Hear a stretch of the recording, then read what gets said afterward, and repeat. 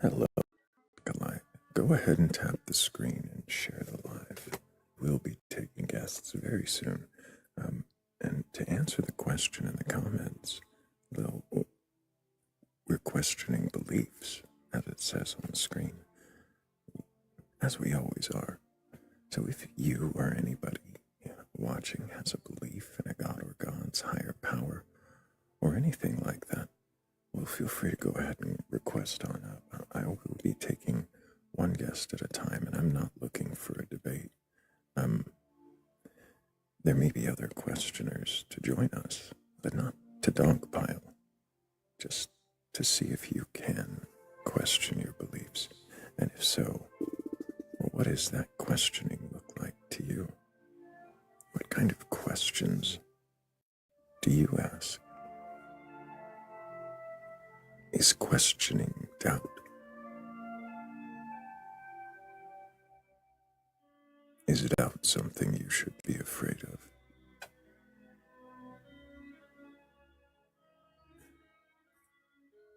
Star says, what is your belief? Or are you just calling people out loud at all?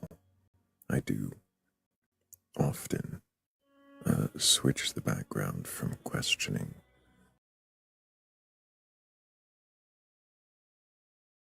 your beliefs to question the question. Round is on our normal round is on our normal questions. I'm here to provide you insight or answers. I'm not here to provide you an education or an alternative view that you should replace yours with. I'm just here to ask you if you can question your beliefs. Well, then what is that belief? Why do you believe it?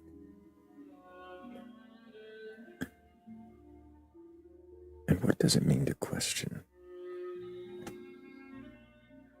What questions do you ask?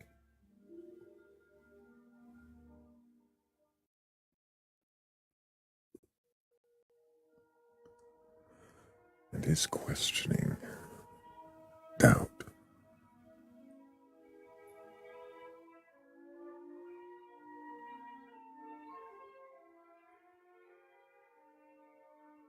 I will be taking guests very soon. We're over 1,000 likes, and I gotta say thank you guys. I really appreciate the show and the support.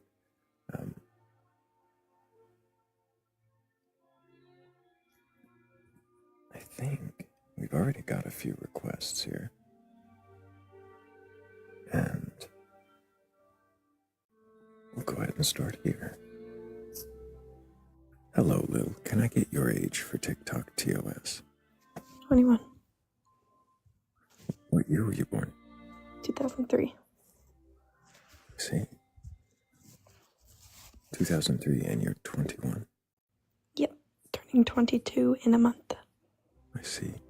Do you have a belief in a god or gods, a higher power, or anything like that? No. Why not?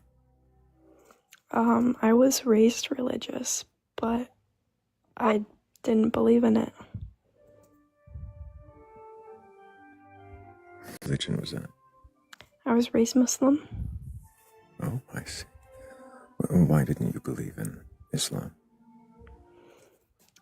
Well, I guess all three Abrahamic religions, but, I would sit and it just all sounded like stories to me. And I couldn't believe that anyone thought it was more than a story and that it was reality. So to you, it always just sounded like stories, and nothing about it ever convinced you or compelled you to believe in it? Yeah. That's interesting. What do you think would convince you or compel you to believe in a god? My belief is that it's okay to say you don't know instead of jump to conclusions about something that can't be proven either. I don't know, I think is my favorite answer. So,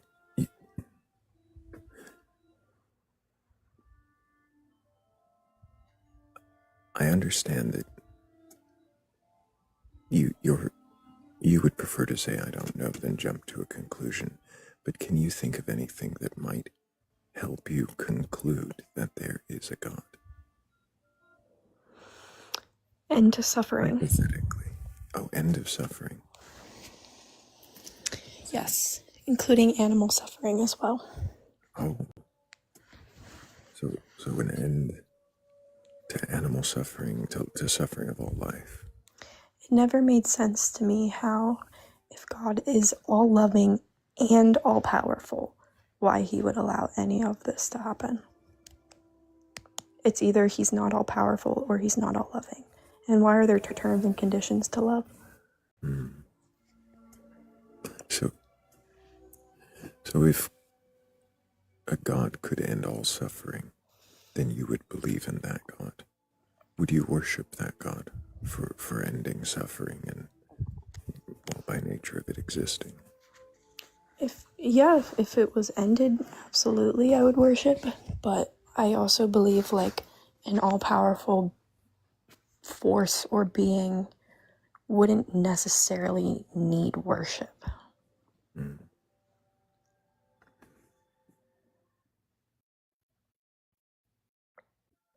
Why would they need worship? Why would it need worship? That's a great question. I have no idea. If you were to wake up tomorrow and find reason to believe that this God existed, it ended all suffering, and you know of its existence, but you don't worship it. What exactly would change about the way you lead your life?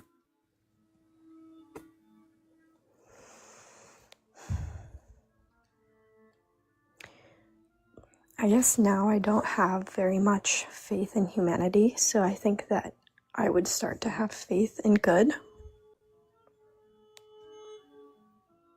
If there was an end to suffering, I would start having faith in good.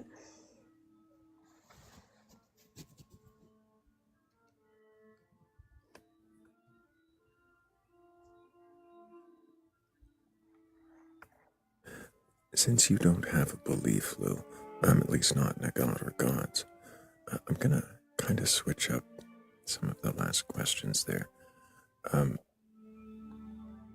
How do you challenge your lack of belief? How do you question that?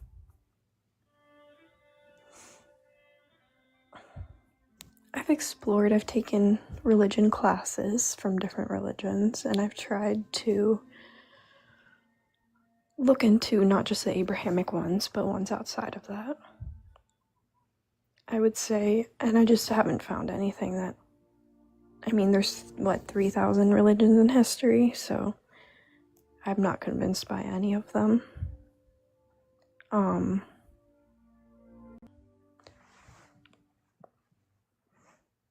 I tend to lean towards science and questioning scientific things. Are you open to the possibility that some creator being or godlike creature, not the one you've heard of, but that something like that exists or could exist?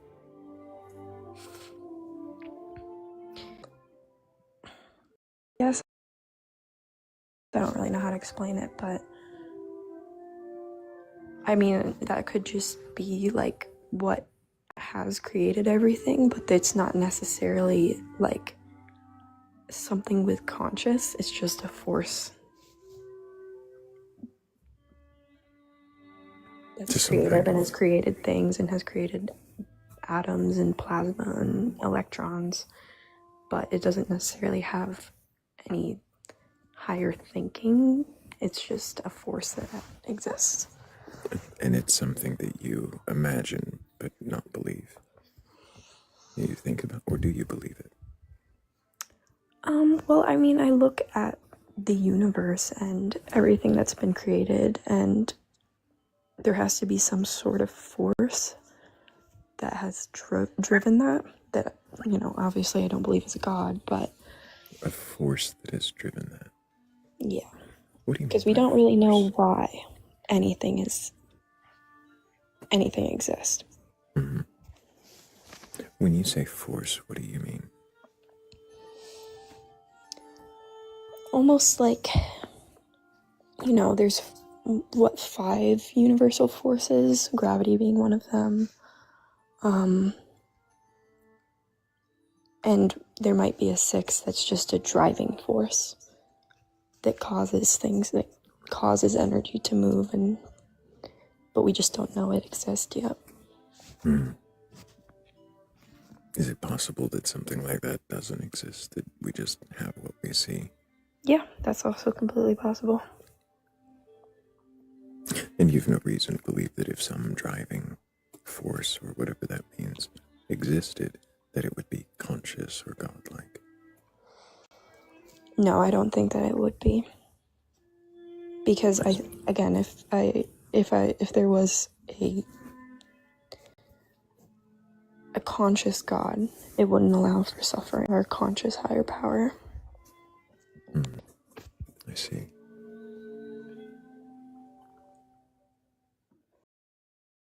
Can you be wrong? You be wrong. Absolutely. I see. Absolutely. Everybody, I feel like that's one of the biggest issues, is people think that their perspective is truth. My last question, at least for believers on the screen, is questioning doubt.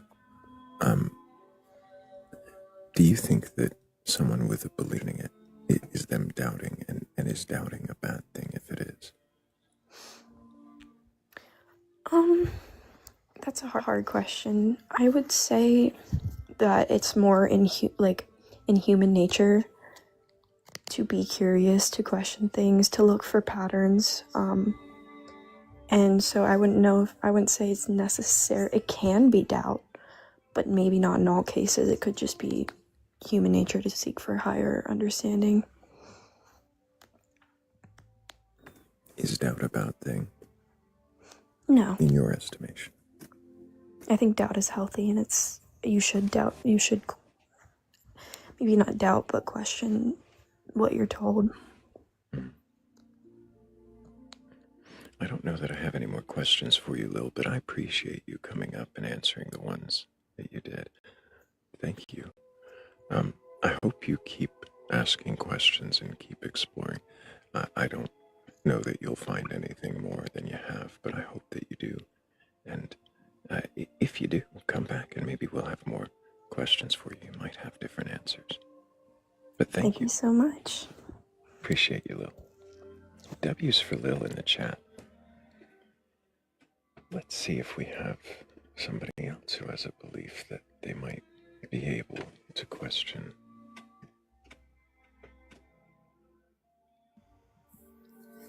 Hello, Thumping. Can I get your age for TikTok TOS? I'm 29. And do you have a belief in a god or gods, a higher power, or anything like that? I believe there is a higher power. I do believe there is a God, in a sense. Yes. A god. Is it a particular god, or from like any scriptures or faith practices? My faith is Christianity. I see. Mm-hmm. And have you read your Bible from beginning to end? No, not yet. Fair enough. Why do you believe it if you haven't read the book? Well, when I was younger, I fell away from God. And when I married my husband, he has gotten me closer, and I am reading it every other day, if not every day.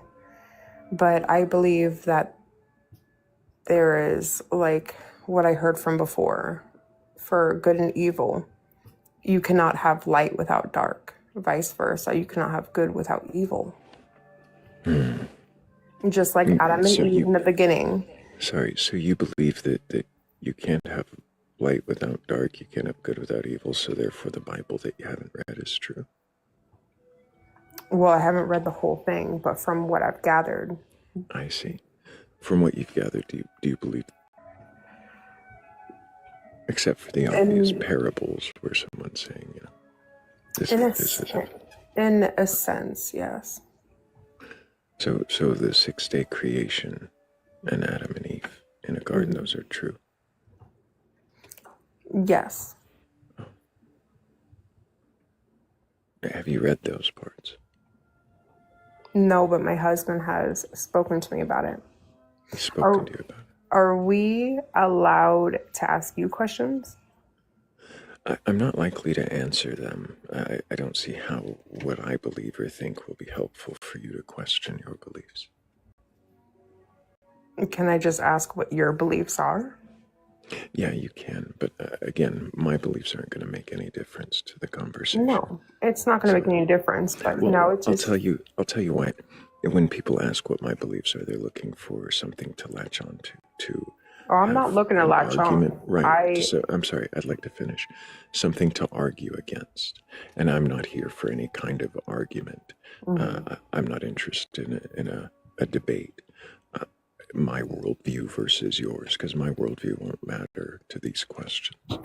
I'm just asking if you can question your beliefs, and then, you know, seeing if you can.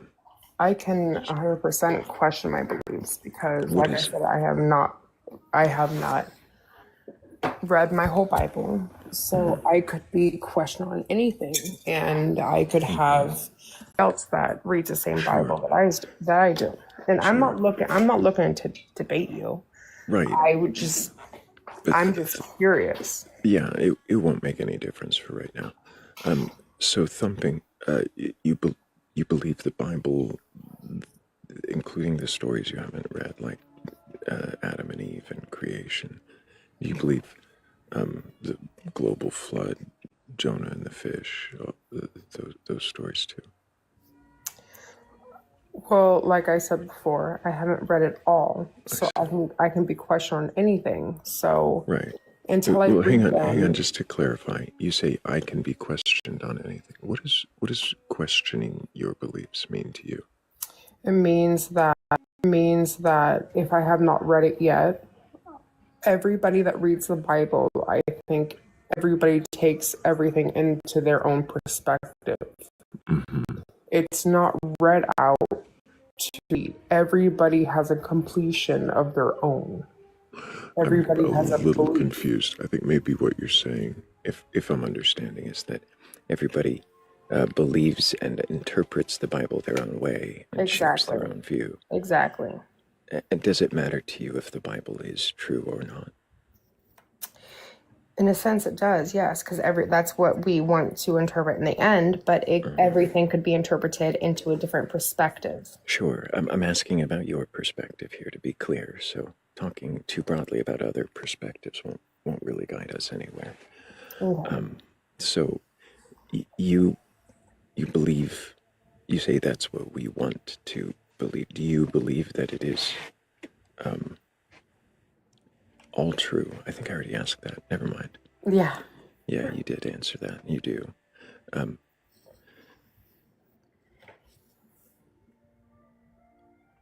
What parts have you read? If you haven't read the beginning, you haven't read any of Genesis, what is it you have read? Well, I have read about the flooding. My husband has guided me. That wasn't Genesis. Yes, so I do believe that. If that's what you were asking from before. You believe there was a global flood? Yes. And that one man built a boat and put 2 of every kind of animal in it, 7 of some. Well, because if you have read also and done research, there are artifacts and there are fossils that have been found from different verses and different... Are you sure? Mimics. Are you absolutely sure these things have been found, or could the stories you've heard be fabricated or exaggerated? Well, they can't be fabricated because the artifacts lead down to the word of the Bible. I'm sorry, which artifacts? The artifacts from, like, Noah's Ark that has been found. Can you tell me where any artifacts from Noah's Ark are? Hold on. That would be fascinating to know that there are actual artifacts of Noah's Ark. If I want to be correct, let me just search this real quick. Okay. Is there any possibility that the thing that you're looking up that you think you know is there is fabricated or falsified in some way, exaggerated? I mean, it could be. It could very well be. And if it was, what would you have to say to me for that? I would ask you questions. What I have to say doesn't make too much difference. It's questions. Okay. You got that right. So if you were to find an article and dig deep into it and find that there was something wrong with the discovery or the person writing it, Okay. what would you do then to find out if it's true or not? Then I would have to probably question every scripture I've ever read, right? I see. So if you're telling me that if there was some doubt in just the flood story, you would question every scripture then? Well, if one thing was like fossilized, then yes. Would you not question everything? I do question everything. That's what we're doing here. So, but I guess what I'm wondering is, would you then seek to prove that these books are true, or would you seek with a different goal in mind? I think I would keep reading it and have my faith and my beliefs in it. And see. another one that I do believe is the biblical story of Lot's wife. Sure. So these are some very interesting stories you're choosing to believe. Yes, I know the story. Hold on. I've got to speak past you for just a moment. Go ahead. I got to thank Michael V, Just What I Heard, and Danny Grax for helping with our first goal. I really appreciate all of you. Really, truly, thank you. So you started talking about Lot's wife. I'm actually kind of curious to go in the other direction, back to creation. You believe that there was a 6-day creation, and Adam and Eve were the first two humans in a garden, correct? Yes. Would it make any difference to you if those stories contradicted each other in some glaring way? Like in what way, per se? The order given, when it says that plants came on the 3rd day, animals on the 5th, man and woman on the 6th. And then in the next chapter, it says before there were any plants, he makes a man, and then he makes plants, and then he makes animals, and then he makes a woman. So that would put the man either on the 3rd day or before. And that sounds a little confusing, doesn't it? Oh, okay, so I understand what you're saying. So you're saying that, like, from what we read, firstly, it was the man came after the plants, correct? In the first chapter, yes. The first chapter And then it came back to it. Yeah. So the first chapter gives a very particular order. So what I would have to say from that is, you know how Adam was created, correct? I'm sorry, I know what the book says. Yes, but you know how Adam was created from what the book says. There are two different ways. Can you tell me how Adam was created? He was created from the clay, and he was created from the dirt and rock, and from earth itself. So to Clay, earth, the dirt, and rock. So if he was to come before the plants, and he would have, like, the plants have to grow out of some kind of earthly matter, correct? I'm sorry, say that one more time. If man was created how it was stated in the Bible. Before the plants. I'm sorry, after the plants. No, after the plants, which yes. chapter are we talking about? I'm talking about what you were just That's saying. the confusion, right? So you're saying if it was created as it says in the Bible, and I'm still trying to figure out which chapter you're talking about, because it reads like two different stories. I'm talking about after. The chapter how the man was created after the plants. That would be the first chapter. So the first chapter where it says plants, animals, and then people at the same time. Yes. Okay. So the man was created from clay from the earth. I'm sorry, wait just a moment. Does it say that in the first chapter when it says how he was created?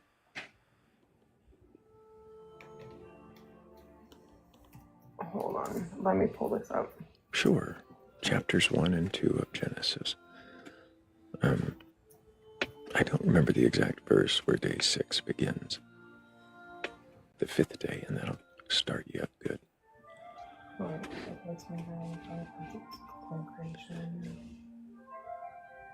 But while you do that, this is a great time for me to remind everybody to go ahead and tap this screen, share the live out. If you happen to know somebody who has a belief in a god or gods, I'm still talking. I don't know if you recognize that or not. I'm going to go ahead and mute you so you don't do that again. God belief or anything like that, and they're capable of questioning. We'll go ahead and share this live out to them, and maybe they'll come in here curious enough or courageous enough to question their beliefs. Sorry, Thumpin', yeah, I don't appreciate being interrupted when I'm talking to the audience. That it doesn't make sense. So you were going to say something. Yes. So it does say that the man creates mankind as the final act in 6th day creation, forming both male and female in his image, simultaneously and constant. Genesis 2 details the creation of the first man Adam from dust, followed by the creation of animal and plants. I'm sorry. I'm sorry. What are you reading? You didn't read the Bible just now. You read something else. Can you tell me what you were reading? I'm reading Genesis 1 and 2. From what? Did you just Google Genesis 1 and 2 and read the AI overview to me? Is that what you just did? What's the difference? Do you want me to actually grab my physical Bible right now and read it to you? It seems like your AI has misled you, so yeah, I'd like to see if you... Let me grab this then. Seems really strange that it would say that Adam was created after the animals in Genesis 2, when it very clearly at 2:18 says it's not good for man to be alone. I shall make him a helper, and out of the ground the Lord God forms all the animals. So it's kind of weird that it would do that. All right, so you said in the Bible itself, Genesis 1 and 2, correct? Sure. From what you're reading from?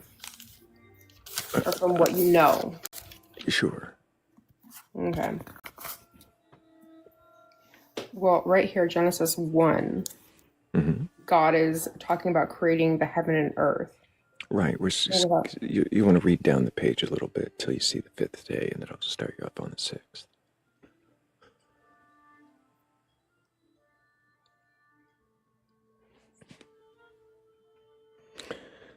Thank you, Cindy. It's not an airport. You don't need to announce your departure.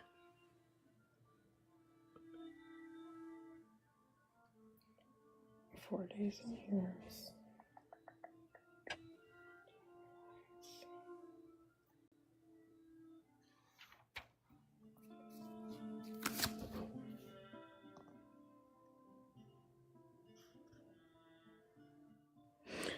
And while she's... Oh, you got something. Let me ask you, because you... I'm just asking you a question about if there is a contradiction. And here's the thing, Thumping. We could even just back this up to a hypothetical if you'd like. But you can keep reading. I'm not trying to stop you from finding it. Go ahead. My question was, in the beginning of this, if there were different orders given or some contradiction within the text, how do you go about reconciling that, or is that something you might question deeper? I suppose I would, but from what I'm reading and what you're stating are two different things. I see. Which translation of the Bible are you holding there? The King James. Excellent. Can you read it 2:5 for me? 2:5. 2:5. Just start reading, and I'll jump in and interrupt you when I'm ready to stop you. It won't be long.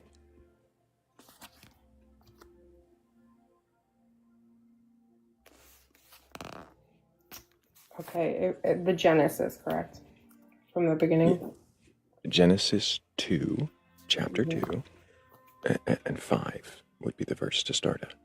All right, so, and every plant and field before it was in earth, and every herb and field before it grew, for the Lord had not caused it to rain upon the earth, and there was not a man to till the ground. But there went a mist from the earth and watered the whole face of the ground. And the Lord formed man in the dust in the ground and breathed into his nostrils and breathed of life. So just to back up, it wasn't rocks and dirt, it was dust, right? Dust. So So from what dust. was clay Just as well? to back up a little, does it say clay right there? No, the whole, and there was clay. I wonder where you got clay. But it started off with the plants. What did it say about the plants? You kind of jumped in and just mushmouthed those first few words. What was the beginning of? And every plant of the field before it was in the earth. And before it was in the earth. Okay, so there was no plants. There was no plants. There's no plants. There's no plants. But you said that it came after plants. It came after. That's in the first chapter. This is the point. This is what a contradiction looks like, Thumping. So in the first chapter, day 3, you get the plants. Day 5, you get the animals. And day 6, you get the humans. In the second chapter, before there's any plants, he makes a man. That sounds a little backwards, doesn't it? And then the next, as you go down, you'll find that. Can you tell me in the first verse where it says plants, that he created plants? In the first chapter, you mean? Yeah, that's what I said, the first chapter. Can you please? You said verse. That's a little different. Verses are the little segments, right? The chapters are the big bunches of paragraphs, sometimes pages. So the first chapter, I'm not looking at it right now in front of me, but if you read through, you'll see it says, you're in the King James, so it'll be like, in the beginning, he created the heavens and the earth, or something like that. And you'll see he makes light, he makes the firmament on day 2, and then it says it doesn't say on day 3, it says he forms every tree of I don't remember which words it uses in the King James. It's a very strange translation, but you should see it there. Are you taking firmament as? Nope, we're not talking about firmament, are we? Did I ask you about firmament?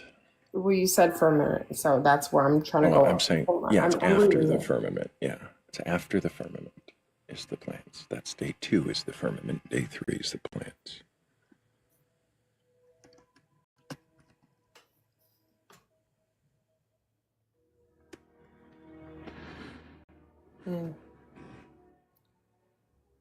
So yeah, that would be verse. All I'm reading is looks like 11. So yeah. The grass and seed. Then God said, "Let the land produce vegetation, seed-bearing plants and trees on the land that bear fruit with seed in it, according to their various kinds." And it was so.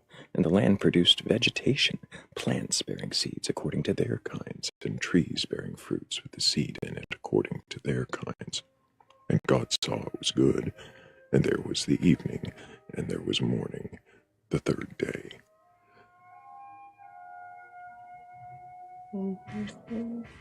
So he makes plants on the third day in the first chapter. Makes man and woman on the 5th day. But yet in the second chapter, it's before there are any plants. He makes a man. Yeah. That's just the first part of the contradiction as well, even though in the first chapter that was day 5, whereas the man was day 6.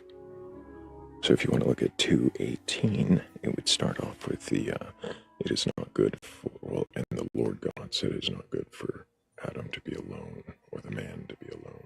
And that's when I created Eve.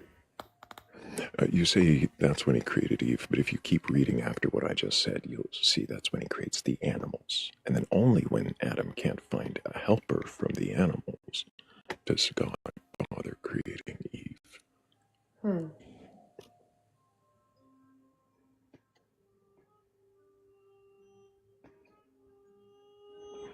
Okay. Is it possible, Thumping, that there are contradictions?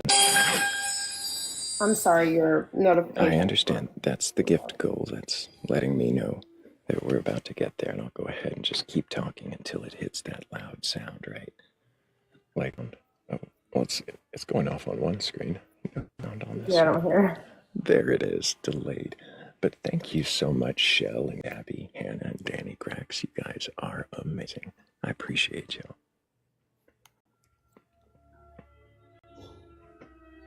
But if there are these kinds of contradictions throughout the text, Thumping, where things seem to be at odds with the story, do you think it could potentially mean that these stories are not from God, but rather from men, compiled by men, to... Well, that's exactly what they are. They're compiled by men. So if these are stories by men, compiled... They're by multiple men. They're by multiple men that I understand. have heard the words I'm of asking, God.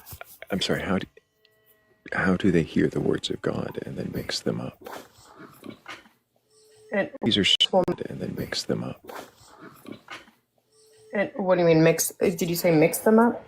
Yeah, if these are the words of God, the order given, the reason for even animals being made, or Eve being made, if these things are from God, how are they different from one chapter to the next of the same book? Well, maybe I have to read a little bit more, and I would appreciate maybe have that. more questions. But yeah. I appreciate that. I'm not trying to make you give up your faith or tell you it's wrong. I just want to see if you can question it. And you seem to be in that state where you can. I wonder... like I said, I'm not a full-blown Christian. I do believe there is a God. Maybe not like how it's written in every Bible and every testament that we read from day to day, but... Why do you believe that there is a God? I believe there's a God because without that kind of belief, why would we believe that we're here? I'm a little confused. Why would we believe? Where would we come from? We have to question something bigger than ourselves, right? Maybe not a God, but there's something bigger. Question something bigger than ourselves. I like that. Except what? How can you question something bigger than yourself if you don't know that there is anything bigger? So why don't we question why are we only here for a short amount of years? Great question. Why are we only here? So where do we go? Where do we come from? Where is everything? Like, where did we get everything? These are excellent questions, Thumping. I have no idea. Why would we assume to know answers, or that somebody in the ancient past who had less understanding of the way the world works, why would we assume that they would know, or that can just pluck it out of our minds? Because I used to believe something a lot different when I was younger. I'm sorry, I understand you might have believed something different, but I'm asking you, why would we assume that we can know what a higher power is, or anything like that, if something like that even existed? Why would we assume that we have any knowledge of something that we don't?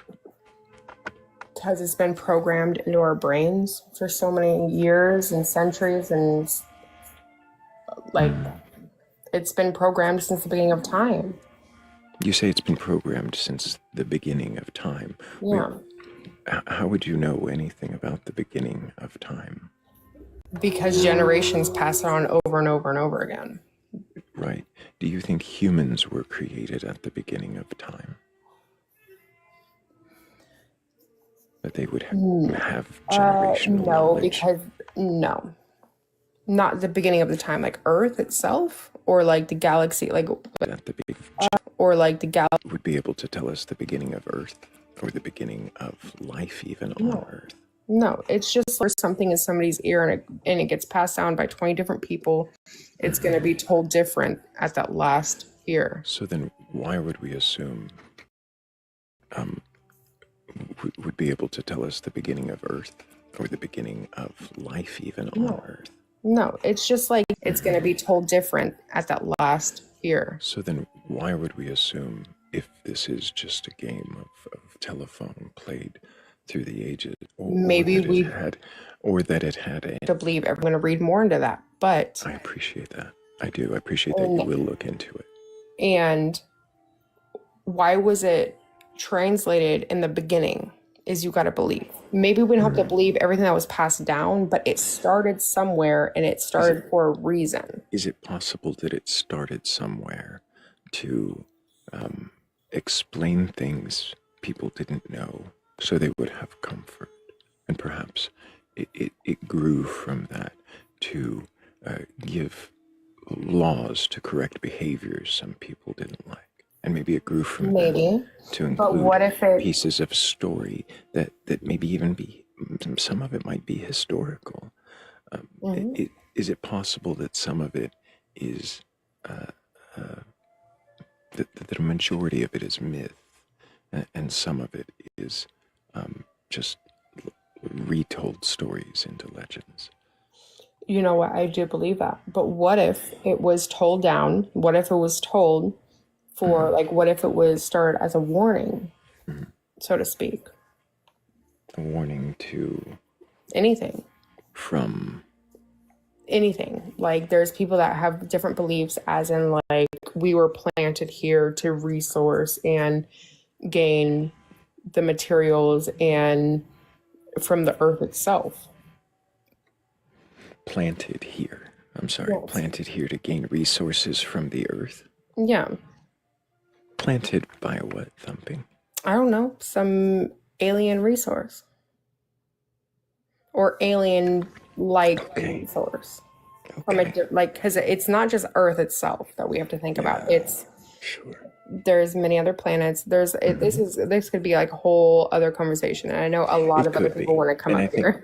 that, well, not a lot, but there is at least one other in queue, and I am gonna remind them, if they stick around in queue, you will get your chance to be questioned. They've tried to come up before and never made it.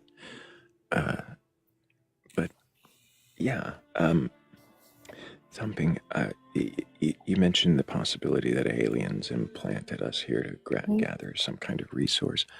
I would wonder if you would look into that deeper as well, not just recent books, but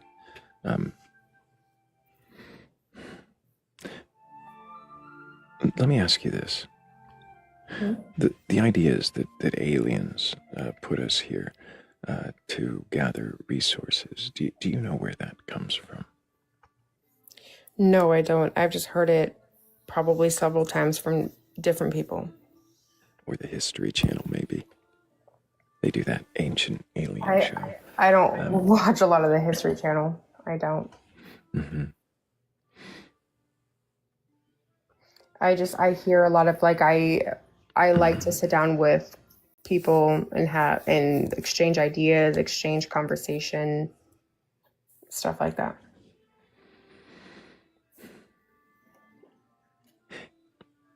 Is it possible that these ideas of aliens creating us or seeding our life or any of that are ways that people, yet again, try to explain things they do not know with answers they have no reason to believe?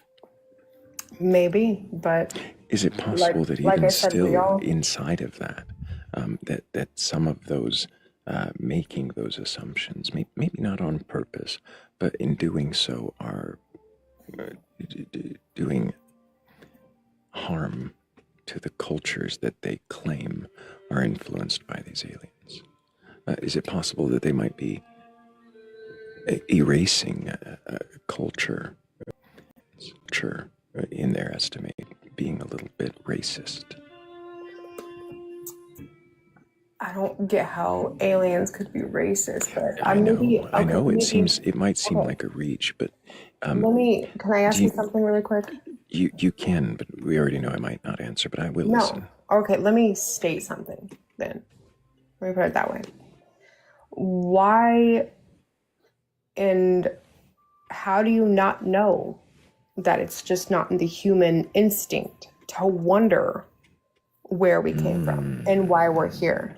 That's a great question, Thumping. Mm-hmm. That is a Instinct. great question, Thumping. Mm-hmm. That is a really great question, and it might be that this to that is a that So who that drives knows it. I'm that sorry, there's that drives us to assumptions without really, and it drives us, yeah, without really it kind of seems like a natural human instinct to just wonder why and where and we're gonna come up. It kind of seems like an aliens. It's we could think of 1,000 ways of You're where right, and why Thumping. we came from. So And how would we know that any of them are true if we just exactly, pluck them out of our exactly. minds? And I think it just comes down to faith and what you choose to believe. Does it matter if what you choose to believe is true or not? Maybe not. Does it matter if what you choose to believe can be harmful or not? Ooh, how will we know it's harmful until the end? Until you believe it and enact harm on people because of it, or yourself? Well, me Could you personally, I've never acted harm on myself or nobody. Sure, I'm sure. Could you potentially research, look into the views that you're about to adopt, maybe question them thoroughly, and have them questioned thoroughly before stating them as fact or acting upon them? Well, I've never stated anything as a total fact. Sure. It's just my beliefs, and Sure. maybe I don't Do you act upon your beliefs?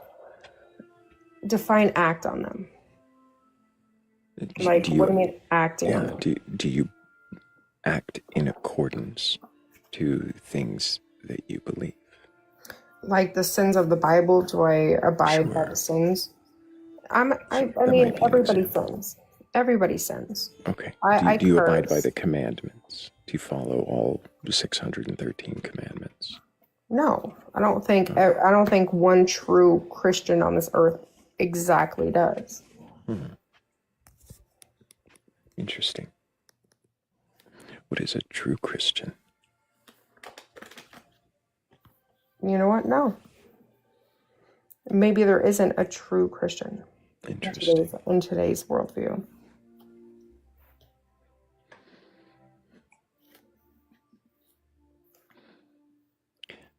Thumping, if you woke up tomorrow and discovered that there was no reason to believe the Bible was true, no reason to even believe there was a God beyond any of this, would that change your life?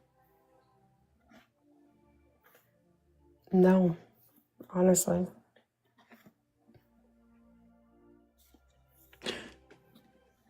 Does that surprise you? Not really. No, I hear that answer a lot from believers and non-believers.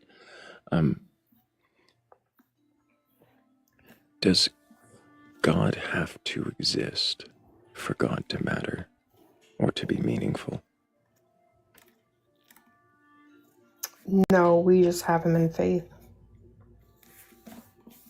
It's about faith in the end. It's the faith is the thing, not the God at the end of it. It's the faith. But the faith. Mm-hmm. So to you, it doesn't matter if the God is true or if the Bible's real or if even there's some big creator force.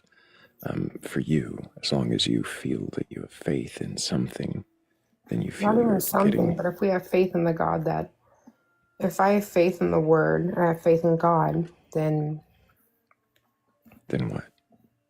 Then you'll act according to the Word, even if it's not true. Well, like, I would have to read the whole Bible to go through it myself. that might I be can't just go off. I just can't go off of what you've right. told me. I understand. So, You can't. You really shouldn't. You should read those chapters that I went over you with in different translations too, maybe. like from our conversation right now, I can tell that you don't believe in it. You don't believe the word that you read, because obviously you've read it. So What I believe doesn't matter. There are things about the Bible that I believe, but whether or not that means I believe them to be true or not doesn't matter. I have understandings, and I'm trying not to push them on you, but to get you to question yours, and not in a way to make you lose them. If a faith is strong, or really if a belief is true, I think that's really the important part. If a belief is true, then it should have nothing to fear from question. and that's what we have to do, right? In the end, is we didn't live those like that. We didn't live in those days. So whatever we read in the Bible, we just have to go by faith, and we have to believe to be true. Even if it's written in a contradicting way, we still have to believe that what happened and what was told was true. Why do we have to? We don't have, like, okay, we don't have to, but for What do you get for doing it? If it's not faith. true, what do you get? What do I get? Yeah, if it's not true, I what do you get? I get love. Like, I get it's a loving. It's a What love? feeling. It's a feeling inside you. You Like, get to feel love. yeah. So not that you're actually receiving love from the God that, in No. the hypothetical doesn't exist. Exactly. So if the God doesn't, and you have faith, then you still get to feel love. And Exactly. it doesn't matter to you if that love is based on lies or if it's Because at based. the end of the day, if anything happened, I can pick up this book and it's going to make me feel something better than whatever happened. Right. I understand that you might feel that way. It sounds like there's a lot more you're going to have to read, because I wonder if you would feel that way if you completed the New Testament or the Old Testament. Are you talking about the genocide with the cities and stuff that happened? Yeah, I know about that. No thumping. I said no 3 times. No, I wasn't talking about that. I think you should read Deuteronomy, but you should get there naturally, go through the whole thing.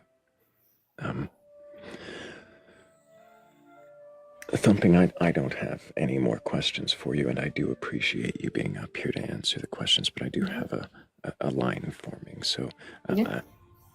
You have a great night. I hope that you maybe come back sometime, and maybe we'll have more questions, and who knows, you might have different answers, but I do appreciate you. You seem quite willing to question your beliefs, although I think it does raise some defenses, and that's just what I'm seeing.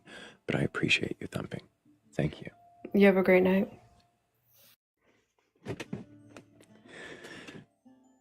And if anybody watching has a belief in a God or gods, higher power, or anything like that, and you're open to questioning your beliefs, well, then go ahead and request on up. I'm not looking for a debate or an argument. I'm not looking to prove your God wrong or shake your faith to the core.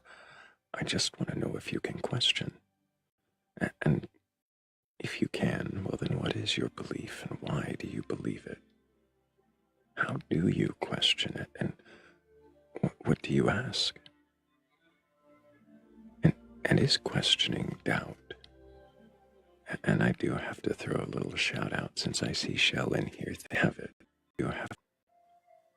I have thousands of questions that I want to ask, and can only fit a handful on the prompt.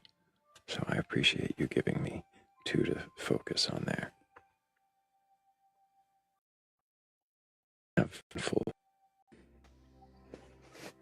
Hello, Fei. Can I get your age for TikTok TOS? I'm 54.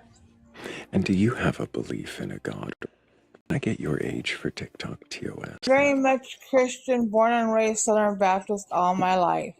Christian raised Southern Baptist all your life. And have you read the Bible from beginning to end? Yes, I have. You have read it from beginning to end. Yes, I have Great. many times. Awesome. My father almost became a preacher. I attended Wow. church every day of my life. Well, not every day, but every Sunday. Hmm. My question to you is, I'm not up here answering questions. I don't think you not every day. questions. I don't think you noticed that. Oh, okay. So it's Yeah. okay for So you to question yes, it people is. trying to change It their sure. faith. And the Wow. church is you. Here, Faye. I'm not doing that. I went ahead and muted you because you're doing this whole shout over talk thing. I'm not here, Faye. I'm not going to do that. We're not here to argue. I'm not here to destroy your faith. I'm just here to see if you can question it. If you can't question it, Faye, then why did you request that? Why would I question my faith when I know my Great. faith? I believe the Awesome. Bible. Well, if you're not actually going to interact in I think you need to the be way that's challenged. in the spirit, that I I do think you need to be actually challenged. change. So Faye, I actually do change the prompt. I'll interact. I I think you do need to be actually. challenged. I almost daily change the prompt to question childishness. This is not it. Prompt questioner, but this is not it. You don't run my show. I do. So if anybody does have a belief in a god or gods, and and the show believes in good faith, like Faye is incapable of, well then go ahead and request up. But I'm not going to sit here and let someone just throw insults or talk over or try to challenge me. That's not how this works. If you can't question your beliefs, then I don't know why you would come up here for this work. Every day, you clearly don't watch enough.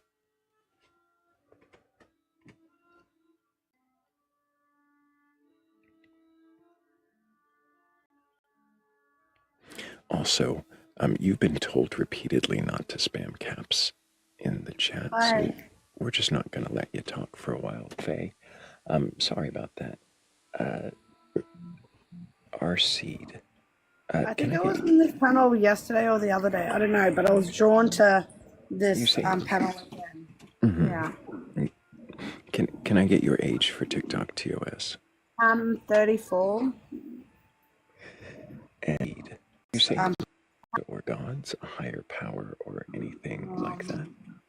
Well, for starters, I believe in myself, and I believe in other different type of how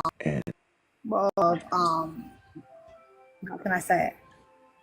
Species or beliefs of others that I do respect, even though that my faith is Catholic, I guess. Does that sound right? So your faith is Catholic, but you believe in other things too. Yeah. So Catholic is just my faith of, religion of what I had to follow, through my upbringing. Does that make sense? So knowing all that and then feeling that I had to, how can I say, evolve spiritually into a better person. Like having that faith, it did teach me a lot of morals and discipline. I did have a good experience, but when it comes to belief or faith in religion, there's a lot of deities. There's more than one God. That's what I believe. So you believe in Catholicism and extra gods, right? Yeah. Okay. When you say that you believe in Catholicism, do you believe that your God is higher than all the other gods, but they just also exist? I believe there's like different levels when they ascend as masters to Earth.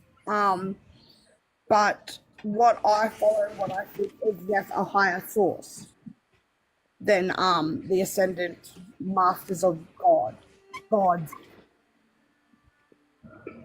I'm sorry, you're going to have to back that up. Yeah. You were a little muffled there, and I didn't hear you. Oh no, I was just saying like what. So even though that I have my faith and believe right through my experience, upbringing, and religion, yeah. Okay, so from there, obviously, I evolved into finding my cultural identity. And then within that, I found that within myself to unlock the abilities of knowing my purpose and experience of walk of life. So yeah, I see an entity, which is one. It's a source. So there's one source higher entity. Is that the God of the Bible, Yeah. or is it something? Yeah. Oh, it's the God of the Bible. So he's not mentioned in the Bible much. Oh.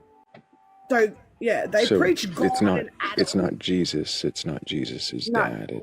It's a bigger God than Jesus's dad. You got to let me finish questions, because you start answering in the middle of them, you're just answering something else. Is it Jesus's dad? You start answering in the middle of them, you're just. So Jesus's dad would be God. No, this is God's father.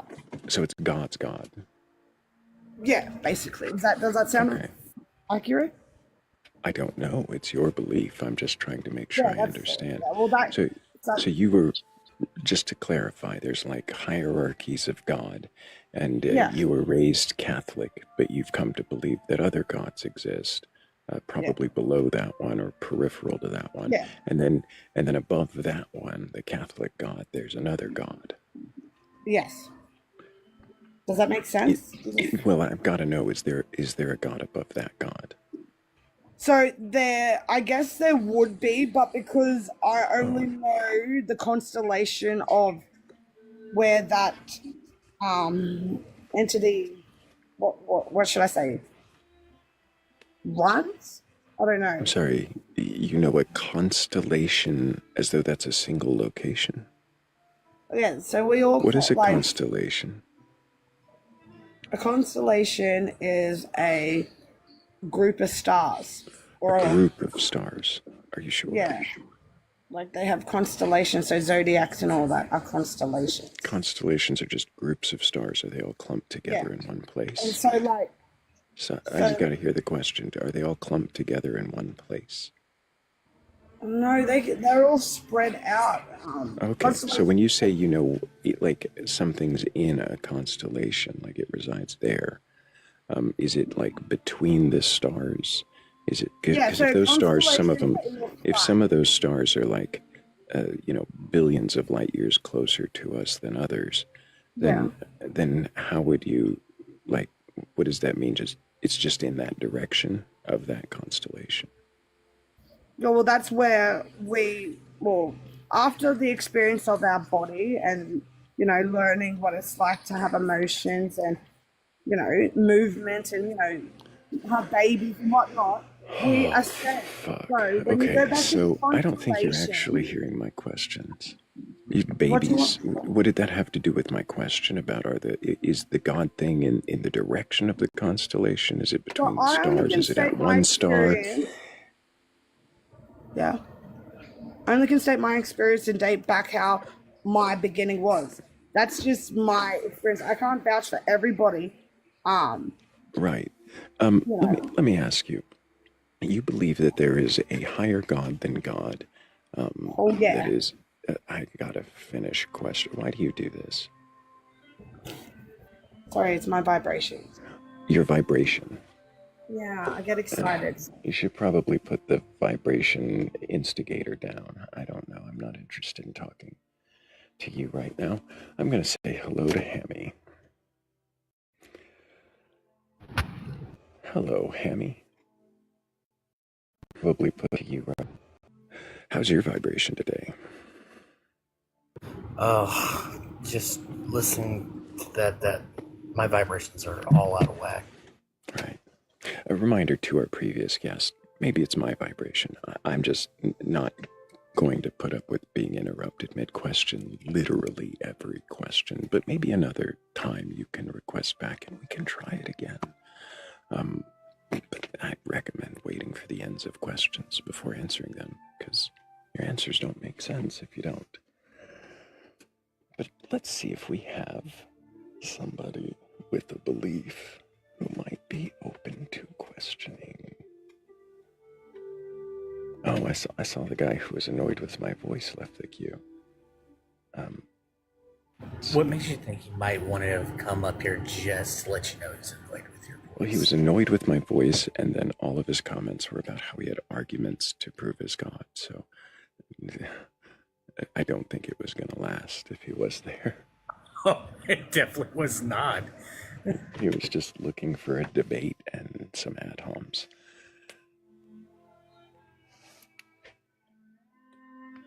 I think Marcus is the next longest waiting in line. Hello, Marcus. Can I get your age for TikTok TOS? You hear me? Can't hear you at all. I It's interesting, barely though. hear him. Well, he went to teacup, and then we heard a muffled sound. Did you not mean to join us, Marcus? I think he's looking for a way to unmute. Are you there, Marcus? We hear fidgeting. Are we in a pocket? Interrupt. Are you there, Marcus? Yes, okay, I apologize. Yeah, my tablet was a little wet. It was going all nuts. Your audio's Your audio. Can your you hear me audio's now? cutting in and out. I do. I hear myself too. Are you there? Now I don't hear myself anymore. That's good. We heard you for a moment. Nope. Can't hear you. I don't know how well this is going to work, Marcus. We'll give you one more check. If you don't have headphones on, connect them. Either way, it sounds like your phone is the microphone, not your headphones. Here is that he's using a tablet, and his tablet got wet. Oh.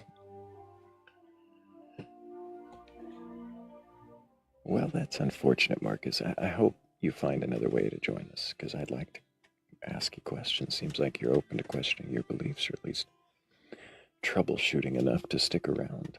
So maybe at another time. Yep. Let's see about Vincent. If Vincent's open to questioning his beliefs. Hello, Vincent. Can I get your age for TikTok TOS? I'm 37. And do you have a belief in a god or gods, a higher power, or anything like that? Yes, I believe in the Christian God. And have you read your Bible from beginning to end? I have. I'm actually on my third read through. Third read through. Wow. Which translation? I do the King James version, but I've also read the NASB. I read the CSB. I've read parts of the NIV. So I see. Yeah. Do you believe the stories within the Bible to be true and literal and happened as written? It depends on what part of the Bible. I mean, Jesus spoke in parables. But if you ask me a specific question on if something happened, I can answer that for you. Sure. 6-day creation. Yes. Adam and Eve in a garden. Yes. You think that both of those stories are true and literal? Yes. Can you tell me which order things were created in? Is it the order given in Genesis 1 or the order given in Genesis 2? I don't think they contradict each other. I think it's interesting. I think it's a misconception of what's stated in Genesis 1 and Genesis 2. I think it goes into depth on man in Genesis 2, and in Genesis 1, it's actually giving the timeline of things. Interesting. So Genesis 2 then would be the accurate order. Or according to you, Genesis 1 would be the accurate order. Well, as stated, I believe they're both accurate. I don't think there's a contradiction. I'm not following. Yeah, I'm not following. You say that they're both accurate. Yes, I don't think there's contradiction in there. And you don't think accurate. You've gone through Genesis 3 times at least, right? Oh, I've gone through Genesis more than 3 times. Yes. Sure. I'm aware of the contradiction or the seeming contradiction that you're talking about. Yes. I see. Which contradiction am I talking about? You're talking about the order of. Let me read it for you. So, people think that in Genesis 1, that man was the sixth day, and in Genesis 2, it's talking about how man comes before the plants, which were the third day. Yeah. And you're talking about verse 5, correct? Well, we could start at verse 5, but yeah. Okay. Have we spoken before, Vincent? We have not, no. Okay. No. Is it okay if I read, or if you'd like to read from verse 5? Yeah, you can read from verse 5 to up to Adam. Okay. Is it okay if I start on verse 3? That's interesting that you would want to start at verse 3. Why is that? It's because it's showing the creation is done, and then it goes into the genealogy. Genealogy? Not a personification genealogy. It gets more in depth on man. Does that make sense? Between Genesis 3 and 5, it gets more in depth on man.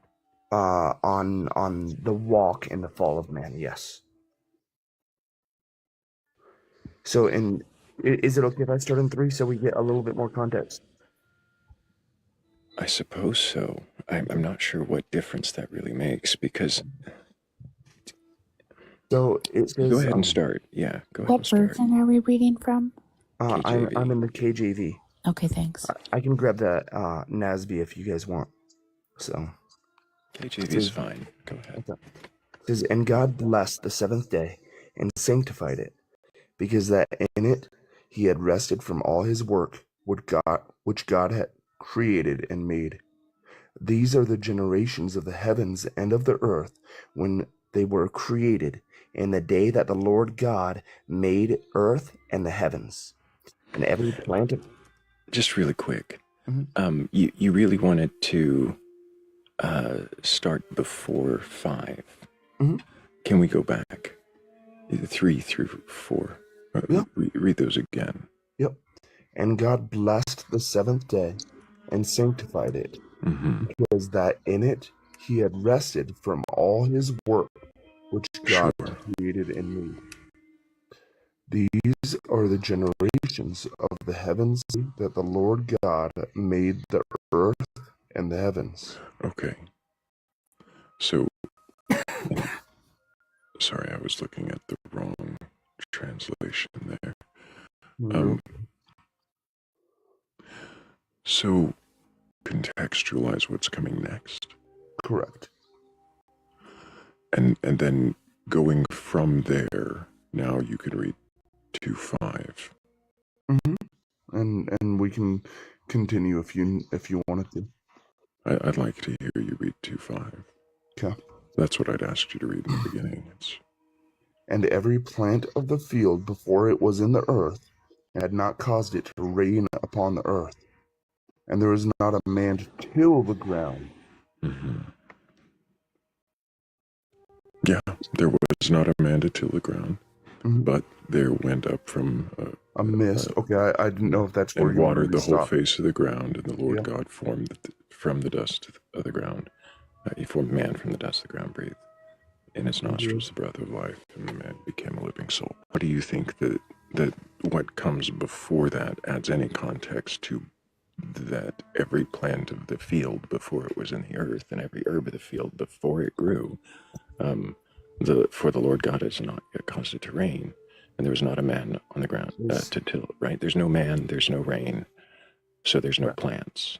So and then it goes on to say that he makes a mist and makes a man. So it still doesn't say that there's plants. Correct. So there's no mist, there's no water, no plants. He makes a mist, he makes a man. Still no plants. And then he makes plants after that, right? "And every plant of the field before it was in the earth, and every herb of the field before it grew, for the Lord God had not caused it to rain upon the earth, and there was not a man to till the ground." So, right. There's no plants and no man. And instead of making plants, he makes a man. So in verse 4, at the very end of it, there's a comma. In the day that the Lord God made the earth and the heavens, comma. So we're in a continuation of that sentence. In the day that the Lord God made the earth and the heavens and every plant of the field. Yeah. And we're still in a comma. I get you. We're in the same sentence. Okay. And every plant of the field before it was on the earth, and every herb of the field before it grew. So now he's giving context. For the Lord God had not caused it to rain upon the earth. So there's still What no is the rain. context? Okay. Well, there's no context. What is the context? Okay. Because it's not going in the. I don't know how to explain this to you. What you're saying is because all of this is all encompassing of all the 7 days. In the day, right? In the day is all 7 days. Then it doesn't matter if he says man first, plants, then animals, then woman, because it can be jumbled because it says in the day in verse 4. So that's what you're saying. So what I'm seeing here, just so you guys can get a better understanding of this, right? We're looking right at it. Yep. Fully understand what I'm reading. Okay. This is before anything was formed. You know how in Genesis 1, it's talking about I understand. Right, I understand the parallel chronology here. Okay. That's why there's a contradiction.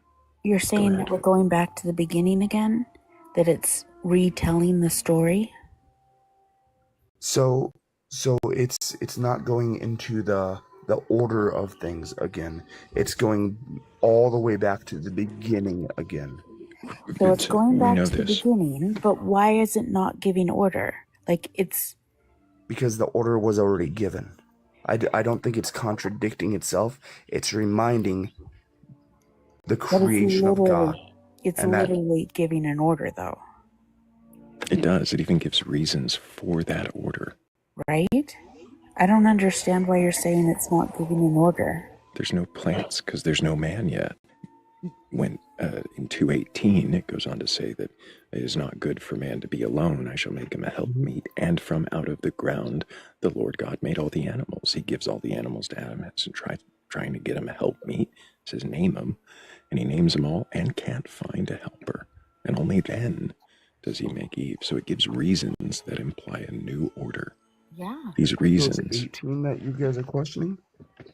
I just mentioned 18 because. Okay. Yeah. I'm trying to understand because typically someone questions verse 8, not 18. Go ahead and check out 18 for me. Okay. I've just never heard someone question 18 before. I've heard 8, but not 18. That's strange. It's a whole new order, so that would mean we'd question each thing in the order. And the Lord God said, "It is not good that the man should be alone. I will make him and help meet for him." So talking about Eve. You say that. Hang on. You say it's talking about Eve, but it doesn't say Eve. It says and help meet. And then he goes on. Read 19. Mm-hmm. And out of the ground the Lord formed every beast of the field and every fowl of the air, and brought them unto Adam, and creature. That was the name thereof. Keep going. A little further. And Adam gave names to all cattle, and to the fowl of the air, and to every beast of the field. But for Adam there was not found an help meet for him. I see. So there we go. It says, I'll make him a helpmeet. And then he makes all the animals. And Adam names all the animals, but he can't find a helpmeet. And that's only then, when Adam has been alone, God makes animals to, make him not lonely. And Adam can't find a helpmeet. Only then does God make Eve. But if you look back at Genesis 1, you know that the animals came on the 5th day, not the 6th. So they would have to come before Adam and after Adam simultaneously. And the reason they were made before Adam is given in Genesis 2, is that Adam's alone. Well, that doesn't make sense if they're made before him. So the fish of the sea were on the fifth day. The animals were on the 6th day with Adam. Just the fish of the sea were on the 5th day. Yeah, verse 20, I guess verse 20. And God said, let the waters bring forth abundantly the moving creature that hath life, and fowl that may fly above the earth in the open firmament of heaven. And God created great whales and every living creature that moveth, which his kind. And God saw that it was good. And God blessed them, saying, be fruitful and multiply, and fill the waters in the seas, and let the fowl multiply in the earth. And the evening and the morning were the fifth day. And God said, let the earth bring forth the living creature after his kind, cattle and creeping thing, and beast of the earth after his kind. And it was so. And God made the beast of the earth after his kind, and the cattle after their kind, and every living thing that creepeth upon the earth after his kind. And God saw that it was good. And God said, let us make man in our image, after our likeness. So it's both on the sixth day. Animals of the land. Great. And Thank you for catching that. So they're both on the sixth day then, according to you. But he still makes all of them first, names them all, and then makes Adam. And yet in 2:18, 19, 20. And that's not even, Thrayle, that's not even dealing with the fact that there was Adam before the plants, right? Mm-hmm. That's not even addressing the Adam before the Show plants. me Adam before the plants. To 2:7. 2:5 to 7. And every plant of the field before it was in the earth, and every herb of the field before it grew, for the Lord God had not caused it to rain upon the earth, and there was not a man to till the ground. Right. There's not a man to till the ground, and there's no plants. And then, but there went up a mist from the ground, and so it still watered no the whole plants, face. just water. And then next, he makes And a man. then and now he's got a man to till the fields. Good job. So because it's saying that nobody's tilling the ground, and it doesn't go in the order, does it have to say that God made the stars again beforehand? We're not talking about the stars. No. Hear what I'm asking. Okay, we know the stars were created on the fourth day, right? So if we know in the first narrative. Okay, so hear me for a second. If I tell you the order of something, and then I go back and say, hey, in the beginning there was nothing, but and there's no one. So go back, and there's no one to take care of the ground, and there was in the beginning there was not even grass on the ground. So God, this is the reasoning that God is just creating. Did it again. Yeah, he's creating man to till the ground. But it's not saying that. It says there's no man to till the ground, and then he sends up a mist, and then he creates a man to till the ground. What you're missing is it's not saying this is the order God's going to create that man. It's not saying that, oh, well, nothing existed. He sends up a mist, and then he creates a man to till the ground. What you're missing is, and then, so it's not giving things that come before. Like the reasons alone mix the order up. Do you not hear it? I'm sorry, Philly had a question. I don't know if it was so much.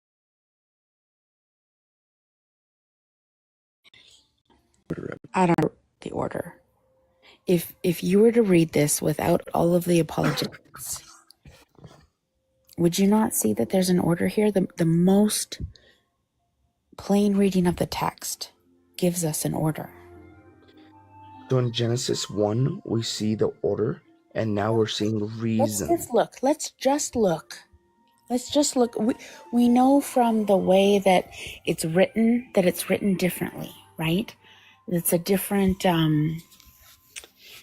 style. If we look at starting at 2, what is it? Verse 3, verse 4. I can't remember. 4 is where the next narrative starts. If we look at the second narrative on its own, do you still not see an order presented? There's an order been specified. There's no reason to say that it wasn't in the order of Genesis 1. Just because something is excluded that has already been stated doesn't mean that there's We're a not talking new about order. anything being excluded. We're talking about things being in different orders. Yeah.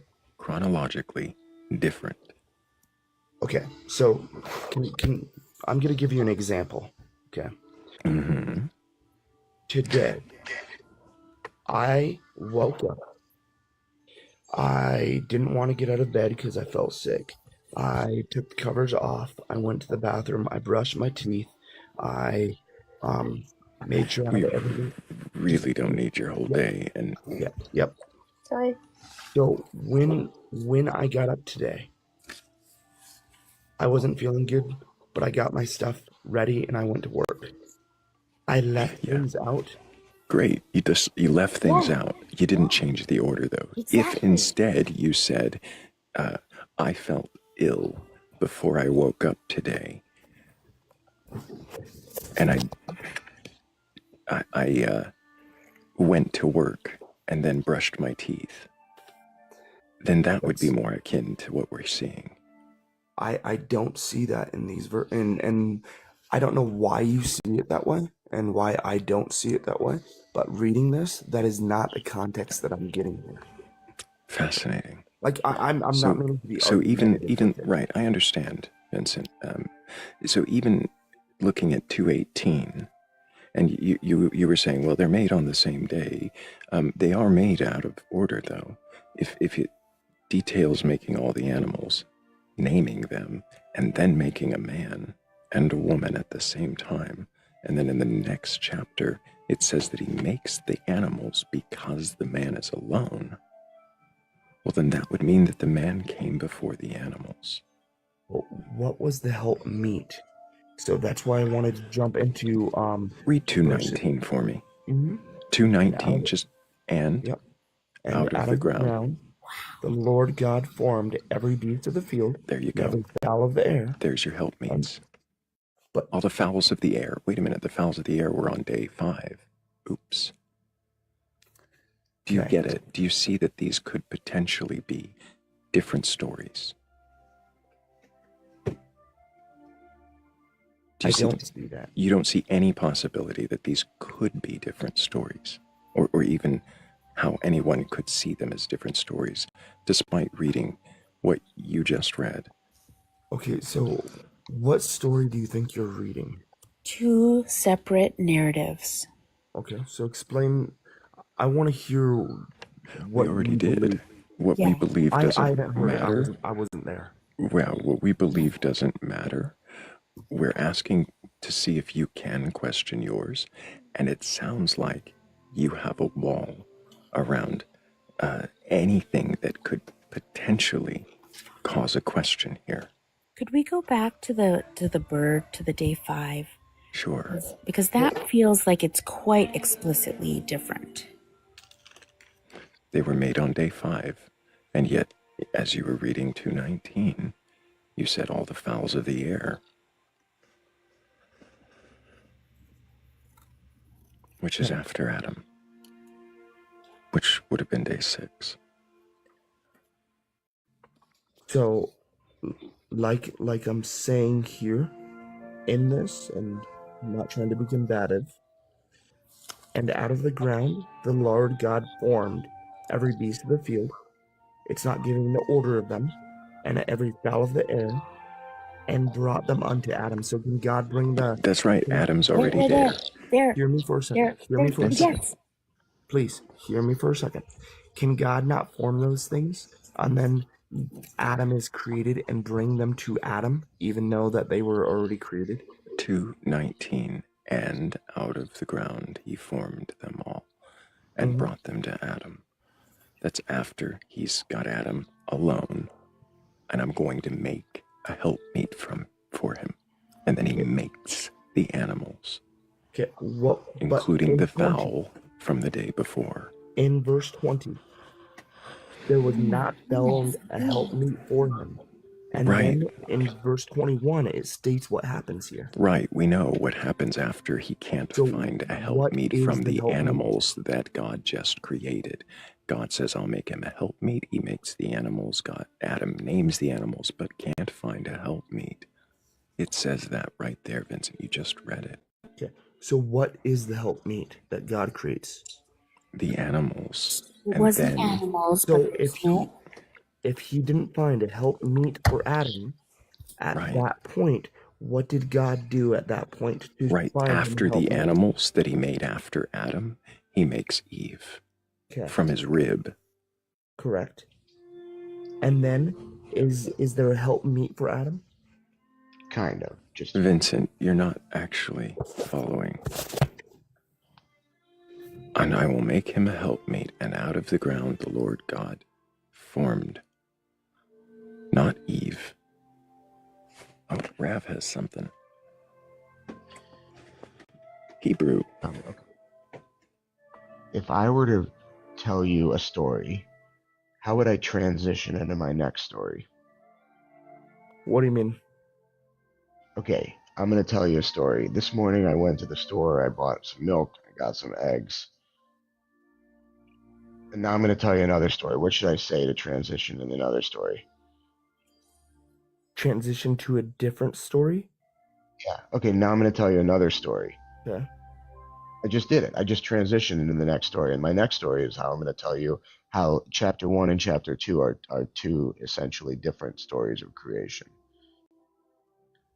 So in Hebrew, there are feminine words and masculine words. Feminine words tend to end in the ah sound, and in their plural version, they end in an ot sound. So yalda is girl, yaldot is girls. In the verse 4 of chapter 2, well, so in verse 3 of chapter 2, it says, and God blessed the seventh day, declared it holy, having ceased on it from all the work of creation that God had done. Period. Hard stop. End of the first creation story. Eila toldot hashamayim v'ha'aretz v'habarim bayom asot Adonai Elohim aretz v'shamayim. These are the stories. Eila toldot. These are the stories, plural, toldot, hashamayim, of heaven and earth, that God created on the day, that God created on that day. Heaven and earth. That's really what it says. Bayom asot Adonai, on the day that God made them. Elohim aretz v'shamayim. So God Adonai made them. Anyway, the point being, Eila toldot. That's the key phrase. These are the stories.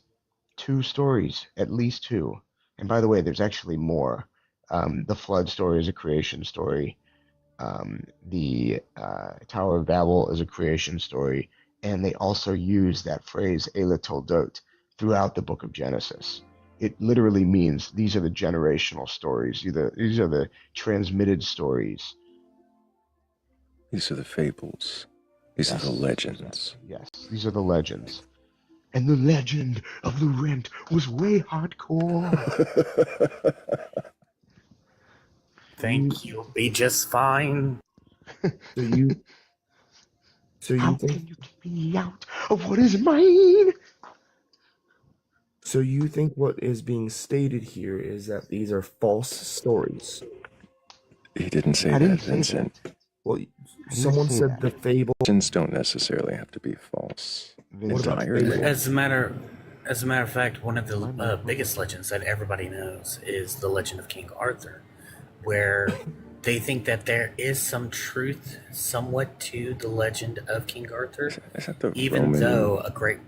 The Roman general theory, the idea that it's... There's that one. Another one is that it may be talking about Robert the Bruce.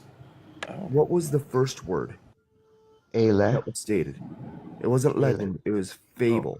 Fable, myth. Yeah, dude, Fables. let me take Vincent, listen to me very closely. I love these stories. I adore these stories. I have made it my life's work to pore over these stories. I love this text. It doesn't mean that it's not myth. Like, you have to read the text in the shoes of the people who wrote them for themselves when they wrote them for themselves.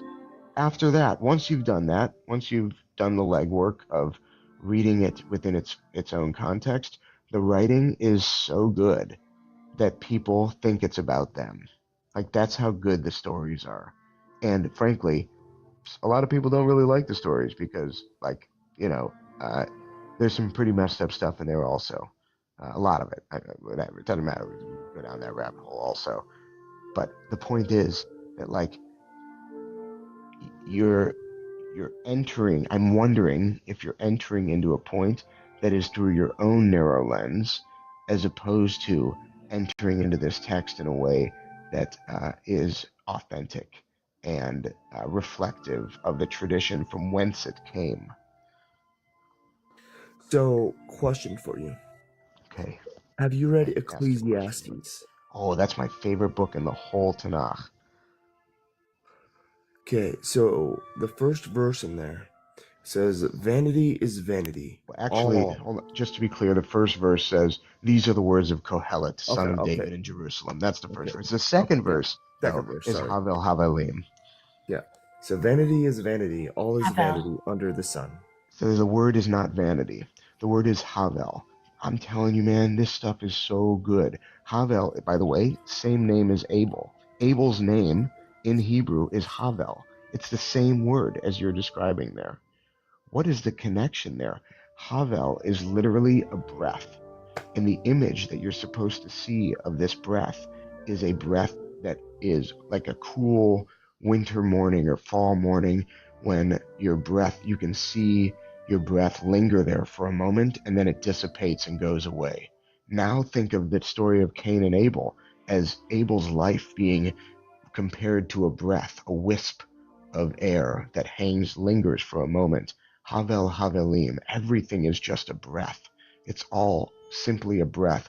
The sun rises, the sun sets, the wind returns from whence it came. Oh, it's just like, that is so honest and raw. Man, so Havel, it's 42 times in that book, by the way. Havel is listed 42 times in that book. 42? Yeah. So oh, that's good. I didn't think of that. That's good. Yeah, 42. That's good. It's a life for everything. That's good. So in Ecclesiastes, why does he make a transition to under the sun and under God? Oh, that's great. So unfortunately, the rabbis, well, not the rabbis, the redactors, probably around the 3rd or 4th century BCE, right? Peak Hellenist period, maybe even early Hellenist. Anyway, they would have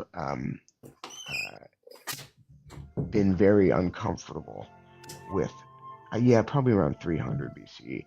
They would have been uncomfortable with this story being like, the ending is so clearly an addition that it shouldn't even, honestly, it's almost offensive to read and if you do this and this, then everything's gonna, of Ecclesiastes, the end of Ecclesiastes, is just, it's an affront to the beauty that is that angsty goth,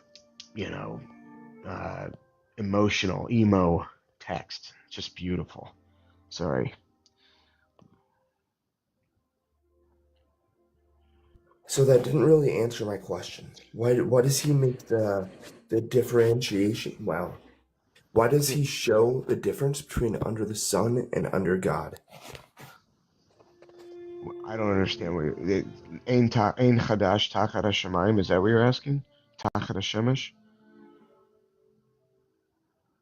That there's nothing new under the sun, is that what you're asking? No, the whole context of Ecclesiastes is he shows things under the sun, and he's saying from the context, nothing matters under the sun, and he goes on with this, and he goes on with this, and he goes on with this. How is it that you read everything wrong? Truly. Can I finish my thought? King James. Can I finish my Oh thought really my fast? God. Can I That please book. finish my thought? He's using King James, Rev. Can I Okay. please finish my thought? Sure. Yeah. I Okay. get the thought. Okay. I'm with you already. Okay. Yeah. So on the thought, he literally says, "All wisdom is vanity. All wisdom my is like a houses are breath. I've vanity. already All of explained. this is Hold on a second. vanity." Read it like a Vincent, breath. All Vincent, wisdom is like a breath. I don't like being bulldozed. Vincent, we're not bulldozing you. Do you understand that you're talking about a translation into English, right? And the rabbi's telling you what the word in Hebrew means. Do you understand that? Read it. Let's read it. Which, hang on, are you about to read it in King James or are you going to read it in Hebrew? I don't read. Do you understand Hebrew? Yeah, the rabbi below you on panel speaks Hebrew. He just told you what the word meant. I've actually been learning over the last several months. I don't know Greek or Hebrew. I would love to learn. So then why would you use the King James version? So, Stop. Is there a reason you're eating your microphone all of a sudden? We just hear like literally all your breath. Oh. I only just stopped you because you were breathing into the microphone. What was the word again, Rabbi? He was abling into the microphone. He was really trying to get the havo, in the living it out instead of just saying it. Well, hopefully he goes away and reads a different translation or literally anything else. Maybe he'll have questions and who knows, maybe. Oh, you want to try to read it? No. No, I haven't been. I'll be honest, Rabbi. Did you say trying it in Yiddish? No, he said, do I want to try to read it? Ah. Oh. Yeah, that says words. Well, you can read most of the words, Hammy. Yeah, look. That says it's havo. so kind. It's so kind that you try to think that I know words. I presume your literacy. Yes, you did, and that's very kind of you to presume that. Anyway, but isn't that nice? Like what a really what a missed opportunity from the King James, but All the way down at the very bottom is where it finally says vanity. Yeah, exactly. We have to go all the way down to the bottom, dig through the piles and piles of translations. Added that it's like, because it's in there it Strong's is. Concord. Finally, we have to What are translate. the age for TikTok TOS? 42. Awesome, we hear you. Do you have a belief in a god or gods, a higher power, or anything like that? Absolutely. And what god is it you believe in? I strongly believe that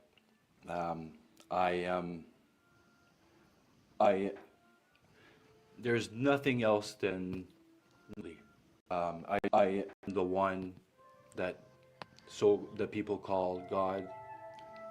He's seeing through my eyes. I don't know how to say it, but I'm not God, but God is living through my eyes and my experiences. So therefore, my belief is that if I allow myself to fully let go of what I think I am, I will actually find the answer somewhere in there. If you allow yourself to let go of who you think you are, you will find the answer somewhere in there. What answer? Answer to what? The answer, if it's really true that we're able, as human beings, created obviously by a higher power, I don't know where you're getting have the more obviously part access there. of your brain to do something magical. Okay, so you said obviously by a higher power. Seems a huge assumption. Yeah. You say that we're created by a higher power and that it lives through you seeing Oh, sorry. huge sound lives Yeah. My source, I call it the source. Some people source. call God, What kind of but me, barbecue sauce? it's my source. Source.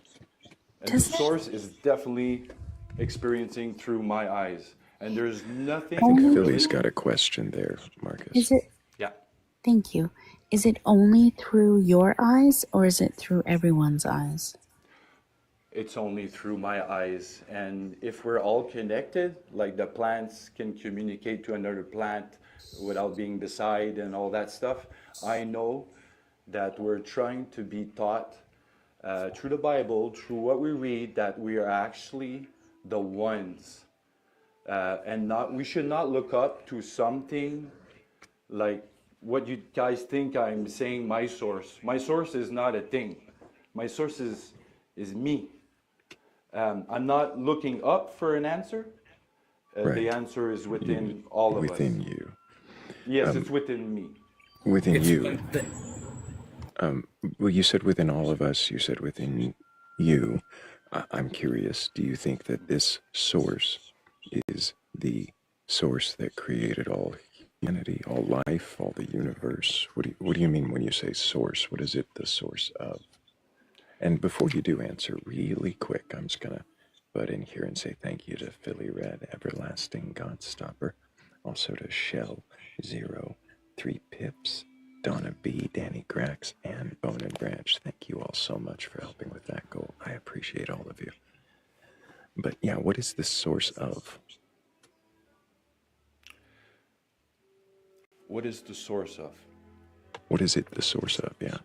Is it the source of life, humanity, It's all the of source. everything, the universe, Okay, something more? my source is described as, some people would describe as spirits. Okay, so if we're given want eternal life, we have to come terms that our physical body is just like a plant or a tree or anything else that you can visually observe right now in your present moment. You're looking at a truck, whatever, but your body is the same thing. It is nothing without the power of the light.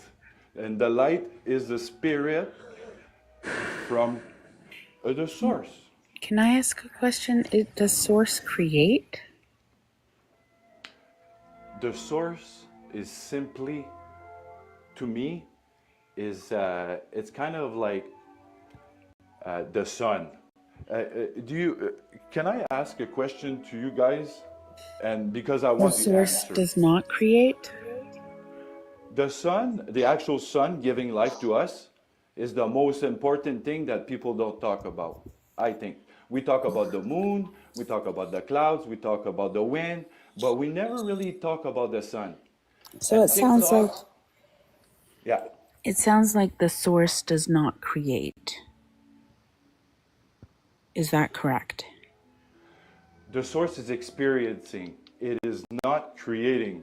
Everything It is not happens creating. now. Everything Why is it a source if it's just experiencing?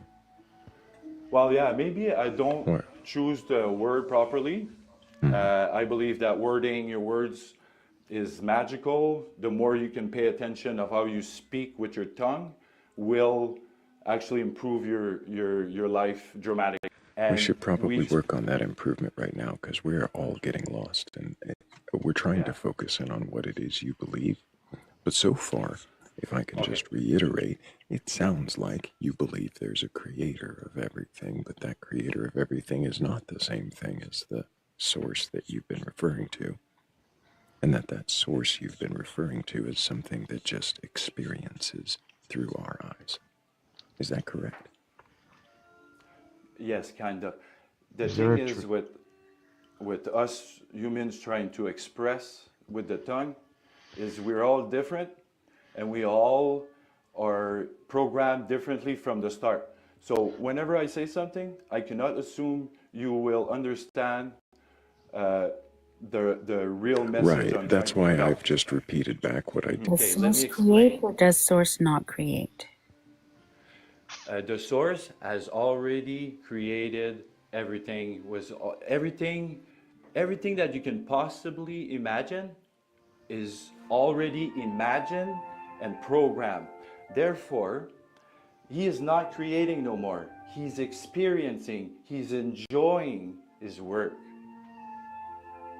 Are you coming from a particular tradition? Are you from Canada? Yeah. Yeah. Are you like coming from a particular tradition in Canada? I was raised Catholic, and I let go of all religion when I started to look in the mirror. I started to look at the real demon in the mirror, and I knew that I had the power, that the God is speaking to all of us when we read the Bible, and people are tending to wait for something, a rescuer to rescue them. But I think it's just a teaching that if you can interpretate the Bible, that is actually speaking that you are the source. Because you are, if the source is experienced through your eyes only, and he's done his work already, it's up to you, us to human. But the question I'm still asking, are you in conversation with another tradition? Like, did you get this entire belief structure from looking in the mirror? I've come to believe this by my personal life experience. I do not follow anybody's belief, because everybody's belief is their belief. It doesn't belong to me. There's always something that people will not understand of your belief. So don't push your belief on anybody younger than you, especially younger people, because they are growing, their brain is growing, and it would be very damaging to another soul if you push your belief and you tell those young people how it is. So religion is crap-a-doodle. It is there for a reason. Yeah, it is. He did say crap-a-doodle. I like that. Yeah, it was crap-a-doodle. Crap-a-doodle. It doesn't make sense, guys, that I'm just trying to say that I think the Bible, everything you've been speaking, I can't relate to it because I think it's fairy tales. Right, Marcus, we're not here asking you about the Bible because you're not talking about believing in the Bible. You're talking about believing in a source that isn't a creator, but the Bible, everything you've been speaking, the Bible source that is something, and that it's something that you found within you, not from any religions or anything. Can I ask, is this something that you've imagined?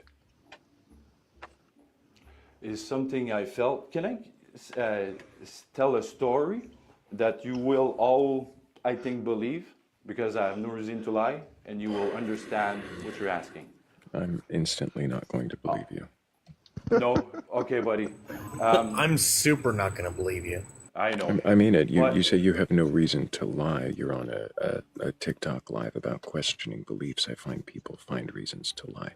Okay, to impress people for clout, for there's many reasons someone might lie.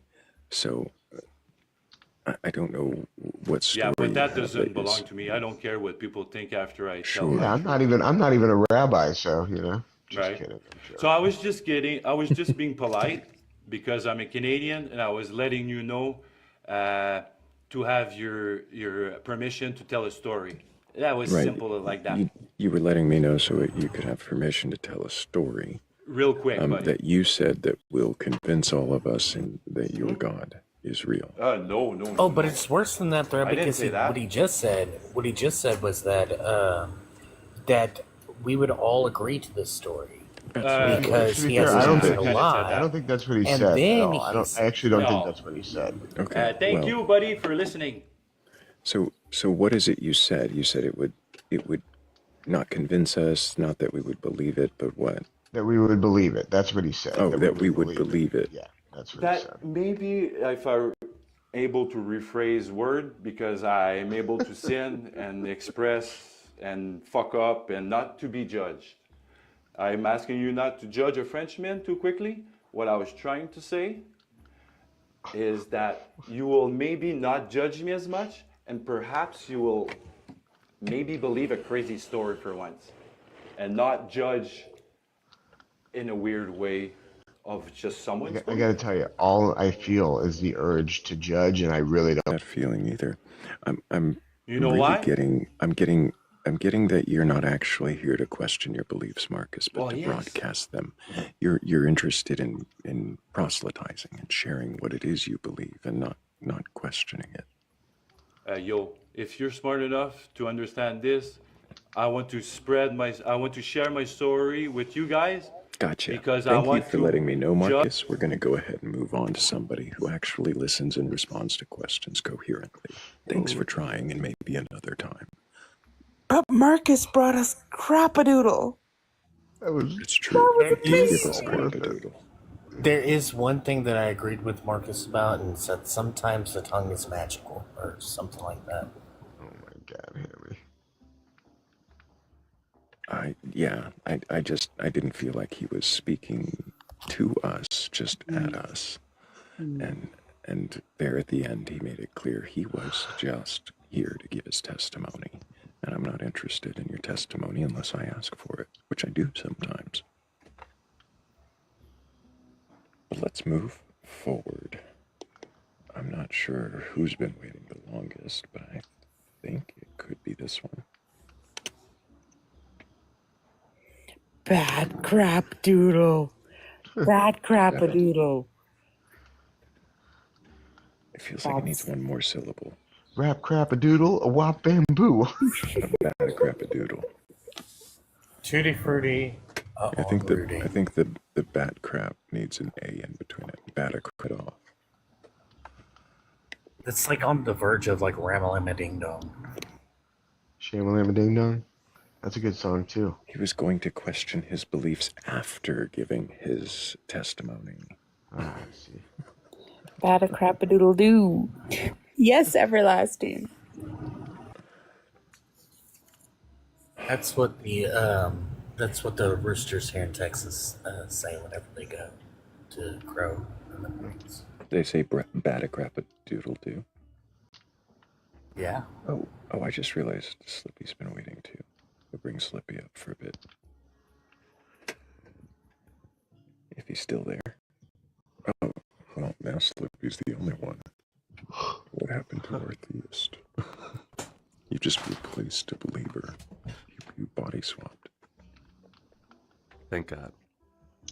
I guess that means we have to question you now, Slippy. Please let me ask Rav really quick. I've been waiting. I'll let you ask Rav a question. Yeah. Rav, I really admire you. I've been listening to you talk for a while. I've been craving your takes on Genesis 1 and 2. I am of the belief that in Genesis 2, it's like a parade of animals to be named, but the animals had already been created. But I'm told that this is not the case. I think that's kind of like the popular sort of way of thinking of it. I'm sure there's probably a midrash or something like that. I definitely think of the Towns Van Zandt song whenever I read that text. Like that's what I also have in my mind. But I think that you're right that it's man gave names to, or human gave names to all the animals. Like that's really the. Well, what I think based at what Slippy's asking is a lot like our previous guest when we were on the topic. Did God already make the animals somewhere else? And then when he says, and God made the animals from the ground, he's not actually making them from the ground. He's bringing them to Adam like a parade. Is that right, Slippy? Yeah. So, Well, give me a saying what second. the text doesn't say. Okay, which verse is it? It's 2:19. Just gave up my fourth. Yeah. One of the AI tool that I use gave me a different apologetics for 1 and 2. They will. They'll give you a lot of different apologetics. The one that Copilot gave me was that Genesis 1 was basically the creation of the animals and stuff like that, whereas Genesis 2 was just specifically the animals that were in the garden.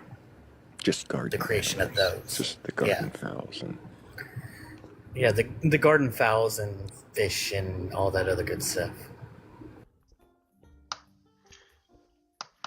Okay. Vayitzer Adonai Elohim min Adam. And when God fashioned the Adam, kol hayat hasadeh, like with all of the life of the field, ve'et kol oaf, and all of the kol oaf hashemayim, the birds of the sky, the winged things of the sky, vayave el ha'adam lirot ma yikra lo. And so God brought them. No, vayiva el ha'adam. Yes, good. So God brought them, all the animals and the birds, to Adam to see ma yikra lo, what he would call them. V'chol asher yikra, and all that yikra lo, and all that he called them, or all that he named them, Adam, nafash chaya, and everything, and all that he, Adam, named them, nefesh chaya, like with a living life, hu shemo, he so named them. So it sounds like God made them somewhere else and paraded them. That's what I'm reading there. That's how I would read.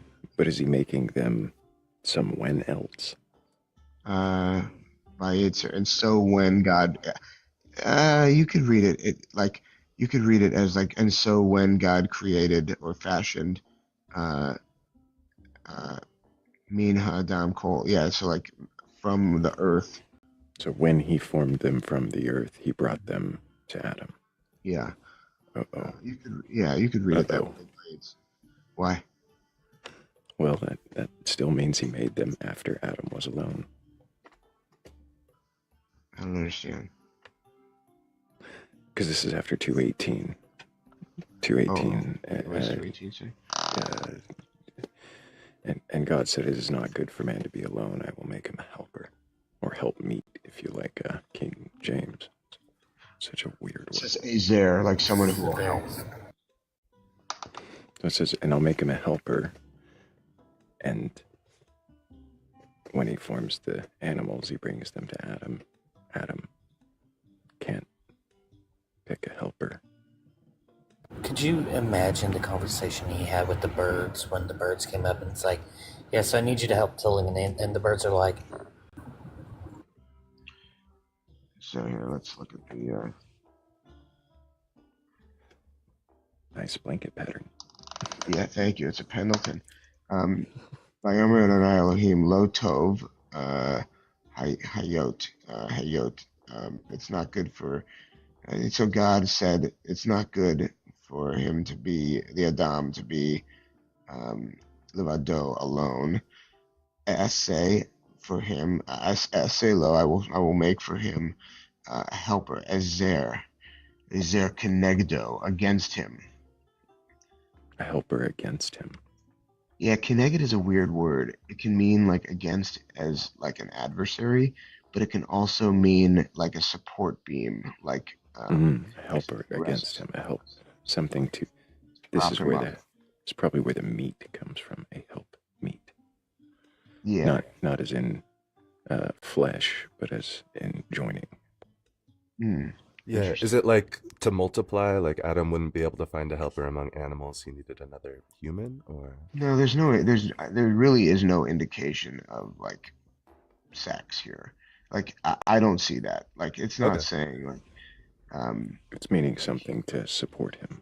Like, exactly. Like a brace. Supporter. Okay. Yes, yes, exactly. Something to lean on. We all need somebody. Yeah. And then that's when he, out of the ground, makes the animals, and then you can say parades him, brings him to him. But it still doesn't change that he makes them after he's alone. What is the issue there? What's the issue with making him after he's alone? Slippy's trying on an apologetic. I'm listening. I'm here for it. What's the? Give me the premise or whatever. I don't know how that works. I wonder if the animals were created first, and Adam might have been lonely anyway. How do I turn this off? Say it again. The animals were created first. Yeah, he's saying he wonders if they were, and then Adam would be lonely anyways. It doesn't give you a timeline, so it's this is where people create apologetics to make it. Yeah, I guess like to make it it's marry with nondescript Genesis amount of 1. time. Sorry. Sorry, I keep talking over you, and he's asking you, so I should probably shut up. He's No, asking already. it's a convo. I think like to me it's like a nondescript time. So like I don't think there would be necessarily a contradiction in the animals being made first or the humans being made first. Well, certainly the human. Are you familiar with the idea that the first human was androgynous, and that's why I made the comment about the rib thing is not exactly accurate, because what it says is like along the back, and the rabbis interpret this as like two people that were one person with having both male and female parts, and that when God put them in their sleep, like essentially did surgery down the spine, splitting them into two people. What supports that? Hmm. What's that? Faith. Where would I get that from? That info? Oh, here, I'll pull it up. Give me a second. Oh, I thought you meant what supported the original interpretation. Oh, no. I mean that led to that. You split mean on the back? Yeah, their faith. A desire to make the text true. A reasoning post hoc.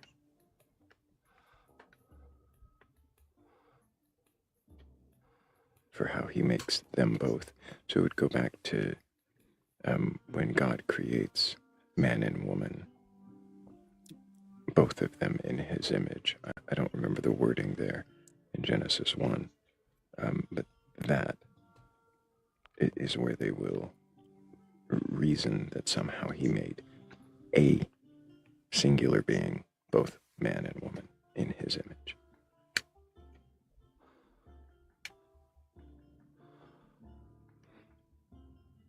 And so, I don't know if Raph has a battery warning or something off app for. No, I was just trying to find the androgynous. Yeah. Was it in a midrash that they make this? Elementary, my dear. Mm-hmm.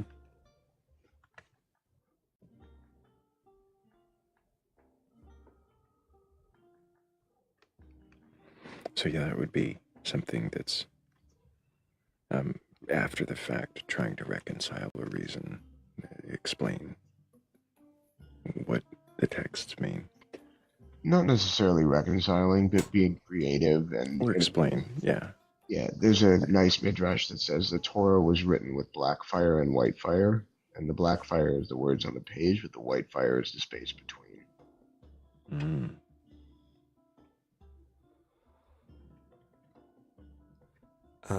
I think there's a midrash for everything, isn't there? Oh yeah, and there's some that Not to pull your mind in two directions, Rev. Earlier you were talking about like the plural language of the thing. Was that to support that it was like multiple stories? For Genesis specifically, like Genesis 1, 2, or with the Ayla Toldot thing. What was the question again? Oh yeah, well, so like, first of all, it is such a clear bookend, and what I was trying to demonstrate is that it literally is saying these are the stories, multiple stories of how God created heaven and earth. It's literally saying there are multiple creation stories. This is where it's telling you. Yeah, so no, that's it. The text is telling you what it says. That mean the Tiamat story is also part of that? Well, the Tiamat story is the all over the depths. The Tahom is the depth, but God is hovering over it, meaning like better than. Like our God can hover over your God.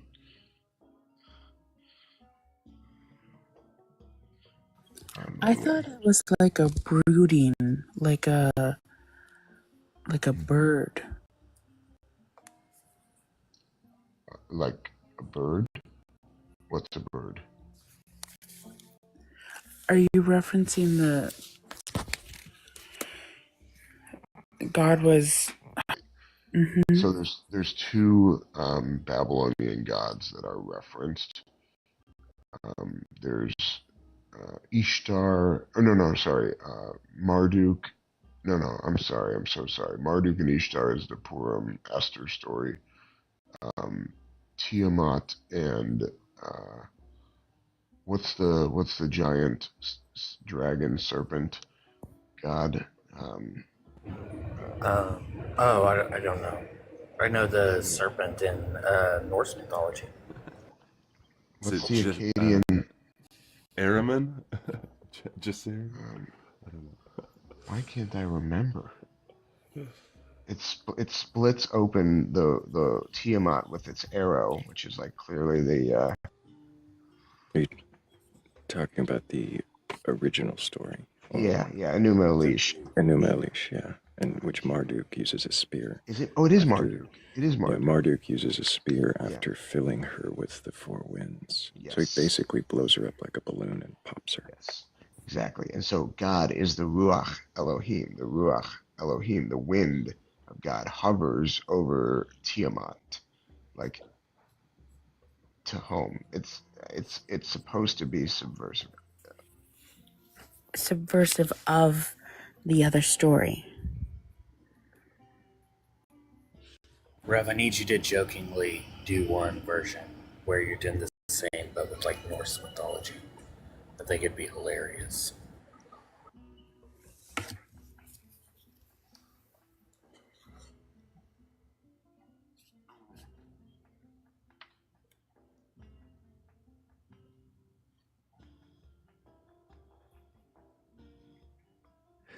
And as much as I have enjoyed this detour, we are kind of losing the audience. If anybody does have a belief in a god or gods, higher power, or anything like that, go ahead and request on up. I would like to ask it what it is that you believe and why you believe it. And if you don't, well, make sure you're tapping that screen, sharing the live, and putting your questions in the comments. Also, if you haven't already, you can repost the live. And then people who follow you will see it on their FYP. I need you to do one cheesy segue. One cheesy segue. If you can. I was about to put cheese on a segue and make it tap the screen. Okay, I want to hear yours. No, it's gone. I was giving it up to you. Oh, you were giving it up to me. Oh, saved by the guest. I don't know. Lay's been in queue for a while. Are you with us, Lay? Lay might not be there. And they might have sleep requested. I think Lay may also be a friendly because the two of us follow each other. Yeah, I know I've spoken to Lay before. I'm going to go ahead and set you back down, Lay. If you did mean to be here, feel free to request back up. I'm looking for someone who has a belief in a god or gods, higher power, or really anything like that. If you're open to questioning your beliefs, if you can question them, go ahead, request up. We're not here to debate you or prove you wrong. We just want to know what it is you believe and why you believe it. Your belief to debate you believe it. I might have to prove your proof wrong. That's very fair. Mm-hmm.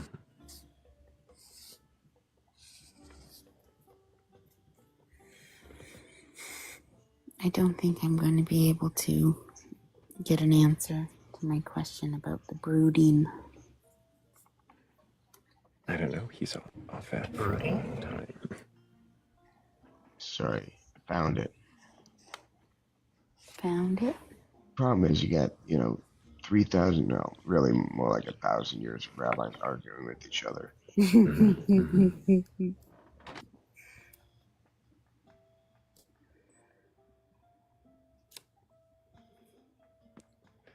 That does mean that they're just interpreting, though, doesn't it?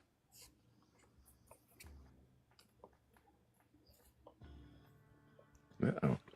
Rav's gonna go read through another. Let's get him loaded up. This is Bereshit Rabbah 8:1. Yeah, I mean, everybody's interpreting it, though, you know? Mm-hmm. And they're using hermeneutics, so it's legit. Oh, that makes it legit. Oh, yeah. Just kidding. Okay. Rabbi Yirmiyah ben Elazar said, when the Holy One, blessed be God, created Adam, the first human, God created him androgynous. That is what is written, created them male and female. Rabbi Shmuel bar Nachman said, when the Holy One, blessed be God, created Adam, the first human, created with two faces, subsequently sawed him in two, and they had two backs, a back here and a back there. So you got 2 for 1 there, Thrayle. You got the one I was talking about with you, and Slippy gets the other one. Slippy, are you so named for Star Fox? You got it. Oh, man. Exactly that. Speaking my language. Thrayle and everybody else can attest. All right, I'm done. I'm sorry, Thrayle, to commandeer your live. No worries. I really appreciate it, actually. I've been waiting for your answer. What a kind thing to say. I mean, if you're serious, I mean, that's remarkable. Thank you. So how do you, well, actually, it's a big question. Let's save it. We have a guest. What a cliffhanger. It's a big one. Hey, Detroit, can I get your age for TikTok TOS? Yeah, 37. And do you have a belief in a god or God's higher power or anything like that? Yeah, I'm a Protestant. Okay, have you read your Bible from beginning to end? I own 4 different copies of the Bible, so yes. That's I fascinating. have the Septuagint, which is the Latin to English translation, which is Latin. Okay, so you've read it from beginning to end multiple times, is what you're saying. Which one of those do you mean? The Septuagint or what? What have you read from beginning to end? The Bible. Which version? Holy shit. Multiple. And then I also... So, Detroit, let's back up just a moment, because nobody's trying to argue with you yet, and yet you're already being evasive with your answers to simple questions. So let's just really try to dial it back just a little bit. I just want to know, well, since you've read it from beginning to end multiple times, do you believe the Bible to be true and literal? I never said I read it multiple times, but I said I've read it, and then I own multiple translations. Goodbye. Nope, we're done. Bye, liar. Bye-bye, liar. That's what I Her heard. exact words were, I own 4 different copies, so yeah. And then when Philly asked her to clarify, she said multiple times. So, If you give me a minute, I think I can sort out that contradiction.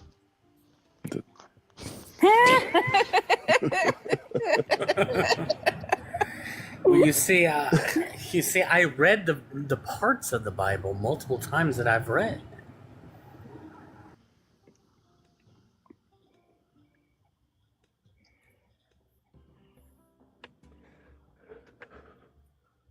So, I don't even know what that means, Affleton. My favorite Zach Galifianakis bit is when he pulls off his glasses and he says, I'm the pretentious illiterate. And he pulls off his glasses and he goes, I thought I told you. I can't read. Say that one more time. Zach Galifianakis pulls off his eyeglasses, looks at the camera. He says, I'm now going to do a bit called the pretentious illiterate. And he proceeds to say, he pulls off his glasses. He goes, thought I told you. I can't read. Like angrily. I love that. So good. So, Rav, I was taught that the spirit brooding over the waters, Mm-hmm. was like a bird brooding over a nest. You know why you were taught it that way? I mean, I mean this with peace and love and all kinds of Yes, respect. please tell me. Yeah. What is the Holy Spirit always represented as? Feminine. And what image? Like, what's the... The dove. Exactly. It is the Holy Spirit. Ruach HaKodesh, the Holy Spirit. Mm-hmm. Yeah. And so, like, I think that it is to kind of firm up the image that's being espoused elsewhere. Mm-hmm. Like to self-confirm, if that makes sense. Mm-hmm. Mm-hmm. Yeah. Okay.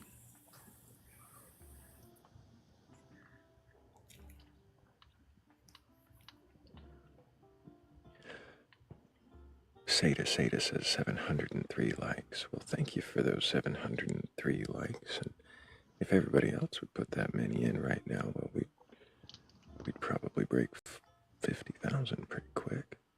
But if you're not tapping the screen and sharing the live out or reposting and leaving comments, apparently telling us how many your like streak is, then go ahead and request up if you have a belief, because that would be awesome right about now to question someone with a belief that can question. I'm nervous to ask what the other question was, Thrayle. Personal interpretation, and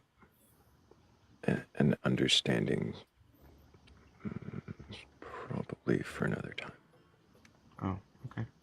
The question I want to know is why is it that when you said Zach Galifianakis, did my brain automatically for no reason go to Andy Milonakis? He's funny. I have no idea.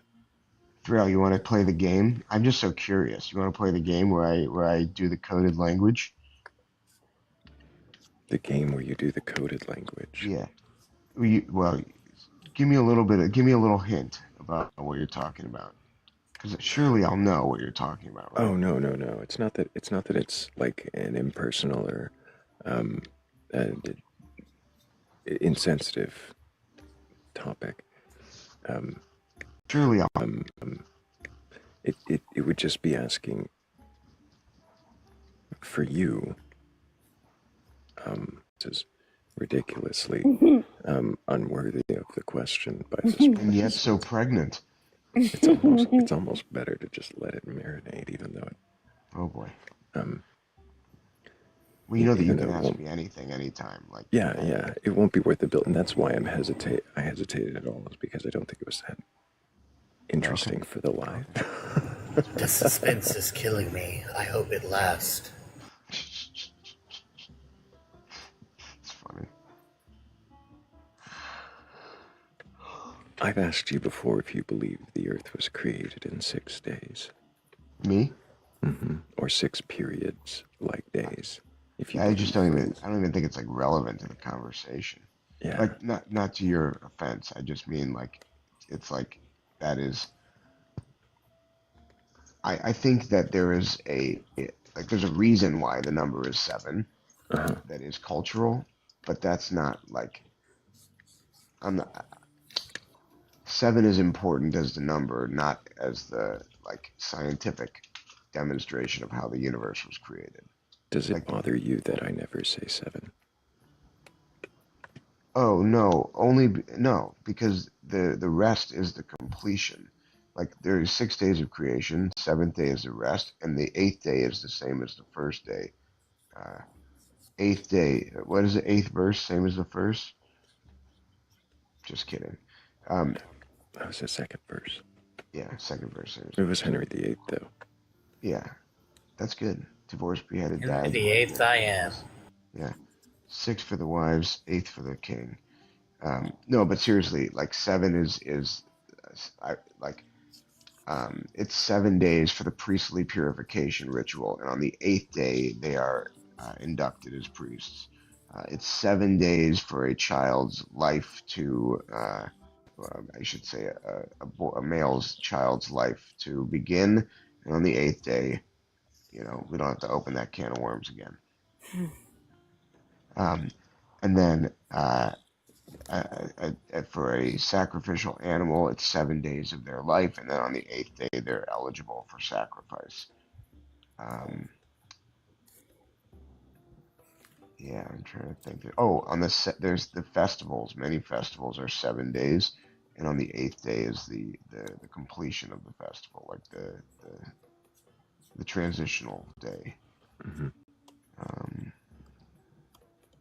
I think a great way of actually demonstrating this that has nothing to do with the principle is using the major scale, do re mi fa sol la ti. Hmm. And then starting over. Do exactly. Uh-huh. Yeah. I need the resolution as a musician. Oh yeah, totally. Yeah, that's what I'm saying. The 7 is tension. So I like my resolves. So I'm hearing that the 8th day is teardown day. Yes, exactly. Or Finnegan Begin Again Day.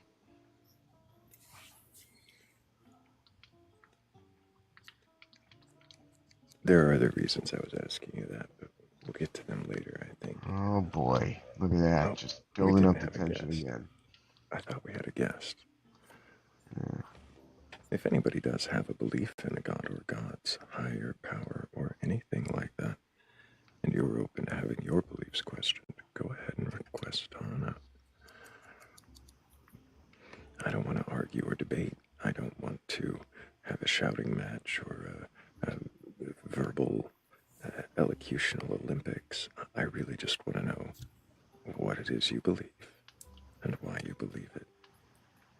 And I really do like those other questions down there, so hopefully if you can question, we could take it to those too. Also, I think you value honest interlocutors as well. Honesty is important. Now, I did leave room for that other previous guest to potentially just be not sober, and so they could maybe try again another time, or maybe they were mistaken, came up in a defensive mood. If they're listening, they're welcome to try again, but I really appreciate an honest exchange. And if you do contradict yourself, then Acknowledge it. what was that? Sorry, I started reading something. I had a pop up on my screen get really tiny. Acknowledge it. Yeah, acknowledge it. I feel like Rav's the type of person who would play that single note of beginning of Black Parade and just never finish it.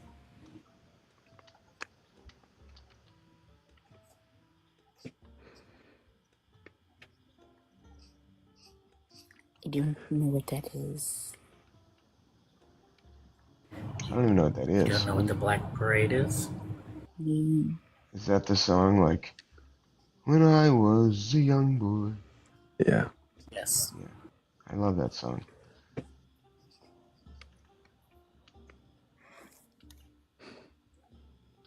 So is 6 significant? I don't know this. I like this. I mean, I guess I love the song. I don't know the song that well. I know that sounds silly, but I really do like that song. No. I just don't know it well enough. Number 6? The number 6. I was asking if the number 6 has a similar significance. Or is there a problem with the number? I don't think there's a problem with the number. I don't have a problem with the number. Are you asking because of 666? No. Oh. I don't know that there's a problem. I just wonder. Okay.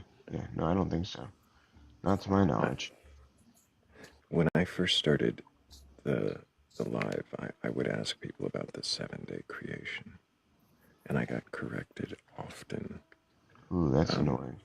Mm-hmm. And I only changed it to 6 because I noticed that when I did, I got corrected just as often. Yeah.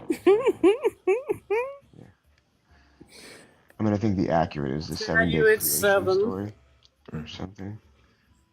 Yeah. 7-day creation story. I don't know. Fucking who cares? Who cares? Who cares enough to correct somebody on such a I absolutely do like to play with Christians the care. numbers sometimes, though, and I think it's funny that 6 weeks is 42 days. I like 42. Oh, that's nice.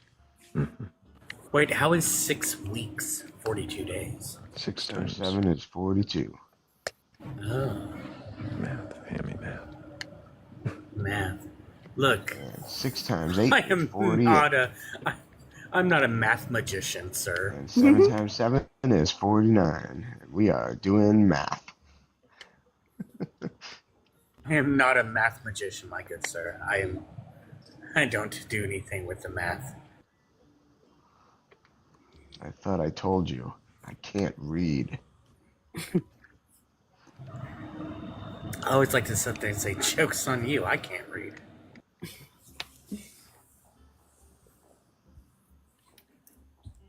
Well, if you can read and you've read your sacred texts or wiki article or whatever it is that's made you believe what you believe, and you can question that belief, well, then go ahead and request on up.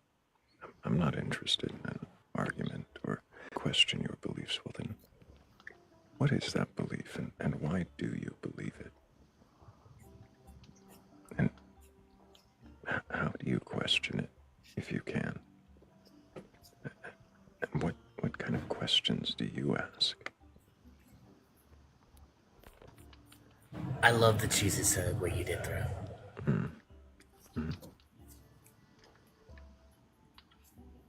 It worked well. I got lucky. It worked really, really well.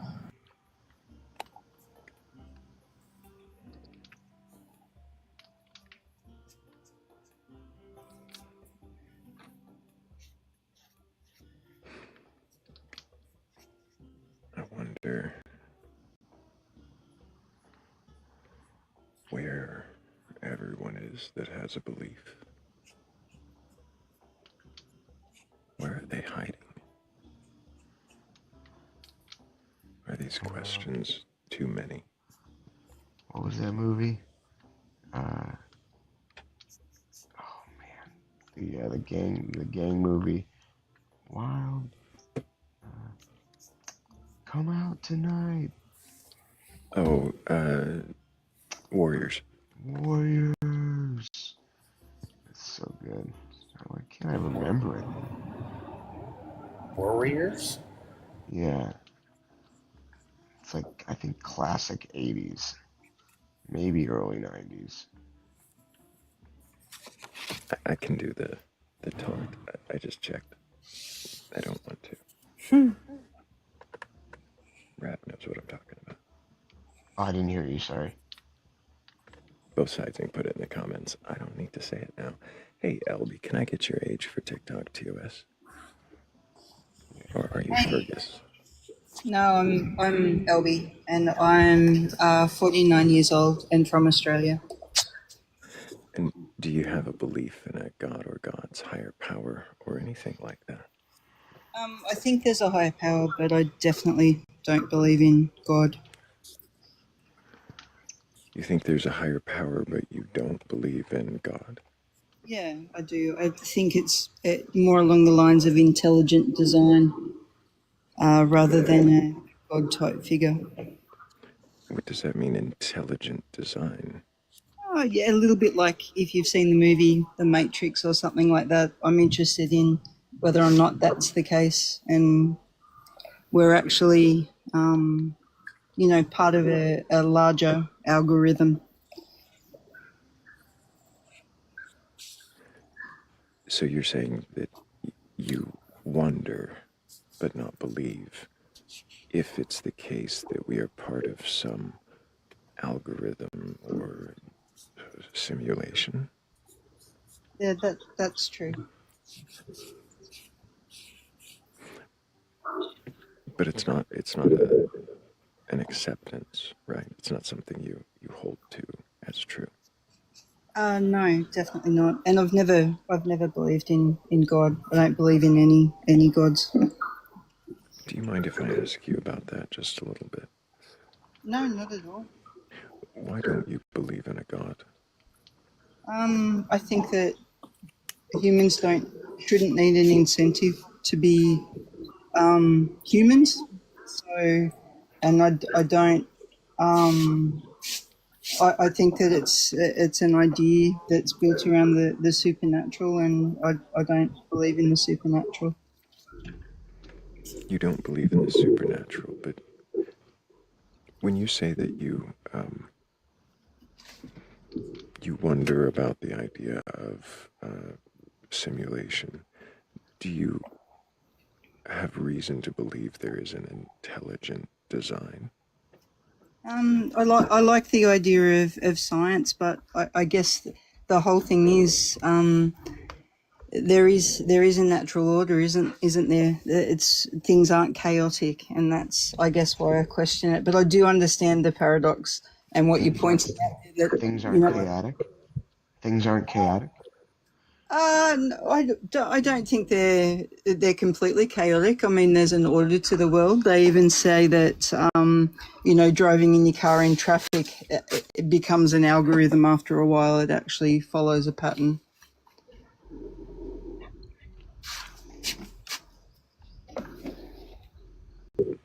Follows a pattern, or that we find a pattern. Yeah, actually, I agree with what you've just said. We find a natural order and a pattern.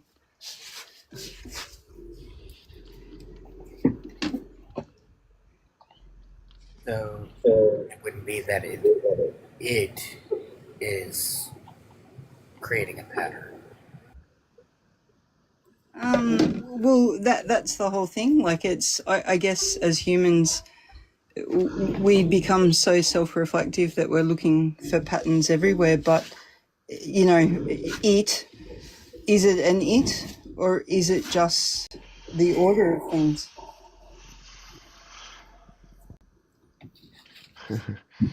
Both sides in headline. This just in. Pattern-seeking brain discovers pattern. Correct. So I mean, what non-patterns do you ignore?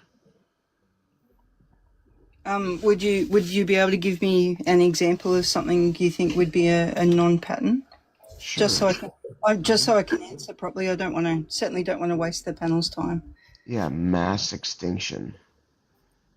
Well, that is a pattern because it's happened quite a few times throughout what we understand the Earth's cycles have been. So there is a pattern there with mass extinction. In fact, even the way it's occurred has been quite similar in terms of how it's come up. LB, I'm curious. Do you think if I gave you some other example of something that isn't a pattern, that you might seek and create what appears to be a pattern? Look, to be honest, I don't know. My belief is that there isn't a God and a higher power. I wonder if there is one. So the pattern seeking, I think, is not the whole. Sure.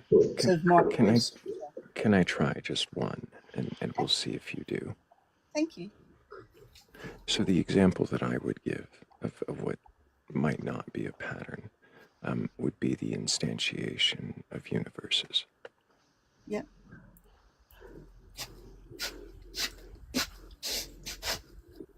What's instantiation? The existence. Thank heaven somebody asked. This instance now of everything existing. Or life on other planets, even. To keep it within our universe.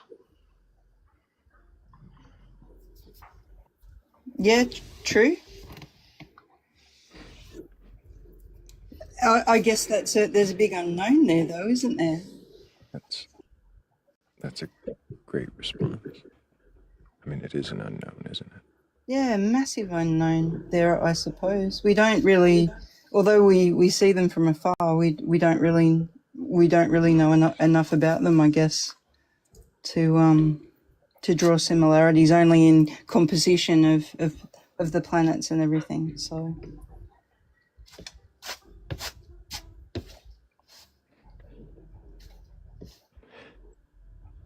So the closest thing you have to a reason to believe in an intelligent design or a design of some kind is the patterns that you've seen, or are there other reasons why you would believe that? I think the fact that again, as humans, we make up, I guess, imaginary structures to civilize things, if that makes sense. Like an economy of words, trying not to ramble, but it's funny that, you know, we move away from a quite a natural existence, and almost everything is make believe. You know, you can hold money in your hand, and of course, gold does have a value. I understand that, but you know, the concept of the make believe of our lives, I guess, in a way, is something that I often question. I can understand that. If you did have something that was intelligently designed about our existence, I think that might be, well, depending upon your definition of intelligence, that might be your best example, right? Is the society that we've created.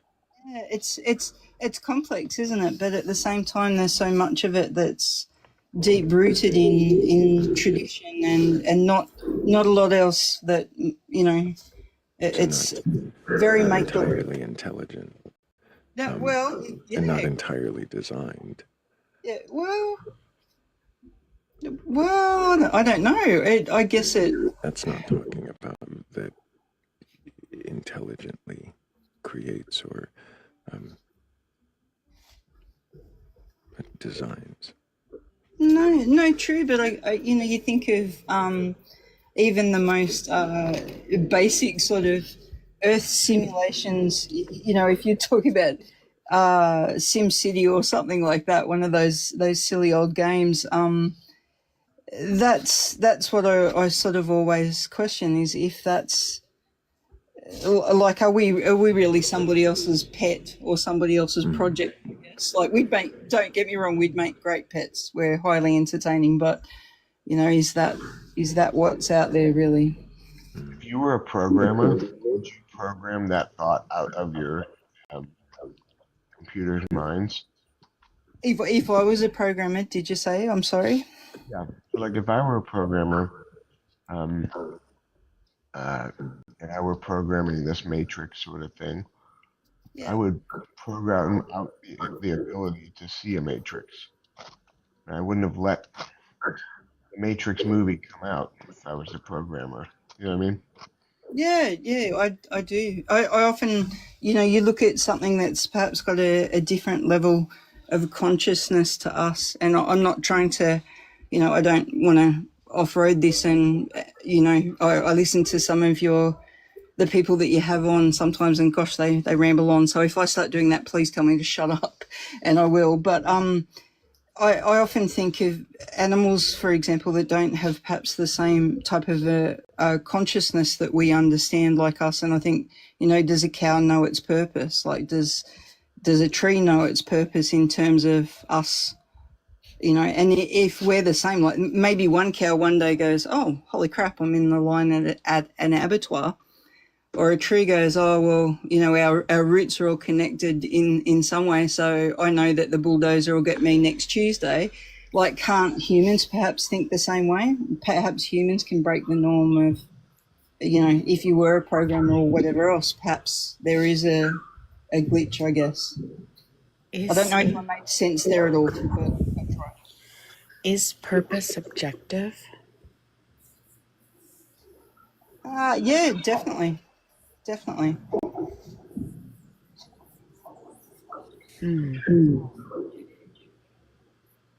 Definitely. You'd think that everything, every self, and wherever, whatever that may be, their purpose is around that self, isn't it? Whether it be the tree or I don't know, I'm using silly examples, or the cow or whatever else. The purpose is often self-centered, isn't it?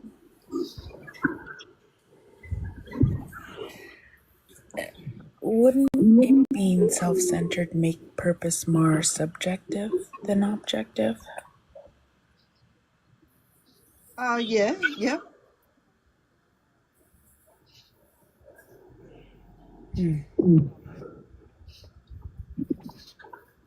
Well, it is all about me. We're getting a lot of echo.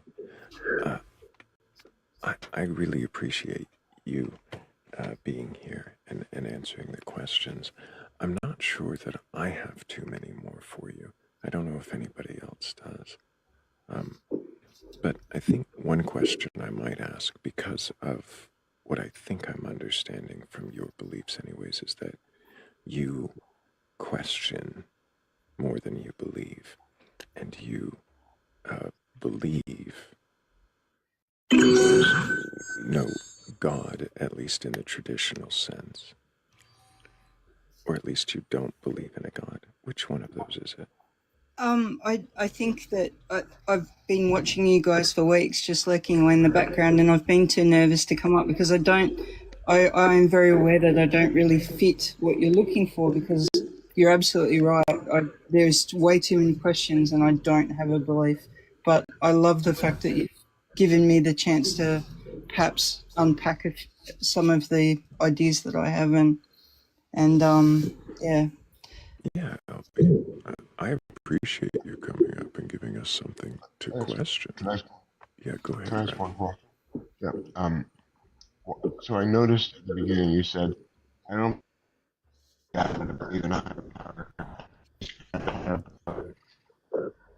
As, what do you call it? As the Matrix sort of thing, right? Like something, some sort of algorithmic program. That was a wonder, not accurate? a belief. Yeah.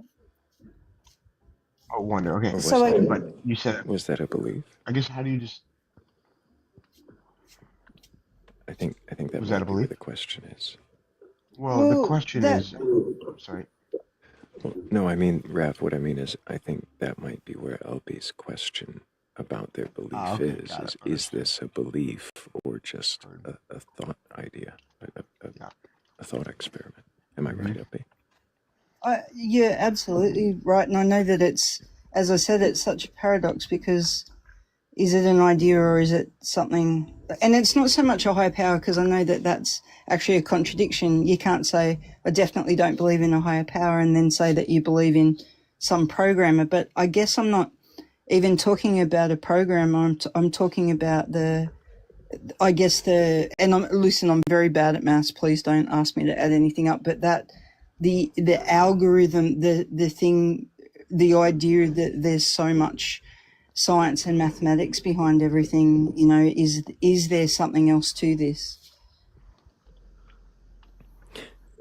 Is it possible that the science and the maths that we have come to understand and develop are based entirely on just the happening structure of whatever it is we're in? And if the structure of it were something else, then the science and the maths and that something else, that other universe or existence, would probably fit there instead of here. Oh, yeah, I really love that concept. That's incredibly valid. I like that a lot. If that's the case, then what need would there be for something to have intended this to work out, for our maths and science to fit, if we just make our math and science fit? It's sort of back to the old chicken and egg analogy, isn't it? And you're sort of saying that Maybe a little less chicken and egg and a little more puddle and a water bottle. Yeah. It's like Douglas Adams has this neat little analogy. Douglas Adams was the author of Hitchhiker's Guide to the Galaxy. He had this analogy that he made about a puddle thinking itself to be in this perfectly formed place because of how it could just fit in cranny of this hole that it was in. and and it would think that, isn't it nice how this was made just for me? It's made exactly to my size and specifications. And as the puddle dries up, of course, it wouldn't notice that it still fits perfectly until it's gone. Completely gone. That's Douglas Adams. Yeah. Yeah, I love that. Oh, Now he tells it better, of course. Oh, that's pretty good. But I think a little further.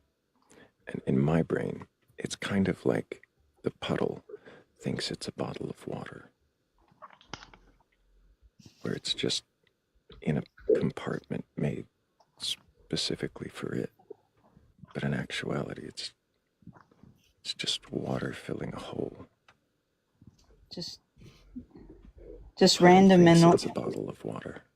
Yeah, but the bottle of water is made just for the water. That's right. The puddle thinks it's a bottle of water. Oh, got it. My question was going to be, why do you choose to call it a higher power as opposed to God? Like, how do you distinguish those two things? That's a really good question. I don't know how to answer that without coming across as hypocritical.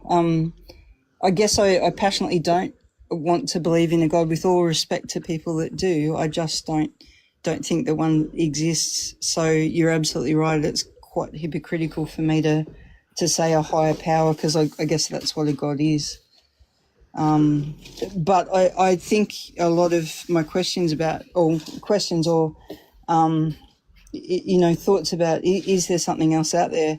I think that puddle of water is, all the pattern seeking, or, the idea of it, us being in a simulation or anything else. I think the puddle has put a big smile on my face, because that's something that I might use myself, if that's okay. I like it. Absolutely. Look up the original quote by Douglas Adams. It's lovely the way he tells it. But It's in The Hitchhiker's Guide to the Galaxy, right? no, actually, I think this is aside from it. Oh. I can't be sure. I don't remember reading it in the book. So I'll have to look and see where it comes from. No, I do like remember it a that lot, quote, and but I I don't remember from inside.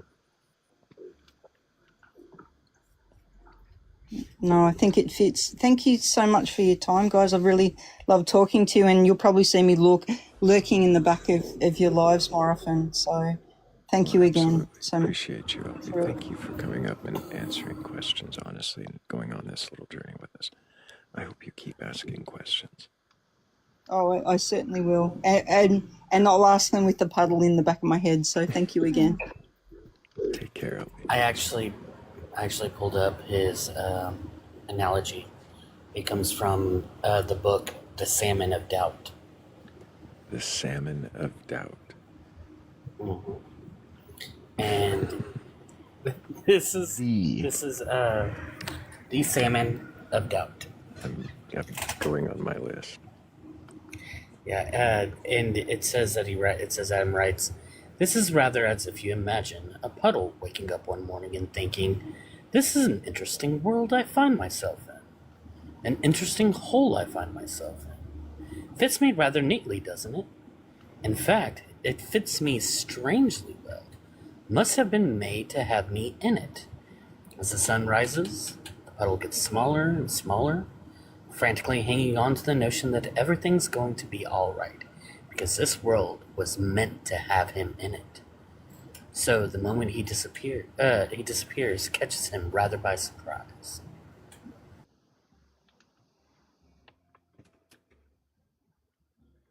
Yeah, the moment that catches him disappearing.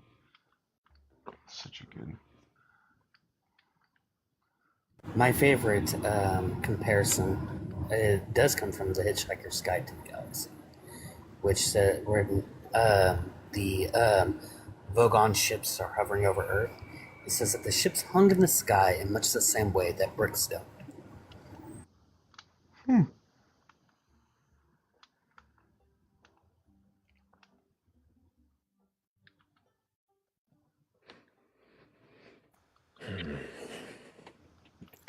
was a lovely guest. I really appreciated that conversation.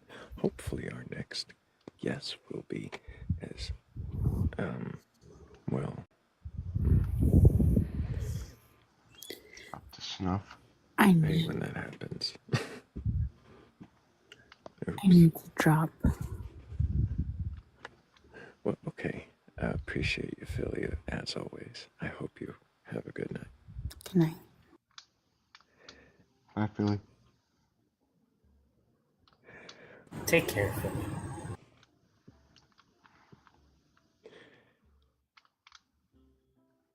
We had a guest in queue, and yeah, that's why I stopped my sentence short last, because there was no guest in queue.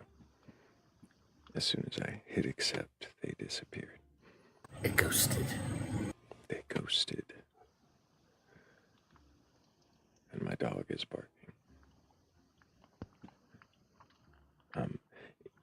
Where's our... Oh, look at that. Somebody actually requesting a... I wonder if they can question their beliefs. Oops. There we go. Mark, can I get your age for TikTok TOS? Hello, how are you? Hey, Mark, don't need your camera, but I do need your age. 66. Awesome. Do you have a belief in a god or gods, higher power, or anything like that? I question the word belief. What does the word belief mean to you? That we've accepted someone else's interpretation of the truth. I see. So a belief is only from other people's interpretations? We can't interpret things Yes. and make our own beliefs? And You're I saying- guess my belief that could be questioned, if that's what this page is all about, my belief is that knowledge only comes from first-hand personal experience of life. I see. And Knowledge only all comes else, from first-hand experience of life. So yes, is and all everything you else gain in is a first-hand belief. experience? Okay, so is everything you gain in first-hand experience knowledge? Yes. Is it always knowledge? It is experience, and in the realm of argument, we can only use sort of this tool called words. And with words, we have logic and debate, we have reason, and we can make arguments about another person's reality. And my belief is that one, we are here to experience what reality is. And for each of us, that's a 100% different experience.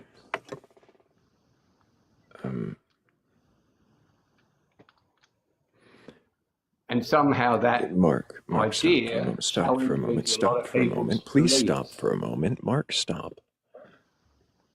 I don't know why you can't just let a moment of silence pass before I begin speaking. I was making sure you were done, but I wanted to get something in. And yes, sorry, I give you space to speak. Thank you so much, Mark. So kind of you. Mark, I've been trying to find out since the second question I asked you if you have a belief in a god or gods. Now, you said that you had a problem with the word belief and that your version of belief is something that you haven't experienced yourself. And that anything you have experienced yourself is knowledge. And I wanted to ask you about that before that last little bit you went on. So, if everything I thought I had been asked and was answering, but what's your question? I'm still speaking. What the fuck is the matter? Okay. Mark, if everything that you experience is knowledge, does that mean that all of your experiences cannot be questioned, that they are guaranteed fact?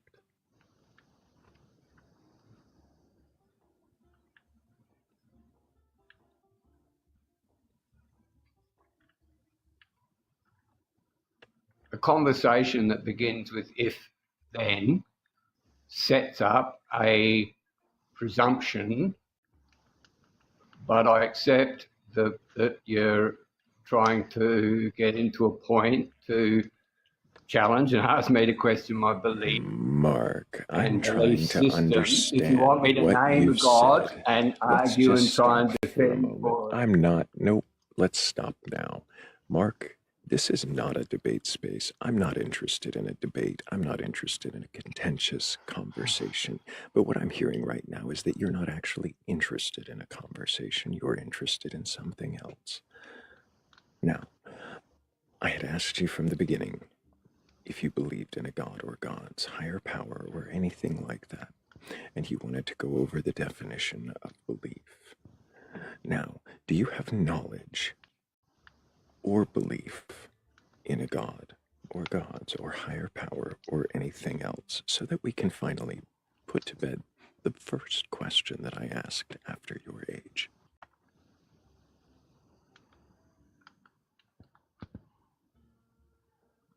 Oh, Mark, you got muted. Yeah, you got muted because you decided that this was a fight or something. You're going to have to unmute now and behave yourself.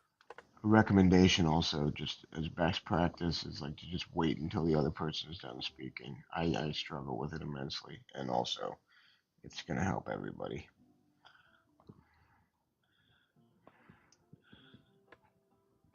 Mark, you're muted. You'll have to unmute to be heard again.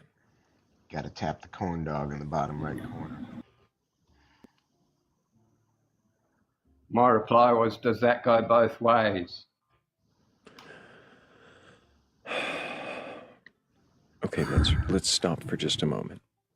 The question that I had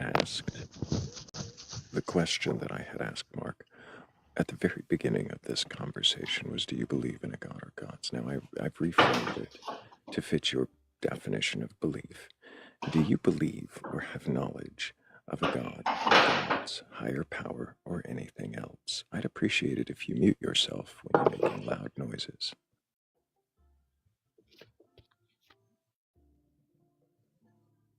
I have experience of higher power that comes from ours expressed in many different ways, and I have experience of that. You have experience of higher power. What does higher power mean to you, Mark?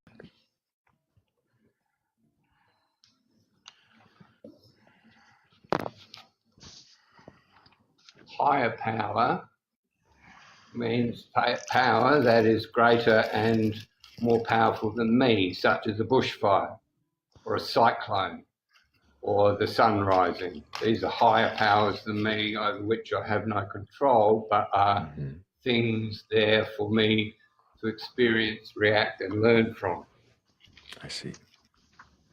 So, a higher power to you is anything at all, like a bushfire or a hurricane or weather patterns, or anything that moves and is bigger than you, or that you can't control. Is that what it is? Is it things you can't control? Are those higher powers? A power greater than me would, of course, be something I cannot control, just by definition. I see. A power lesser than me, I would be able to control it. There are some powers lesser than me that I can control. Mm-hmm. So higher powers are things you can't control that are naturally occurring. And that affect me. And that affect you. I see. So you don't have, let me.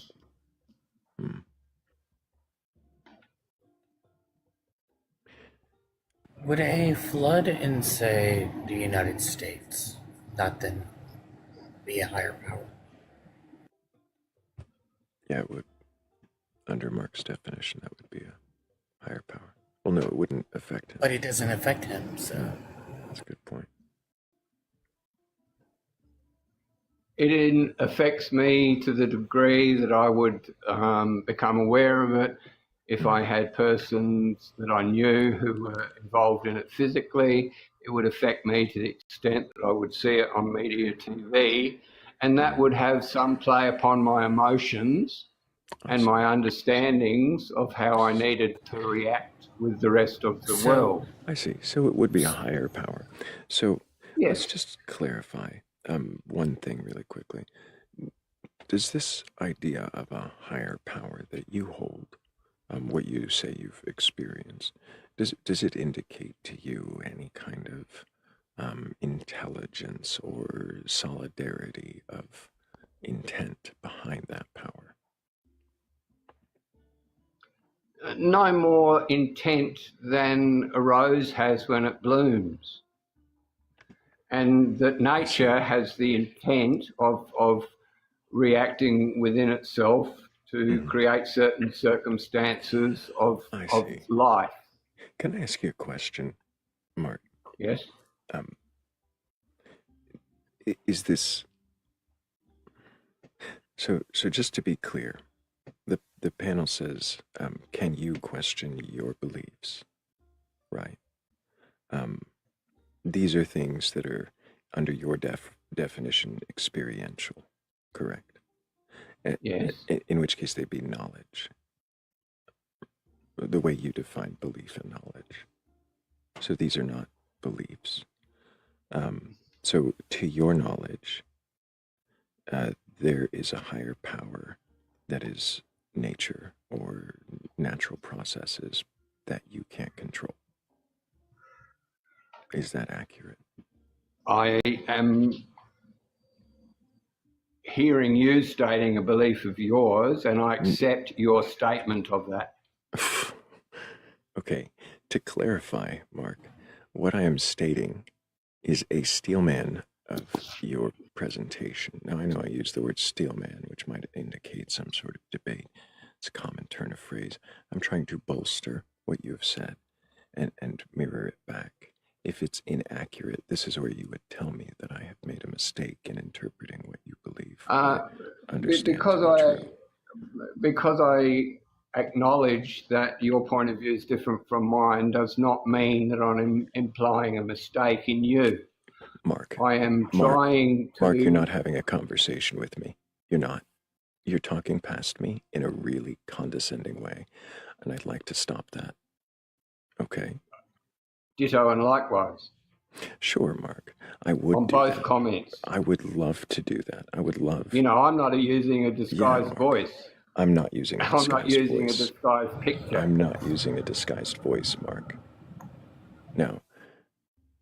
I am using an avatar picture. Yes, the faceless questioner is part of the purpose of this live, and I'm going to go ahead and have you muted for a moment, and I'd appreciate it if you don't unmute. But Mark, you don't seem to be here in good faith.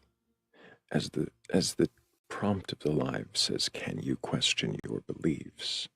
And the only belief you're here to seemingly question is your belief that you have a knowledge of what you've experienced, and those things are natural.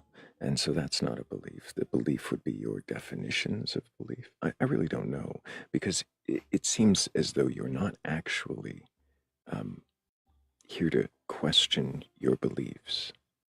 It seems as though, Mark, you're here to argue contentiously. You want to be in an argument. You want to win something here, Mark.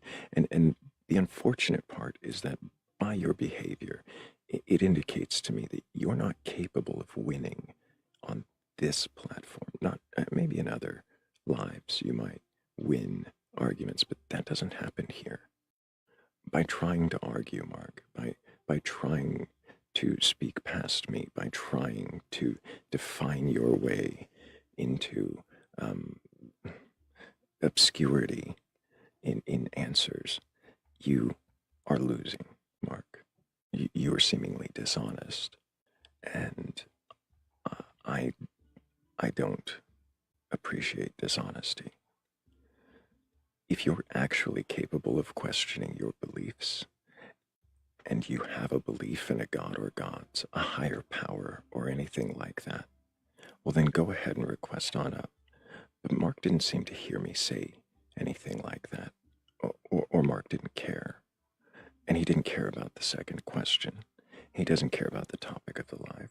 He doesn't care to respect what this live is about. So if, Mark, you can question your beliefs, then you can unmute, and we can discuss questioning your belief in a god or god's higher power or anything like that. But the idea that you've done anything like that here isn't like that here.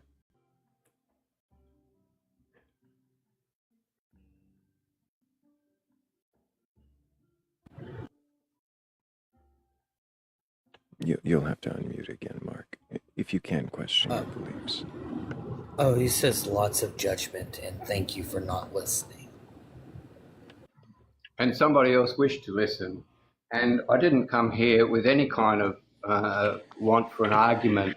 I've watched this page from the sidelines many times, and I appreciate what you're trying to do. And as far as questioning my beliefs, I was born a Christian. I questioned that belief. I discovered transcendental meditation, and I questioned that belief. I became a member of a cult, and I questioned that belief. And I've read the Quran, and I've read the Torah, and I've read the Bhagavad Gita, and I've read the Bible, all of them cover to cover. And I came on here to discuss the term belief. And if that has been threatening to you, I apologize, and I respectfully bow out of the conversation. Mark. And yes, Mark. I can question my beliefs. Okay, Mark. I appreciate you. I do. I appreciate you for stating your piece like that, respectfully. The term belief, your definition of belief,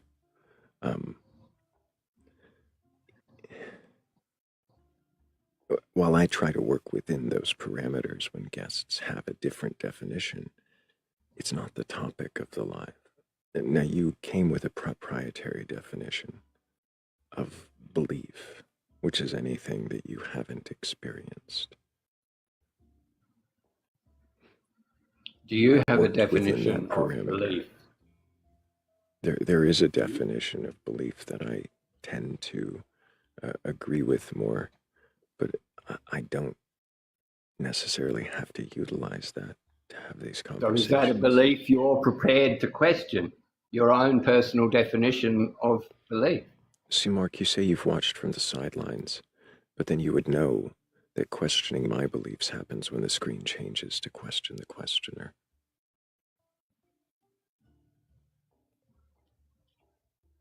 It does happen, but presenting my beliefs, my opinions, my stances that you've been trying to debate and argue against and straw man this whole time.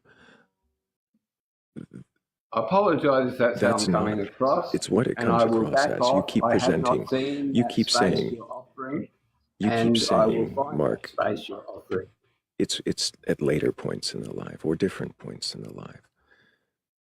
But you keep saying my belief. You keep referring back to my belief as though you're trying to argue my belief or straw man my belief. I'm reflecting your conversation at me. You're not, though. You're not, though, Mark. My beliefs are not in question at the moment because what I'm doing here is trying to question. Here is, can you question? That's right. You, Mark. That's you, the topic Mark. You've invited me to answer. You. And I'm asking you, can you question your beliefs? Mark, you're trying to turn my prompt against me to argue I'm not with trying me. to turn it You're doing it against you. now. You're being disrespectful right now. Fuck you. Seriously, that impassioned plea just to turn around and argue again. Fuck you.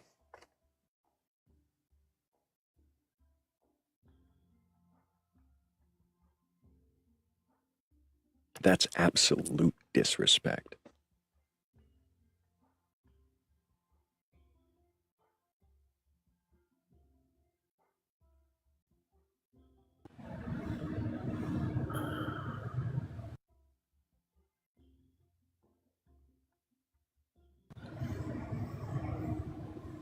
Yes, Mark, it is disrespect. Yes.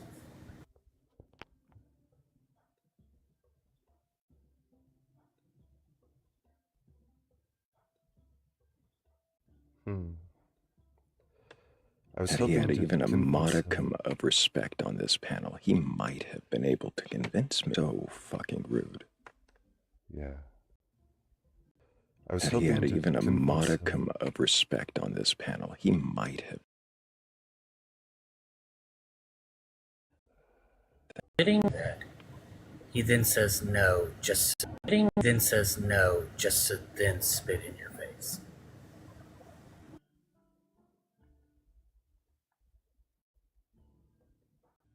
All right.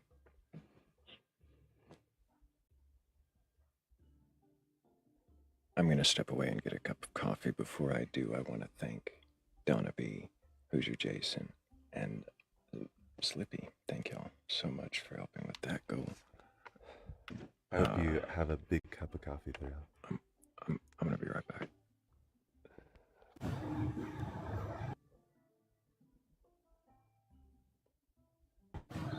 So while Thrayle is out doing that, make sure y'all keep tapping the screen. Hopefully we'll get back out there to the FYP some more. And, keep on sharing it out to people if you can. And request up, and whenever he comes back, he'll be able to. Or if I'm pretty sure he's going to bring the Batcolyte device along with him. So he'll be able to pull you up, and Rav, Slippy, and I will question you while he's doing that. Yeah, if you have a belief and won't be mean to Thrayle or me, come on up. Especially if it's a belief in a god or god, higher power, mermaid, or hammy. We would love to question your belief.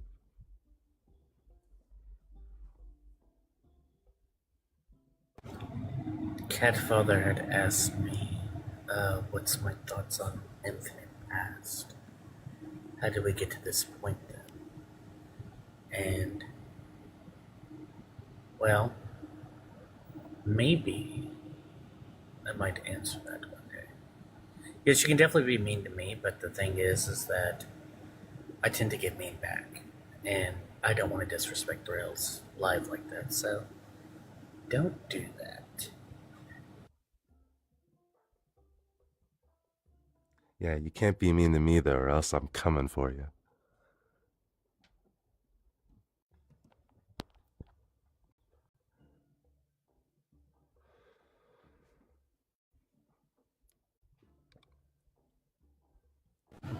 I guess while You- we're waiting, I can answer Catfather's question. So I think that it's possible. I think that the same way that you can traverse infinites from, like I live close to Galveston, Texas, and I can get from Galveston to Houston, even though there's a infinite amount of halfway points between the two spots. I can still traverse it.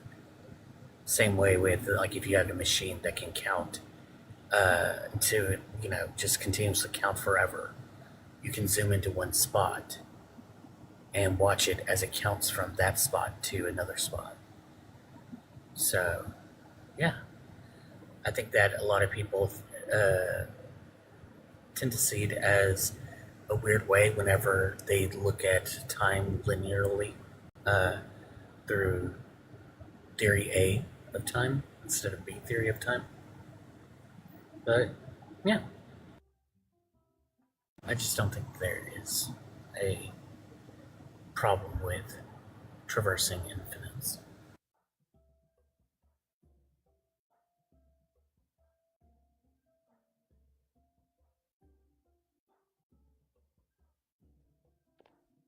And if you have a belief in an infinite God, Perhaps we will have infinite patience as we question you on your beliefs. I may even have infinite questions.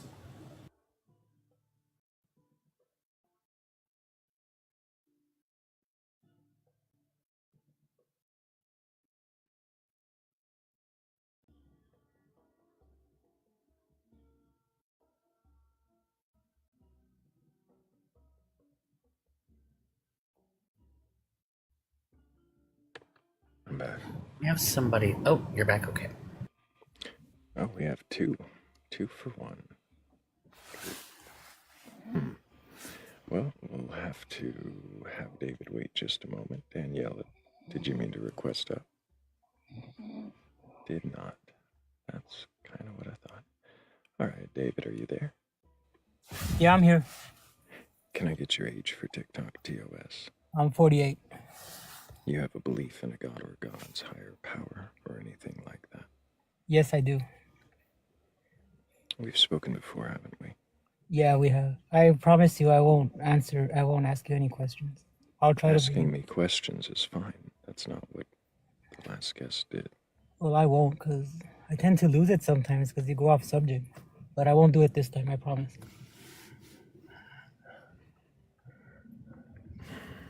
Remind me what God you believe in, David. What was that? Remind me what God you believe in. Christ's resurrection. I see. It was Christ's resurrection that was important to you. The truth. And the truth of the rest of the Bible, does that matter? No, not in that sense. I'm Catholic Christian, so That's right. Okay. I tend to not follow Protestant beliefs. So for you, the only thing that really matters is the resurrection, or does the dogma of the Catholic Church matter as well? Both. They're the same. The resurrection is the same as the rest of the dogma? Yes, the dogma is based on the life, death, and resurrection of Jesus Christ. Are you sure about that, David? Positive.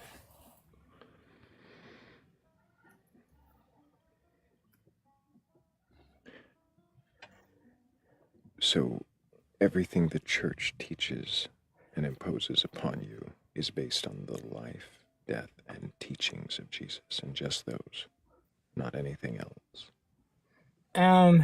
Yeah, but it goes more into that. I'm sorry, what do you mean by more into that?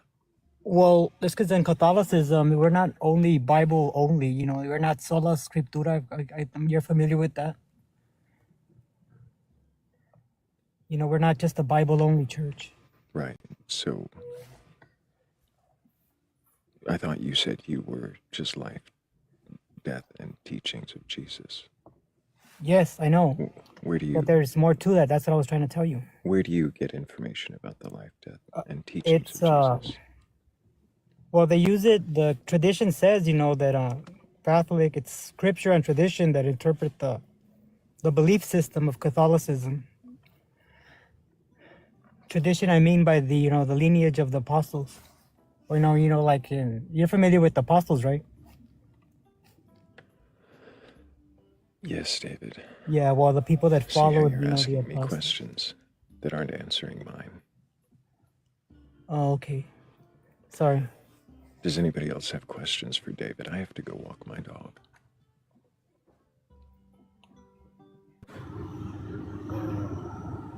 I remember talking to David before. Yeah, if they're just going to be yes and no questions, then, it's not going to give me really can't really answer my belief system just on yes or no. So it's not the fact of about being yes or no questions, but it'd be like, basically what's happening here is like, if you were to ask me what's my favorite flavor of ice cream, and I told you, I went on a story about the history of ice cream, it doesn't answer the question you asked me, even though it's an answer. So, we're not looking for yes or no answers. We're looking for answers to the exact questions that are being asked, right? Well, I mean, that's the problem. It's if you ask, if with the example that you give there, and you say it's not a yes or no question, I mean, it's hard to interpret because you only want one flavor. So, whenever Thrayle had asked this question, it's not the fact that you didn't give a yes or no. It's the fact that the answer you gave didn't answer the question.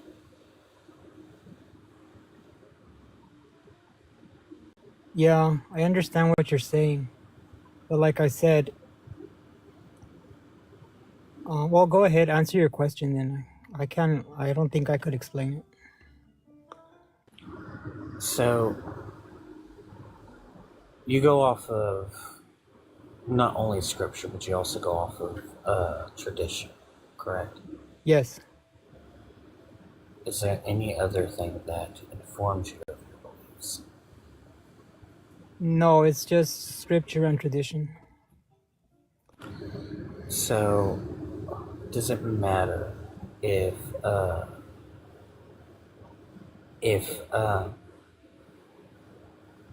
what happened is true or not? Yeah, I mean, it is true. I mean, it is God. That's what the church proclaims. So, if something is tradition something that you can actually take to be accurate? Oh, yeah. Yes, it is. So, here's a hypothetical for you. Let's say that there's something that the Bible does get wrong, and the tradition of the fathers, or of the church leaders, is to teach that wrong thing. Would it be true if they're teaching something that is wrong? That would be ecumenical. That'd be what? Ecumenical. It means that they would have to gather and decide, is it divine or if it's not divine.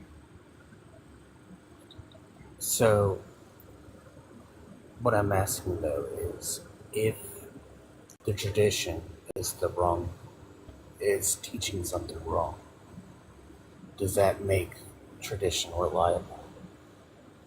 If it's teaching something that's not within the realms of the Bible, right? Is that what you're saying? Or what is the foundation? What I'm saying, so, like I said, the hypothetical is that let's say that something in the Bible is wrong,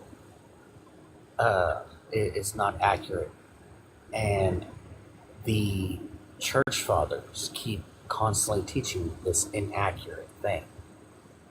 Would that mean that tradition is still accurate? Plain vanilla answer, that's what you're looking for. Yes, it would be wrong. Hello? So, yeah, I'm here. So, if it would be wrong in that case, how is tradition accurate? I told you, if something is not right, it's ecumenical. It doesn't make sense just answering just a plain vanilla answer.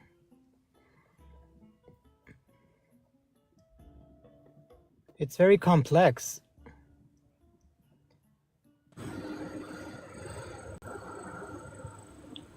So, it's complex to say that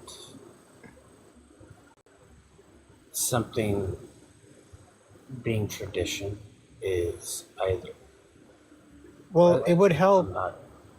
I mean, I know I'm not supposed to ask questions, but I mean, it would help if you give a specific example. It would help me give you a better answer. Sure. For the hypothetical sake, let's say that the Bible teaches that two different dates of when Jesus was born, and the church fathers all proclaim that both are accurate, even though both of those dates could not possibly be together at any point in time. Oh yeah, I understand what you're saying.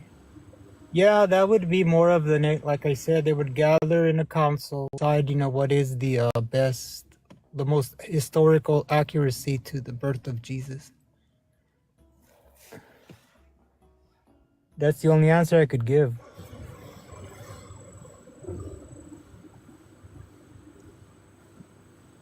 So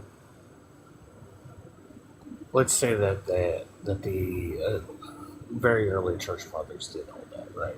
And they still preach or they still talk about the birth of Christ, but they've never actually said which one is the correct birth of Christ.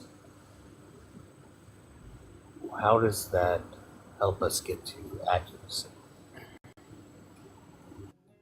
Well, it's up to the tradition, because in Catholicism, tradition interprets the Bible, so it would be up to the council. And so, what if a new pope came? What if one pope says that it's one of those the other day? Well, then we would just have to accept the change. Awesome. So does that mean that the first pope was wrong? Yeah, it's fair to say that. And so then this new pope that says the other day, he unalives, and then a new pope comes in, and he agrees with the first pope. Is the first pope now again correct, and that second pope is wrong? Well, if you just want a plain vanilla answer, yes. So if it can keep going back and forth like that for, thousands upon thousands of years, then how do we know, how can you say that that's accurate? Well, it depends too on the subject, because what you're saying is that if they would moralize the unalivement, that cannot be unmoralized. That's wrong forever. It doesn't matter what the Pope says. It's called the deposit of faith. So the first pope that said that it's the other day, that first pope will always from then on be wrong. Is that what you're saying? No. It depends on what they're arguing. Like if you're saying that one Pope says that unalivement is good, and then the other Pope says that unalivement is good, that would make it good. Is that what you're saying, correct? No, I'm still going off the birth of Jesus. Oh yeah, that's ecumenical though, then yeah. In a subject like that, yeah, that would probably be the whoever's in the papacy that has the authority. So it does be accurate. How is tradition It's then? in the authority of the papacy. The papacy, the ultimate, the keys, the authority of the Pope over the church. So then tradition isn't something that is going on, it's Pope supremacy? No, it's within tradition, oh no, let me see. Yeah, the Pope is the ultimate authority in the church, so he's the one that makes the decision. In the case that you're talking about, the birth of Christ. So then, okay, so what about whenever it was a long-standing tradition within the Catholic Church to then, what was it? That gay marriage wasn't something that was to be allowed. And then one of the previous popes, he said, nope, that's A-okay now. No, that would not be allowed by the papacy. But the Pope did say it. I know the Pope did say it, but there's a higher authority than the Pope. Who's the higher authority over the Pope? It's called the deposit of faith. So the Pope okays it, even though this deposit of faith or whatever tells him no. Yeah, that's the ultimate, how would I say it, core of Catholicism is the deposit of faith. So then, why is it that the Pope said it was okay? The Pope has moral authority. He has the ultimate moral authority, but he cannot change the deposit of faith. But that's what it's called patristic theology. Can you tell me what the deposit of faith is? It's like, for example, if I were to be, let's say I became a pope and I said, Jesus, he wasn't the Son of God. He can't authorize that.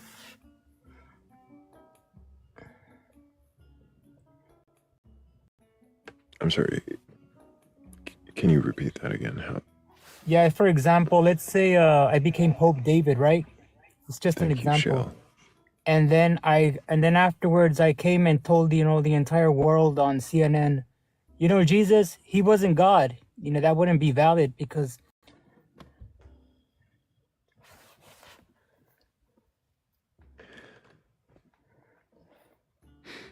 I'm sorry. You said the deposit of faith. Is this exactly, yeah. Is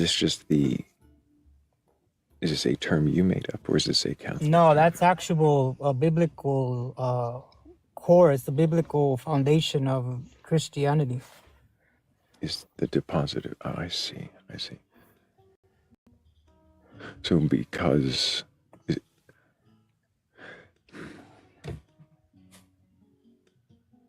because people put their faith into it, that's the authority over the Pope. So yeah, that's the ultimate. That's that's the ultimate authority. The saying that Jesus is God.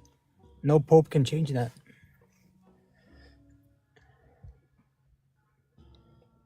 Why do you keep saying the same thing over and over again, as though it's going to elaborate on any point? Because the other gentleman was asking me if one Pope was right and one Pope was wrong. How does that make it authoritative? Right, and he gave you an example. Yes, exactly. And so how does you changing the example answer his example? That's what my answer is, the deposit of faith. One Pope is right, one Pope is wrong.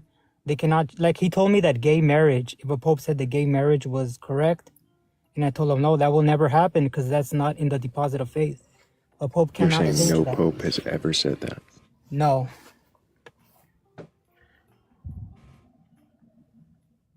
Are you sure? Yes, I'm sure. Am I mistaken, or is Rap unmuted? Is he with us? Yeah, I thought I did, but I don't think so. Well, I was just asking if you were awake, if you had a question. But I'm guessing not. So you were saying no Pope has ever decreed that? No, that's not allowed. It's immoral.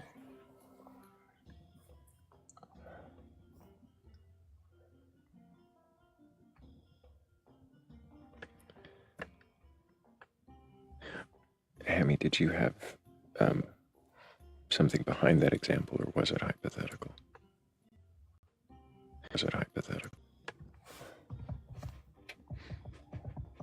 But it is, let's see here. While he didn't outright say that it's okay or anything like that, Pope Francis did famously said, "Who is he to judge?" when asked about gay Catholics. It says in 2023, he approved the document Fiducia Supplicans, which permits blessings for same-sex couples, but stresses these were not liturgical rites and did not equate to marriage. Clarifies that homosexuality is not a crime, but reiterates that Catholic teachings consider sexual acts outside marriage sinful. And then Pope Leo, the current Pope, has affirmed continuation of blessings for same-sex couples following Francis's precedent. Yeah, that's true. explicitly confirmed that the church's definition of marriage remains the union of a man and a woman. Yeah, that's exactly true. That you're right. So the marriage between same-sex people is still kind of, they're given blessings. Yeah, exactly. Well, no, it's not even that they can. Marriage is still with gay. There still is no gay marriage within the Catholic Church. Couples are allowed to receive a blessing, which is just kind of not even like actually a thing that happens, or like he's just saying that like it's okay to not actually receive like a formal blessing, but it's okay to think it's okay for gay couples to exist, but they are not allowed to get married and they are not allowed to act on their like sexual desires. So somehow this got like misconstrued as like woke Pope, gay marriage is okay in the Catholic Church now, and that's not really what happened. Yeah, exactly. That is the teaching.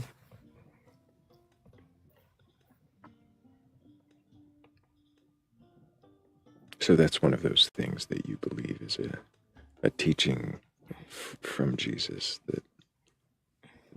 that you believe is truth. It's a core belief of yours. Yeah, I mean, you could say that. What are some other core beliefs of yours? The Eucharist, the God is in the Eucharist. The God is transubstantiated in the blood and body of God. So, cannibalism? No, it's not cannibalism in that sense.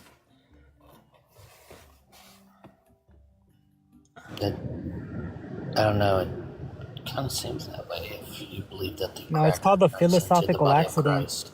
Like, think of it like this. You know the color blue?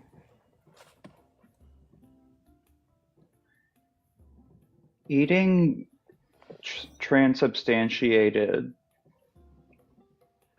like Eucharist and wine, is not the same as like the arbitrary assignment of like names to colors, if that's where you're going. But I'm curious. Go ahead, Blake, if you had a question on the end. Yeah,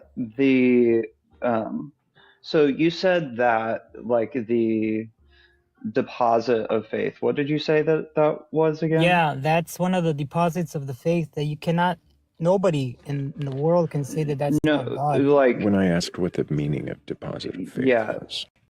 Those are the core beliefs of Christianity, of Catholic Christianity. Okay, so is there a very specific definition that the Catechism teaches that the positive faith is? Is it a combination of two specific things? No, there's more, but I just haven't gone through it. It's been a while.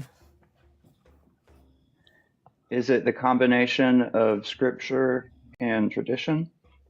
Yes, it is.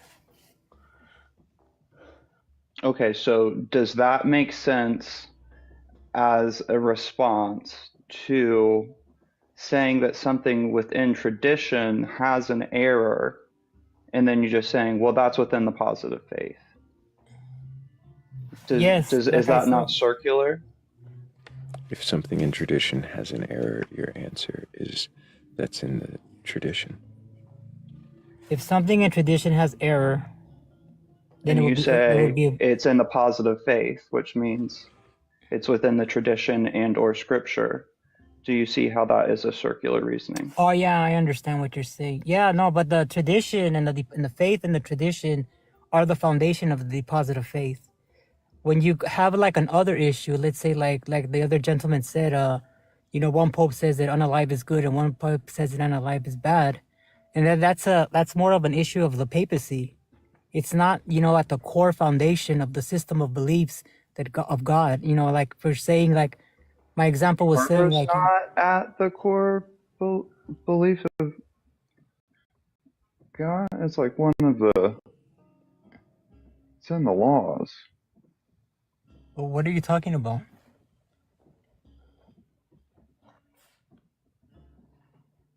Okay. Anyway, well, just forget that I It's brought that complex. up. That's what's there's No, things in theology that are very that's difficult not. to That's understand. one of the 10 Commandments. So that's why that's a little confusing for me. That's not registering with you. But yeah, that kind of threw me for a spiral. So like Hammy was saying that like what if things within the tradition change, and you're saying but the tradition, like this, just saying the deposit of faith is just another way of saying scripture and tradition. So if somebody's asking you if tradition changes, doesn't that mean that the original No, you can't tradition change the was deposit of wrong? faith. Oh, I'm sorry. Go ahead. But the tradition changes within the Catholic Church, no? Yes, it does. So which form of the tradition is correct if it gets changed? Oh, that would be like upon the moral authority of the papacy and the bishops. I know it's difficult to understand. It's not an So easy. is one of the traditions wrong if it needs to be changed? No. Deposit of faith, it can never be changed. It's based on the scripture and tradition. Really quick, I've got to jump in because it's kind of becoming more and more apparent. How do you question your beliefs, David? How do I question? I don't question my beliefs. Oh, that's right. Cool. Let's move on. Happy to move on. Sorry, I just had to jump in because I heard it, like your question was so good, Hammy, and that's where I always try and go when you're not sola scriptura. But yeah, they were using Catholic jargon to hide the fact that they were being completely circular, and so I was like, okay, no, we got to break this down more. Thank you for allowing me. Yeah. I wanted to make sure you get through that. I even looked up the what the deposit of faith was whenever I saw your comment down in the comments, and I was like, "Wait, what?" He said it when I asked him for clarification that it was what the people believed it to be. Yellow. Believed was true. Hey, Fetsu, can I get your age for TikTok TOS? Yeah, I turned 18 November 20th. Very recent. Too recent. Not interested. Waited that long just to get booted immediately. He could be honest. I don't care, though. I'm not interested in talking to somebody who literally just turned 18 within the last 24 hours. I'm not interested, Fetsu. I've never had a productive conversation with an 18-year-old on this live. And I felt like his tone made me feel like he was coming up here to debate or to just troll. Yeah, the impatience in the comment was my first clue. Has David ever made it to the final question on the panel? I think that is questioning that. Not that I'm aware of. No, it was... I mean, and I probably could have asked David more questions, but we always come back to he can't question his beliefs at all. Would starting with that last one help out?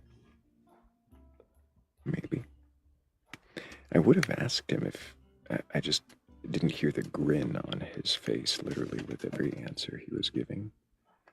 Because he didn't care if it was right or wrong. He just was trying to win. Yeah, I didn't taste It's much of nauseating. vanilla there. I rolled it on my tongue. There was little vanilla. Was David the person that was up earlier fighting to agree that there was two different orders within Genesis 1 and 2? No. Okay. No, there was a different guest. Already forgot their name by now. Me too.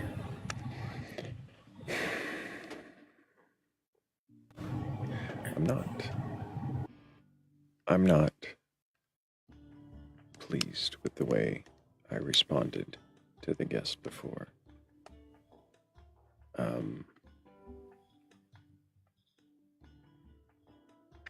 need to do better. I felt for a moment like he was being genuine and going to genuinely question his beliefs, but he instantly turned it into an argument and tried to argue about how he gets to question me. And he wouldn't even let me respond with why I wouldn't let him. So at that point, it was clear he was here in his feelings, not to actually question his beliefs.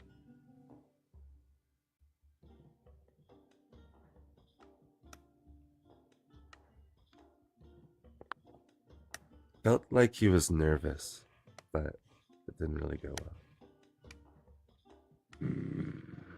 I don't know about that. I agree with Sheikh only because the dude was from Australia, and he was giving you crocodile tears.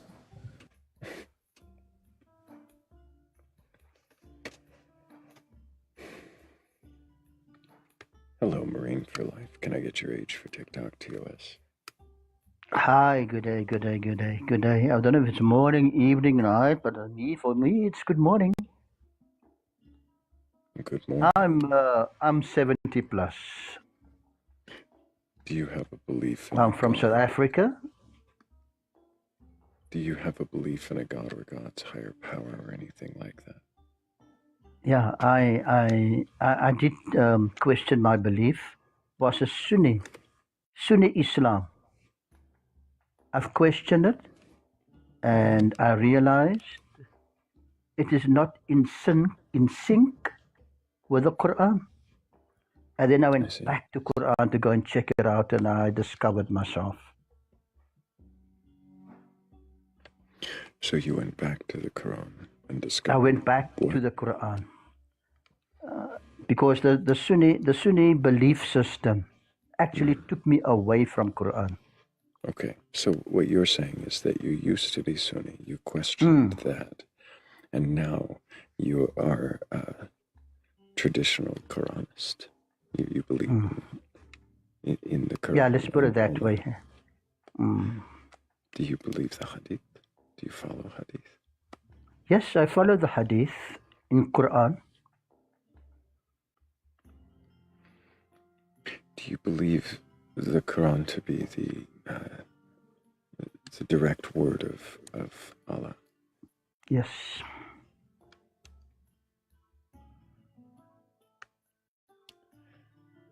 Why? Well, Allah talks to us in Quran. He doesn't talk to donkeys. I'm not asking what it doesn't do. No, this is my reply. This is my reply. Allah speaks to us as human beings in Quran, and that's where I saw. Speaks to us as human beings. Yes, he talks to us. We human beings. Are you not human being? I'm not sure what you mean by he speaks to us as human beings. When you read the communication that Allah has with us through Quran. When you read the communication that Allah has with us through the Quran, it's him speaking to us as human beings. It's the communication, Can you not speak you while have. I'm speaking? Is that something that you have a... Okay, thank you, goodbye. I don't like this shit. I just don't appreciate being spoken over. I don't appreciate with you interrupting even when I speak. All right, goodbye. Fuck off. What the hell? He said,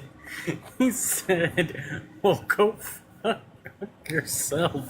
It was just international lag, dude. On the other side of the world. He interrupted you mid-sentence, and then he's like, I don't like it when you interrupt me. It's like, did the middle of my sentence interrupt the beginning of yours? I'm so sorry about that, my guy.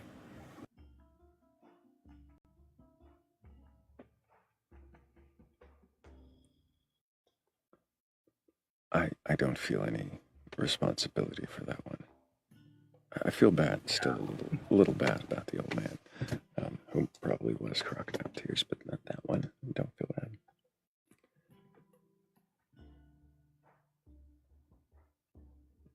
Let's try another guest I did have to will put. actually be able to conduct themselves as an adult. I did have to put the fresh 18-year-old in timeout. Well, I mean, if they're just that loud in the chat. RFX, are you with us? Yeah, I am. Can I get your age for TikTok TOS? I'm 23. And do you have a belief in a god or gods, higher power, or anything like that? No, I just turned 18. Hammy, you're a pussy. Thrayle, you're a bitch. Yeah. I see. Well, now you got I knew it. I knew it as soon as he came up. I was gonna say something. I heard his voice. And I was like, yeah, he's just deepening his voice.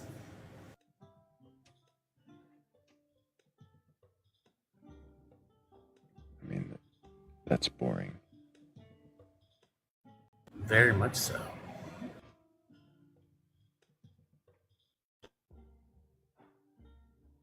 Well, now we need the other guy to come up.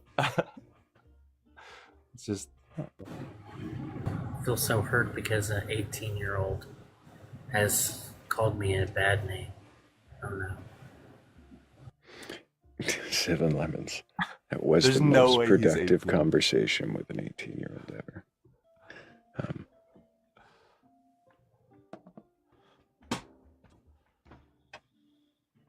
Yeah, the maturity level is off the charts.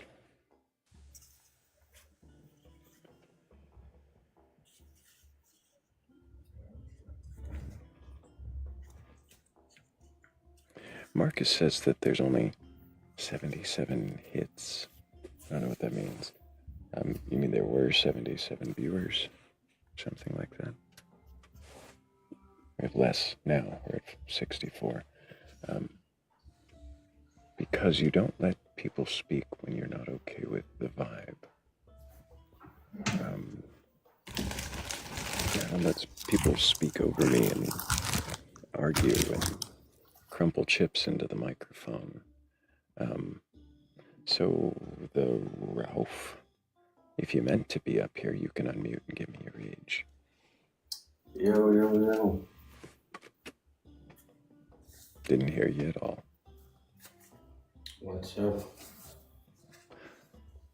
I needed your age for TikTok TOS. Cool.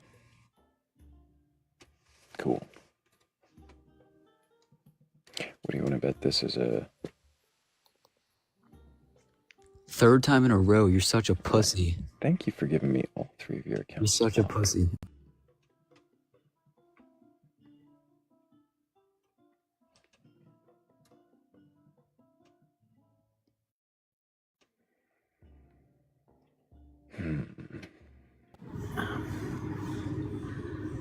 I wish you would have spoken the comments so I can mute him down there too. I muted his first 2. Like, bro, you gotta let me up.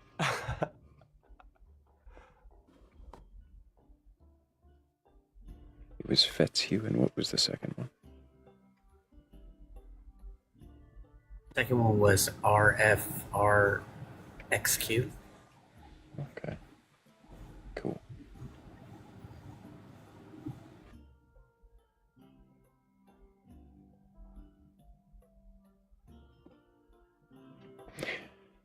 Two more to go. Hello, Stick. Oh, this is this number 4? Yeah. Yeah. Hey there, Stick. Oh my god, it's so easy. It's actually so Yeah. easy. Cool. So, That's 4 or 5. Now we just need one more. Just need one more. This is what manifesting is.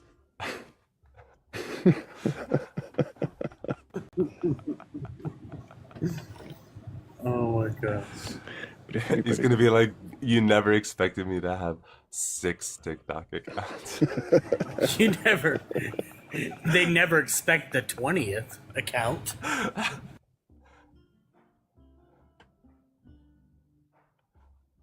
And there's another request right on cue with 3 followers. Gee, I wonder. Who could this be? Who could this be?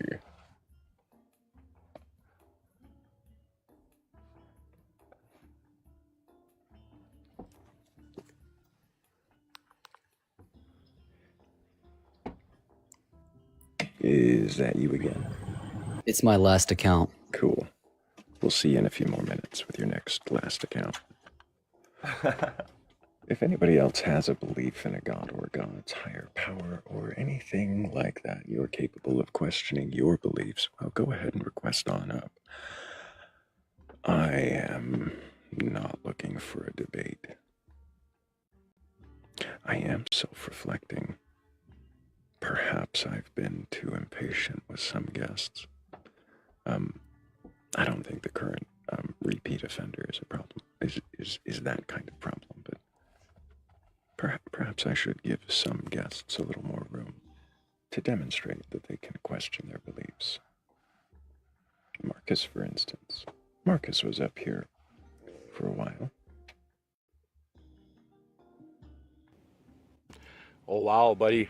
I didn't expect that from you, but I appreciate it. I just tried to express myself, and because I'm French, I don't talk like you guys. I felt like you Marcus, guys just shut me down. we didn't shut you down because you're French and don't talk like us. So what was the reason? I never interrupt you, host, and you did not let me finish. And I I didn't had a let good you point, finish. but What point? yeah, I know. What was your It's point? because I received a lot of message after I was kind of like attacked on here, and they said, Mark, you spoke the truth, and they didn't like it. Marcus, what was the thing that you were the point that you think you were trying to make? I'm letting you make it now. You're just telling me how Okay, people good. supported your point. What was the point you were trying to make? I was vibing with describing my beliefs towards a higher power. I was calling it the source at the time, God, whatever. And I was saying also, people, like you just said, we need to be patient and be able to not respond too quickly to something that's being said by someone else, because when So, we speak, Marcus, oh yes, yes, I want to point out, this platform is not a pulpit. It's not your soapbox. what does that mean? It's not the place where you preach from. It's not Am I preaching? your stop. Remember how I just let you talk and I only interrupted you when you took a pause, but now I'm still speaking. It's not the place for you to preach from, and it's not your TikTok page, right? You're on my platform where I'm asking if you can question your beliefs, and I have questions about people's beliefs, right? And the questions I have are not just come up and tell me what you believe. It's about questioning your beliefs. It's about introspection. Let's try something Slippy suggested earlier. Okay, so I'll try that. Marcus is questioning doubt.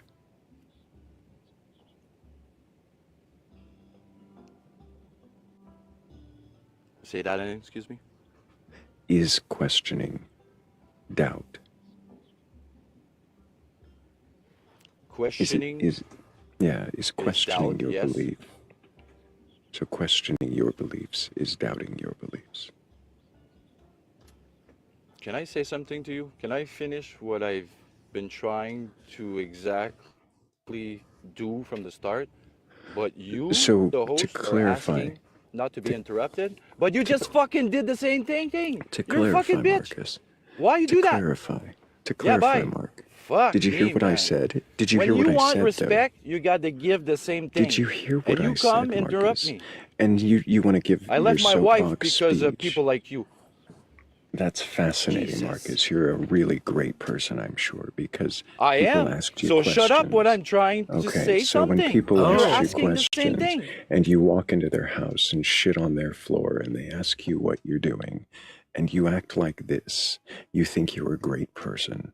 Marcus, I'm trying to give you the space to actually get to question your beliefs, but I'm not giving you the space to preach and give a sermon. Did you understand the difference? Are you still screaming at your phone? Yes, no. I know the difference. I just don't think I was preaching. Preaching is like talking like this with beliefs, strong beliefs.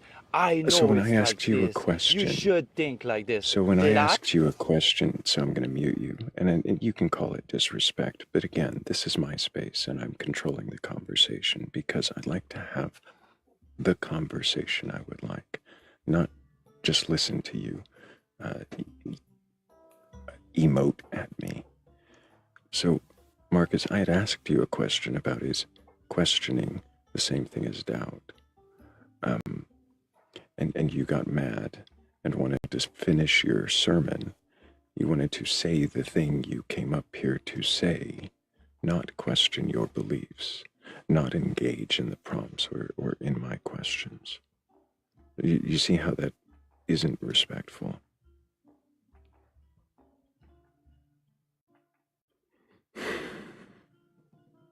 Marcus, Yes, mon frère, que se passe-t-il? Respiration, c'est bon, respiration. exactement. Okay, I'm only going to speak when I know I'm not going to be interrupted. Do you understand what I'm saying? That's why my tone is off, Okay, because you don't Marcus, get my you point. just asked me a question. I'm not trying to interrupt you, but I will Okay. interrupt from time to time to clarify and contain the conversation. I just made that clear. I will do it again if I have to. I will interrupt and I will contain the conversation to the topic. Do you understand? That's I don't want to. Do you understand that? I don't. think about a conversation with someone that thinks that better than me and can interrupt me when we're supposed I to be don't all think you're equal better. No, and say what stop, Marcus. we believe. I But you no. keep interrupting See, me, I don't. Yep, saying I'm gonna. and I control. don't think I'm better than you. I don't think I'm better than you. I think I'm controlling my space. I've set boundaries, and you're pushing past them. You're violating them. Do you understand what that is? That's disrespect.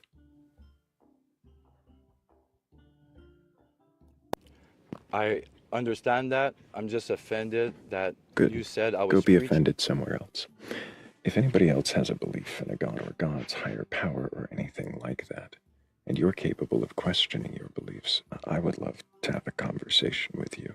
I don't want to interrupt. I don't want to contain the conversation. But I do need to keep us on topic because I would like to stay on topic. And that's what this live is about.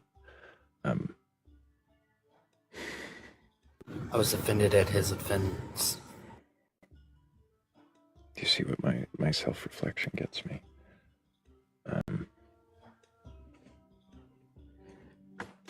I do question myself. Hello, Shell. Did you mean to join us? Well, I'm not quite sure. I mean, I did request and I'm a little nervous still. I understand. Do you mind if we start like it's the first time? Sure. Can I get your age for TikTok TOS? I'm 46. And do you have a belief in a god or God's higher power or anything like that? Well, I can't quite shake off the idea of a higher power. I guess I've had this doubt. I'm really young in this doubt, so yeah, I think I believe in a higher power.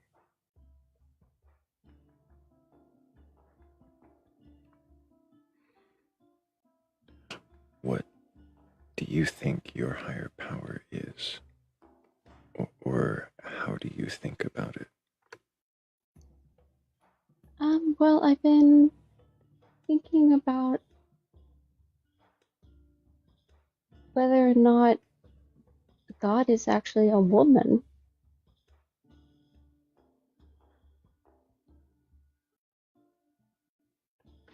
Like a human woman? Yeah, maybe a lot of people talk about experiences, and I've had a couple experiences, but yeah, uh, I think there's something beyond us, but not necessarily a human. Um, there have been some very interesting things mm, that I've experienced, I guess, and it leads me to believe that I don't understand a good portion of what is happening in the world and what is happening in religion.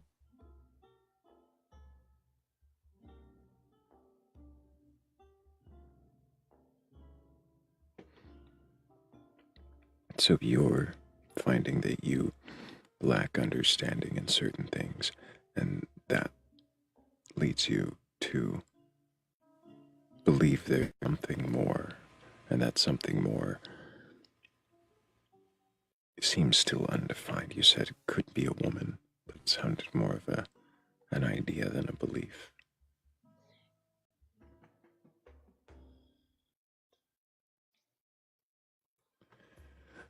Is it that you feel there's some mystery and you want an explanation and an answer? Absolutely.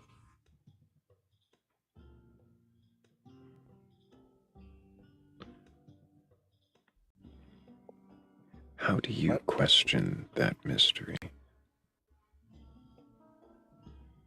Um, well, I try and go through practical reasons, and a lot of the time I've found that there are uh, contradictions and there are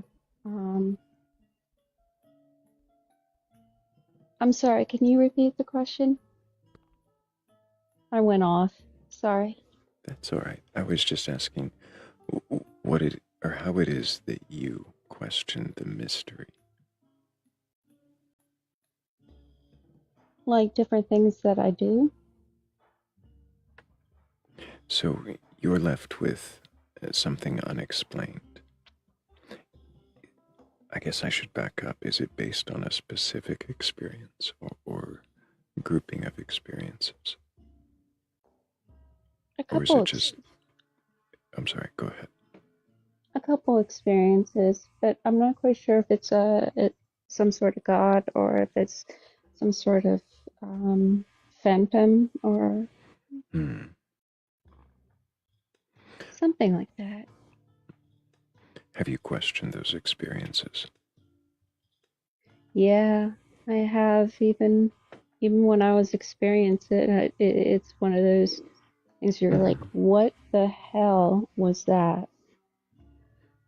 And then I started thinking, where did it come from? And why me? Like, I'm not special. I mean, is this something everyone can see?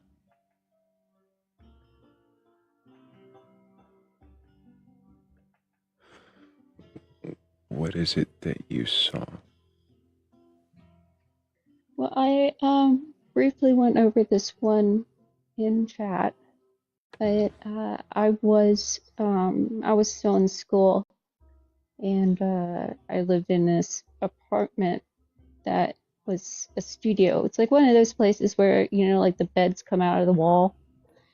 And my stool was very close to my bed. And I'm just sitting up in bed and I'm trying to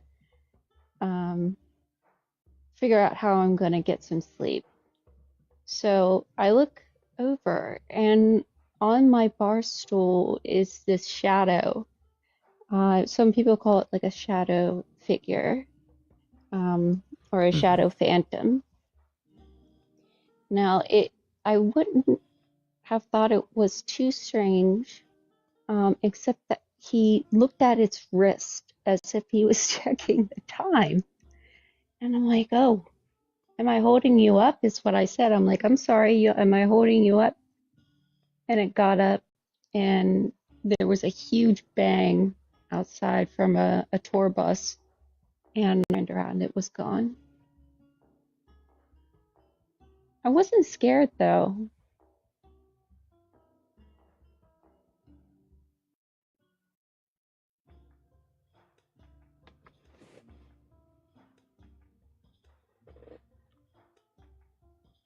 But I'm wondering, like, if maybe So, it's sure. to clarify, the experience is you were sitting up in bed, trying to go to sleep, and you saw a shadowy figure on a bar stool next to the bed. You wouldn't have thought much of it except that you saw it check its watch, and you asked it, am I holding you up? And then it got up and there was a loud bang. And I'm sorry, what happened to the apparition after the loud noise outside? Well, started to dissipate, but when I saw out of the corner of my eye, it started to dissipate like into a fog. And so I whipped my head back, it's all the way, and it was gone.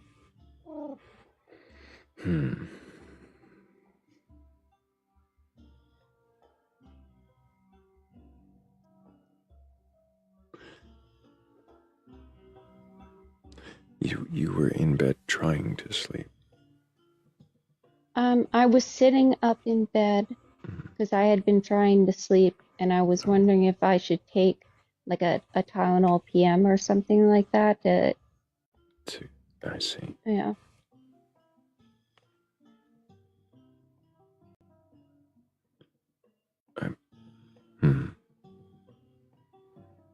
I'm kind of wondering if I remember some of this wrong. Like I'm wondering the same thing, Shell. I'm wondering how long ago this was.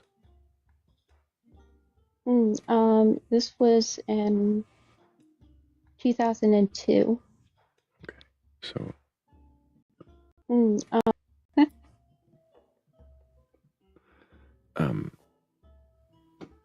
So in 2002, you were sitting up in bed was it a new apartment to you? I had probably been there for 2 months. Mm-hmm.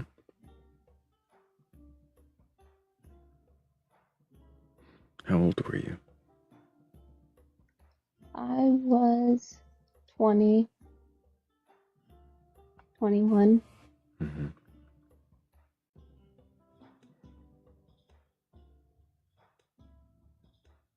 Yeah, I was a youngin'.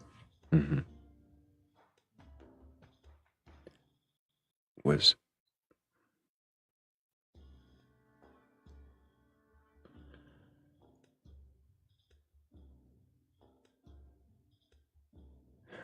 Did you live alone?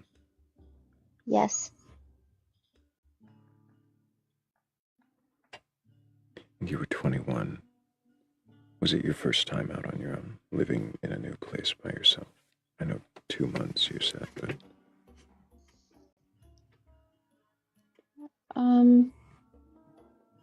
Let me think. I did have one apartment to myself outside of school.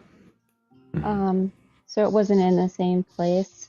So that was kind of like my second time living alone. I got you.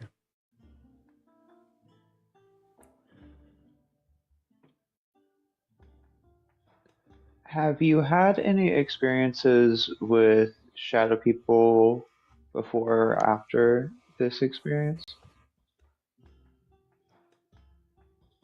Not that I recall. I do see like full forms, or I did. I don't know what that means, but I saw like actual forms of people, but they were monsters. So I think that I was probably just scared or something.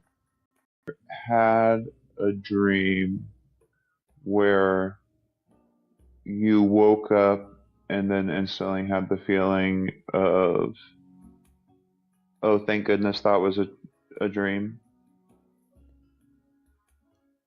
You mean, did I question whether or not it was a dream?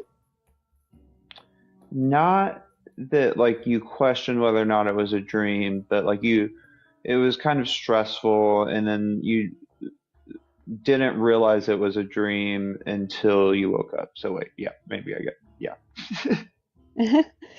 uh, it's very possible it was a dream, but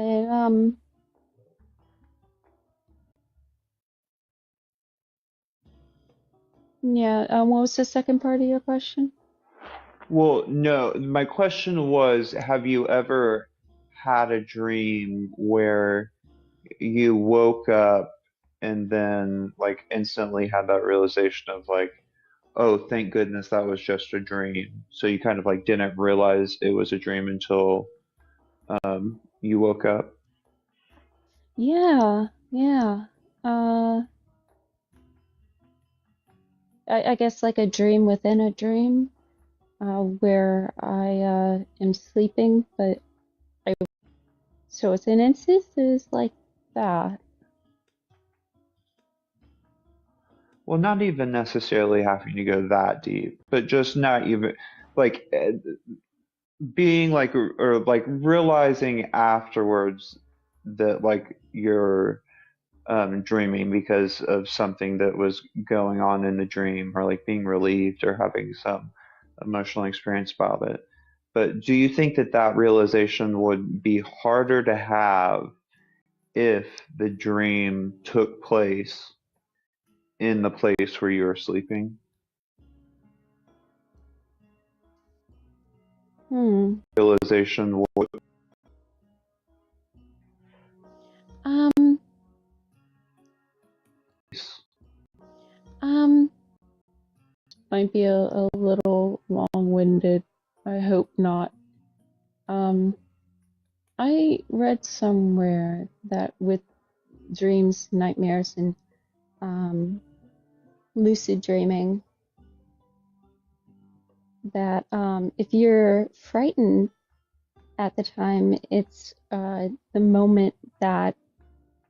Sorry, that distracted me. That was beautiful. Um, Thank you, McKenna. Sorry. that if you're frightened, then you're already in a state of distress. When you're distressed, your emotions kind of take over, and it's very possible to misinterpret things that you see and things that happen. So I question that, because I mean, I wasn't scared, like I said, but I think at the time there were some things happening, but wait, like when I finally did get to sleep and I woke up, um, I just brushed it off. I didn't. I kind of put it in the back of my mind as if I didn't want to deal with it.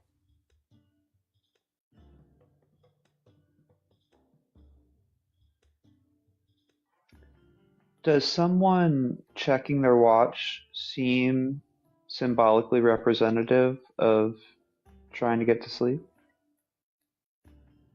Wow, I never thought of that. Yeah, maybe I was also checking the clock, realizing I couldn't sleep. What was it you asked it again? Oh, Am I keeping you yes. from sleep? I guess so, yeah.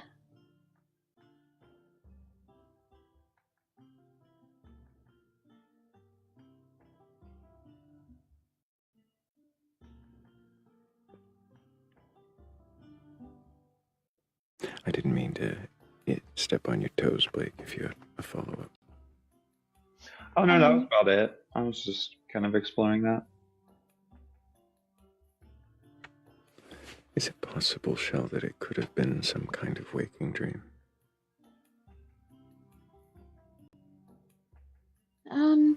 Can you, I'm not quite sure what a waking dream is. I might not be using the right term here either. No, I gotcha. Some people in my life come up to me and ask me things only for them to disappear in front of my eyes. Really? Yeah, it happens all the time. And how do you,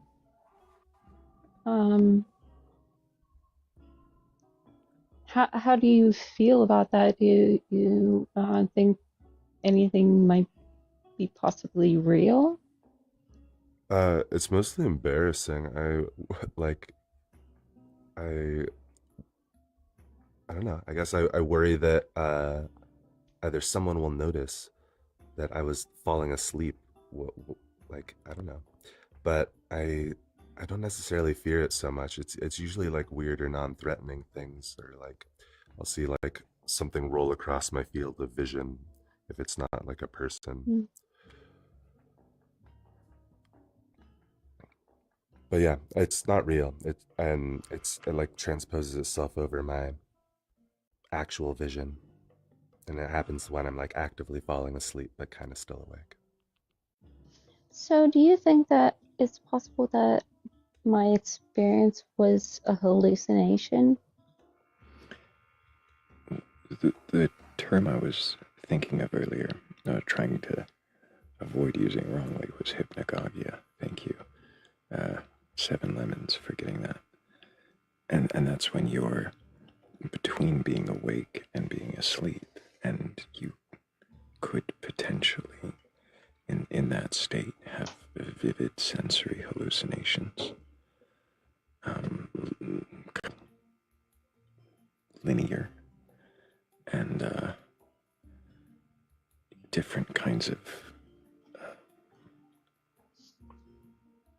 mood changes as well. Did you say mooching? Mood changes. So, like emotional elevations and shifts that don't feel explainable. Yeah, I don't think there really is an answer. It's quite possible that we're not meant to know, and just yeah, I kind of put myself in a corner, and then as I'm trying to get out, I start to doubt again, and the sleep between sleep and awake. So do you think there's like I'm sorry to ask a question, but is there like a time in between the falling asleep, REM? Yeah, there's several stages of sleep, and there are what's called there's like insomnia, which is the inability or like the whole suite of disorders around like inability to stay asleep or fall asleep or like get to the like final stages of REM sleep. But there's also like parasomnia disorders, which means that just like any kind of disorder to do with sleep, because as you fall asleep, your body goes through stages of like shutting down your muscles, and then you go into deeper stages of sleep, and then you cycle between REM sleep and the stage that's just before REM sleep. So in a lot of like somnia disorders, which a lot of times cause the exact hallucination of shadow people is like the most common, along with like the kind of creature sitting on you for what am I trying to say? Sleep paralysis.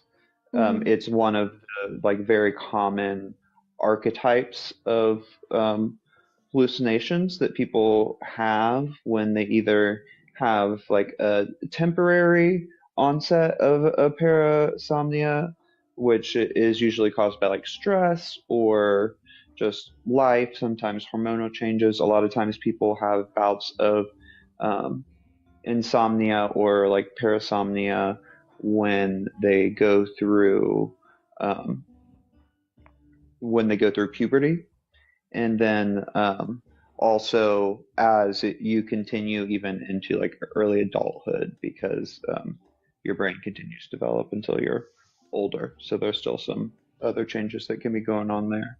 But also, yeah, like stress, like even what like a quote unquote like even into older. So even what like just from like being too tired have like a weirder. So even just from like being too tired, insomnia episode that's just like temporary and not indicative of quote like just like temporary and not indicative. I did take a sleep study once because I haven't insomnia even to this day. Um, I took a You sleep don't study. say. It was very interesting, but I mean, they didn't find anything wrong. But I gotta say, that machine was so uncomfortable that I couldn't get sleep because of that. So it kind of messed up the study, but um, in my opinion. But they didn't find anything wrong except that I just couldn't sleep. But it's I mean, thinking about hallucinations based on lack of sleep, I totally can see that. Um, I have like hallucinations when I can't sleep for a couple days. So that sleep paralysis has also been a big factor. And I don't remember exactly what happened. There's a really, really good painting on sleep paralysis. I know that. Mhm. It's quite accurate. Yeah, and if you've experienced one type of like parasomnia, you are much more likely to experience other types of parasomnia as well. And your stress reaction to having like different types of parasomnia episodes is like easier to trigger because you already like have those things going on innately. If like you have if you've had like episodes of sleep paralysis, is kind of like and also it is shown to be highly likely to be genetic because sleep paralysis um, runs in family. And we probably actually have like actual molecular confirmation of that now, but I haven't read any papers on that. Wow, thanks. I did not even know about that. If it's the case, then that the experience you've had, if any experiences you've had, could be explained in similar ways, would that then would that do anything to your mystery, where something, whatever it is, higher power or something exists? Would it shrink that gap? Um, I kind of still feel like, well, no, that's a hard one. Um, I think that it would definitely, uh, definitely make me question it. But I don't think I would, I would think that that was definitely explained by something other than something supernatural. So, Mm-hmm. It would close the supernatural up just a little bit, at least that part. yeah. Would you still believe that those that phantoms or gods or some things like it might exist? Or would that cause you to question if, well, I mean, you already do. Would it cause you to question more? Yeah, absolutely. I'm not quite sure what those questions would be, but it would certainly drown me in them.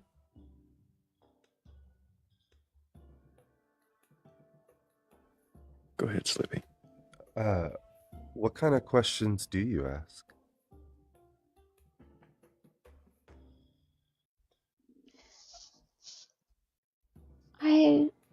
You mean if it was okay? No, I see what you mean.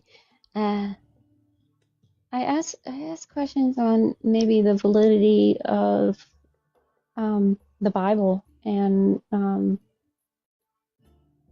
validity of organized religion at all. I would get there's a point right now where I think that maybe there is a reason and there is going to be some sort of benefit from belief. But I think that I would, in that case, I would definitely have part of myself that needs to be. It's sort of like it will create a void, and it will be filled with questions. What does it mean when where do we go when we die? I mean, if I hadn't seen some sort of phantom, I wouldn't have part of me that believes in an afterlife. I think not. I think knowing that if I knew that it was not a real experience in the way that I had interpreted it, then it would cause me not to believe in an afterlife. So I just wonder, I ask sort of the same questions that I would ask God, and that is, why it's a classic question, why is there so much wrong in the world if there is a God? And if there's influence of phantoms and spirits, why not intervene and not just show up and be like, oh, hi, I have limited time, but here I am. I remember when you first came on, you said that you thought God might be a woman. And I was wondering if there's a particular question that led you to that answer. I was thinking about the birth of the world, and I feel that women have, since they have the ability to give birth, or not, of course, I can't have children, but like a birth of the world, the creation, I believe it would make more sense to be a woman if there is a gender.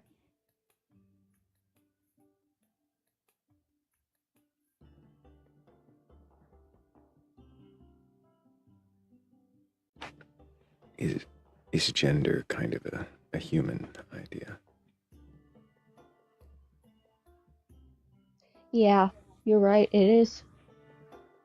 Well, I don't know what the Bible says, but it does say he, and I question, why does it say he? If we're not going to give a gender, then why is it not a different pronoun, or maybe that's something they didn't consider. I think I've asked you before, Shell, but it was the last time you were here. Do you believe in the Bible at all? No. Okay. Does it feel like an important book to you other than the way people think it is important? Well, I'm not sure the way people think it is. Right. That was it was a silly question when it came out of my mouth. I didn't hit the point I was getting. Do you think it could? Do you think it means? Do you think it's important, other than the teachings of a God and the moral prescriptions?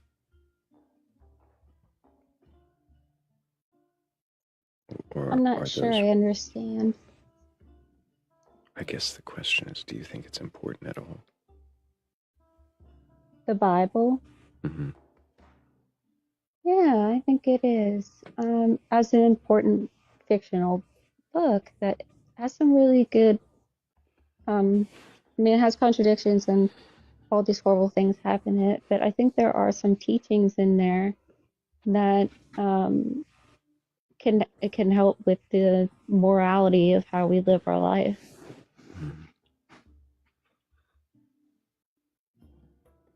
Does it matter to you? Well, I always start this the wrong way and have to re-ask it because it's not my question.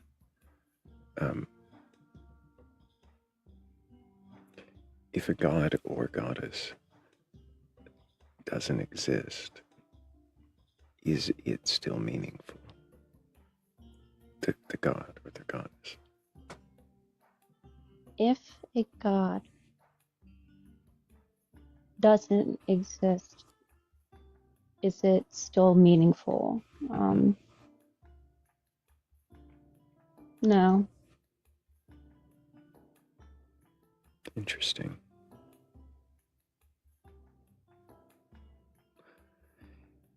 If Santa Claus doesn't exist, is Santa Claus still meaningful? I'm smiling so big, because that's a good question. I mean, I don't believe in Santa either. So if he did not, or you say if he did exist, If he doesn't, if he doesn't exist, is it still meaningful? well, it did children most, I think. So if a god doesn't exist, then it would still be meaningful just to those who believe it, like children with Santa. Yeah. Or would it not? I'm sorry, go on. No, that's fine. You answered.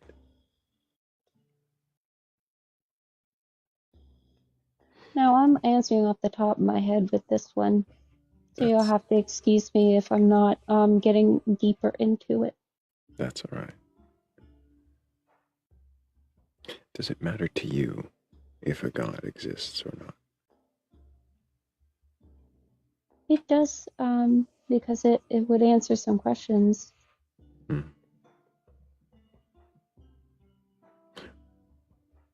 The questions what would the questions be that you think it would answer? Whether or not God exists, whether he is good, if he is bad. So the questions it would answer would just be about God.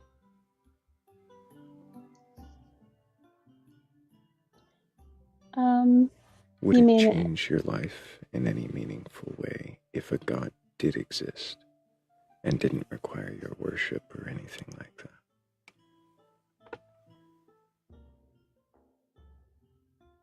I think if a God did exist, it would affect me quite greatly. Everything that I had known would, at least in the past, has been real. Maybe my experiences were real. And that would affect the way that it wouldn't affect the way that I conduct myself with other people, but it would make me very frightened on what happens next. Why would you be frightened? Am I going to hell?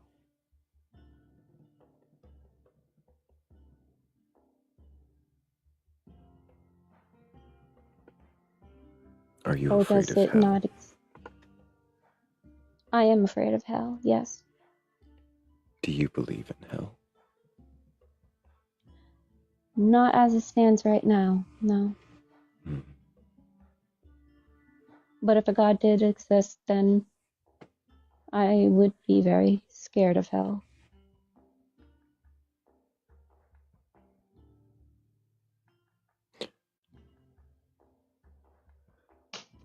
What kind of God would create you, not give you good enough reason to believe in it, and then punish you for not believing in it?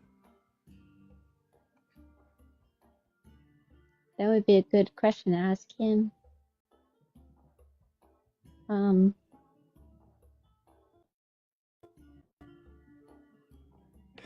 Thank you, Yrza. That was beautiful. Sorry, I was distracted. Can you repeat the question? Oh, I didn't have a question. I was thanking Yrza for the star map, but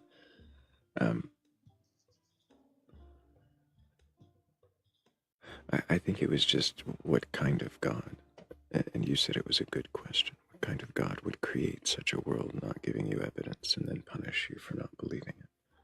He'd be cruel.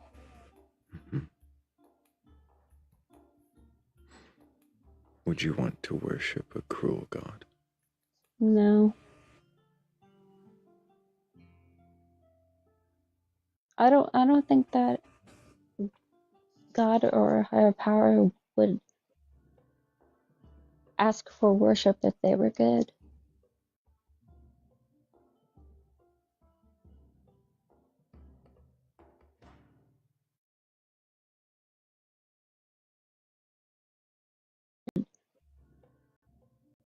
Convince you, Shell, that a God does exist. I was a little graphic in what I said before, but it still stands that I would like to have him in front of me. And I would like to see if he bleeds. I remember that answer. I think that was the only time anyone ever answered like that. I hope that's a good thing. It's definitely stuck with me.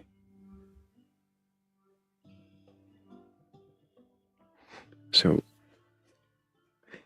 if you're standing in front of God and you see if he bleeds, is he God? He's real then.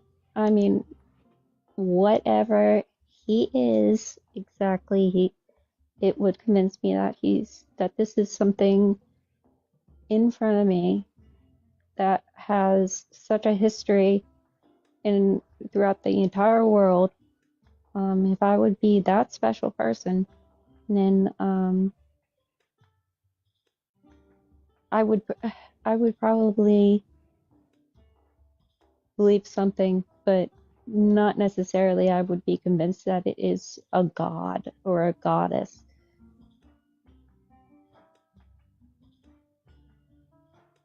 I guess I mean, is there some sort of hierarchy? I mean, are they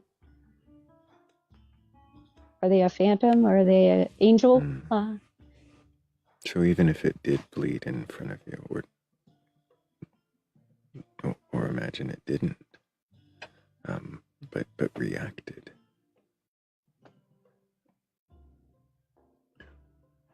That I reacted? Would you? What I mean is, it reacted to the poking without bleeding. In either event, would that prove to you that it is God, or would that just prove to you that it is something in front of you? That it's something higher than me in front of me. Not necessarily like a Christian God. What do you think the first thing you would ask it would be after you realized it was real? Why did he allow it.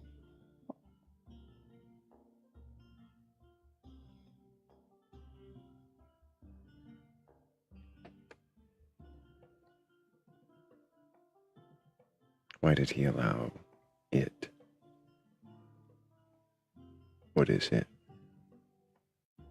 Oh, I know this isn't therapy, but I would say my trauma. I got you. Yeah, it occurred to me as soon as I asked. You don't have to detail. Yeah. Do you think that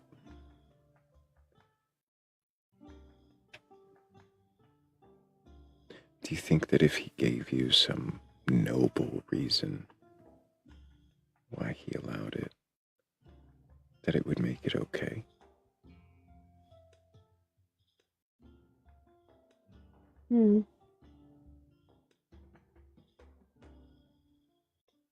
That he would have a good excuse? Is that what you would want to hear from him, is a good excuse? I think that's what I would hear. That I would like to hear a clear answer.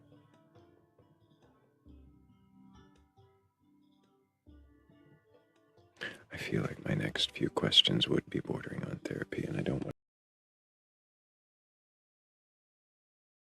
answer.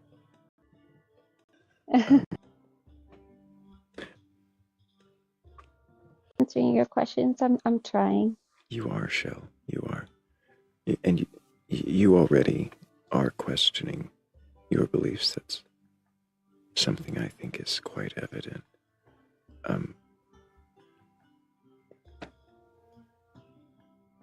Oh, good.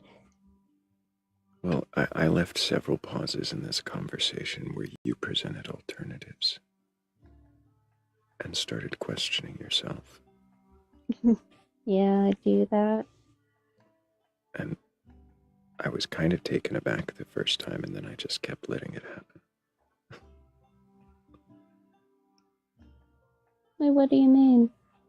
Well, I mean, it surprised me the first time, and then you just kept doing it, presenting alternatives as you'd present your experience, as you'd present your belief, or your question, really. Is it a belief or is it a question? I guess belief. Fair enough. It sounds like you're questioning it quite well, though. Oh, thank you. Do you think questioning is doubt? I added that one on to your pair of questions you gave me the other day. Yeah, I noticed. I think that doubt leads to questioning. But I don't necessarily think that a doubt is the same as a question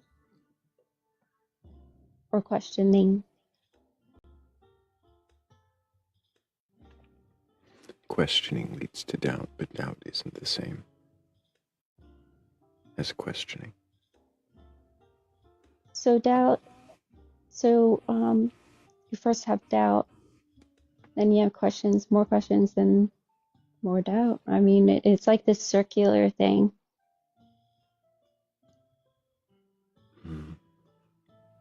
Do you think doubt can be assuaged? Can it be satisfied?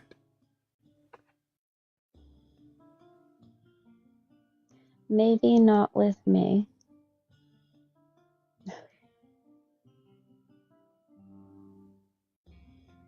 I think it can, but not with me.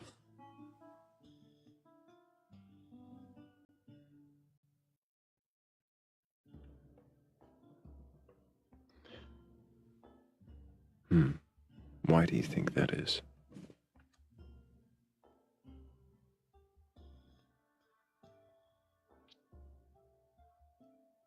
Because I won't shut up with the questions to myself.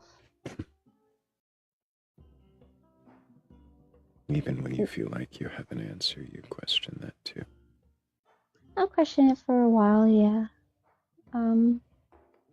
It's not that I don't trust people, I just don't trust God.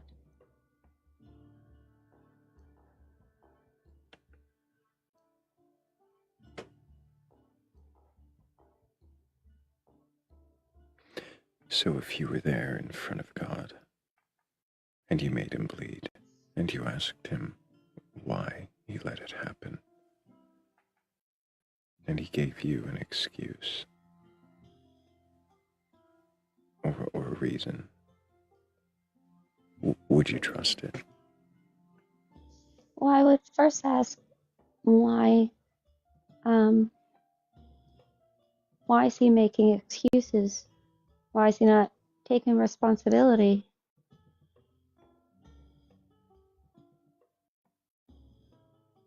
So I'd wait for that answer.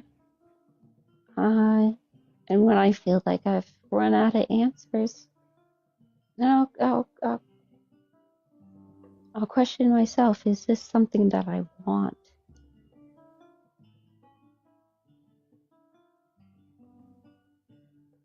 And I don't really necessarily think it's something that I want.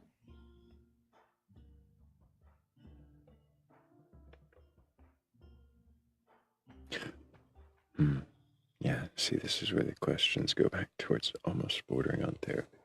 Don't want to do that. Right. What do you want from a God?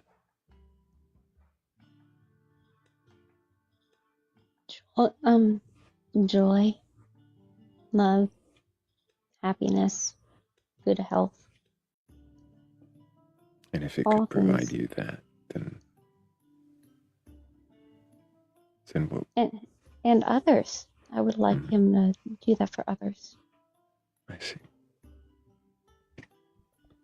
Is that the kind of God you would want to worship? Is one that provided all of that for others and yourself? Yeah. I think Slippy had a question. Well, is there like a level of scale, or could God be as small as like a very charming surgeon? A scale, like you talk about hierarchy? Yeah, well, how many, does this have to be universal, or could this God do it for you alone? Universal, I think.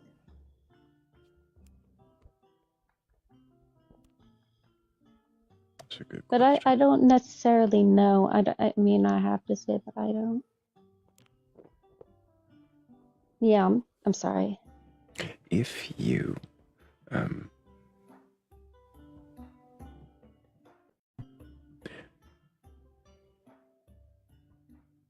if you could choose what this God looked like and what it does, what would you choose? Would you choose the goddess that you suspected earlier, or something more fantastic than human? Oh, more fantastic than human. It could be the Bat Goddess. I wasn't fishing, I promise. Okay.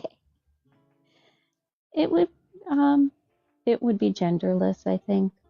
But in terms of how I would see them, like, could they take a form just for me, or is it a different form for others? But I see a woman.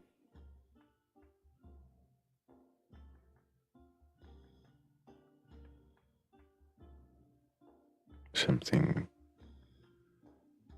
motherly. Yes.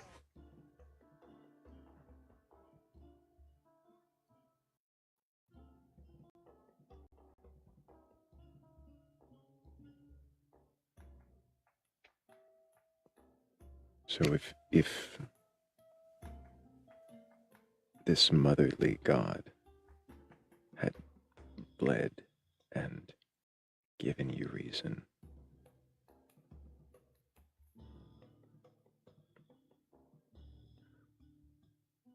Would I worship What? them?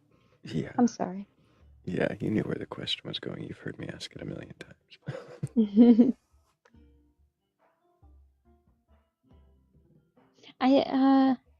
I'm iffy about this worship thing.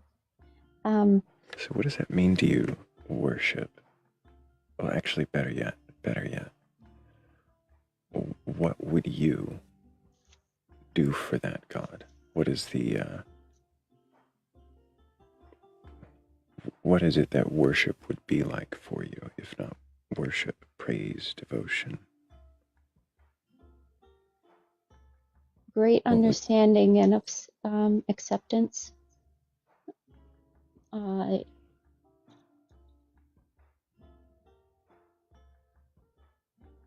sorry. I think I'm finished off. Acceptance, is it?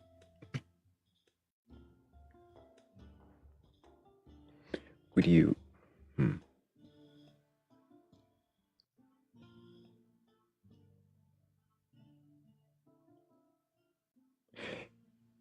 going to add a layer. If it was this motherly goddess who bled for you and gave you a reason why it happened, and gave you understanding for your questions, but still said that you must worship it and obey it, or burn, would you? Like I said, with worship, not something I think a God would ask for. Fair enough. I keep putting it back on your, the God of your imagining.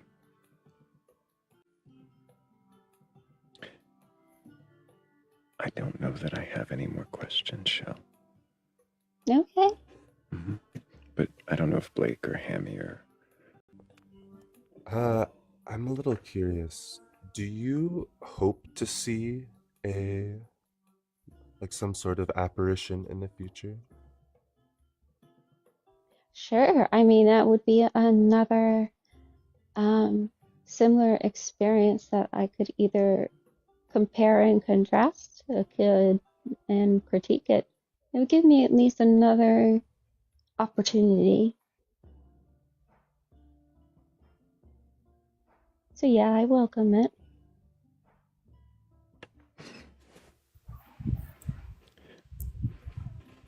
Well, I know somebody who might have questions.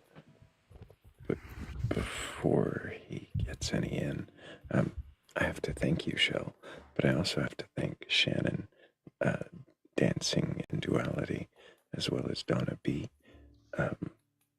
Bertram, T. Mays,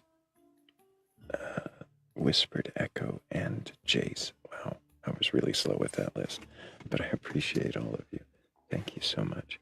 And good morning, Solovino. How are you? Good morning, everyone. Let's see, Shell, I just got one question for you. Sure. Does your kitty cat have different colored eyes? Does it have a green eye and a blue eye, or was that just the way the camera was hitting it?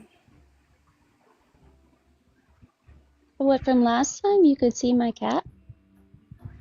Well, it was. I just checked out your page because you got kind of a scary image there, and I thought it looked cool, and so I looked at your profile, and then I immediately got drawn to the video of the cat because I love cats myself.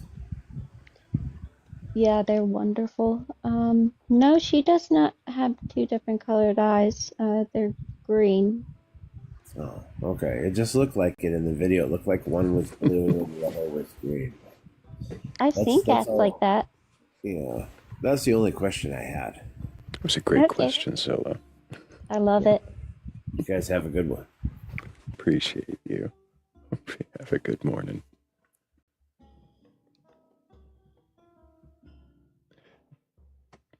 Way to be on topic, Solo. Yeah, Shell, I don't have very many more questions. I don't know if Slippy does. I feel like I might have interrupted him. I don't know if I have any good ones. I might have foolish ones. Foolish ones, yeah. You're good at those too. I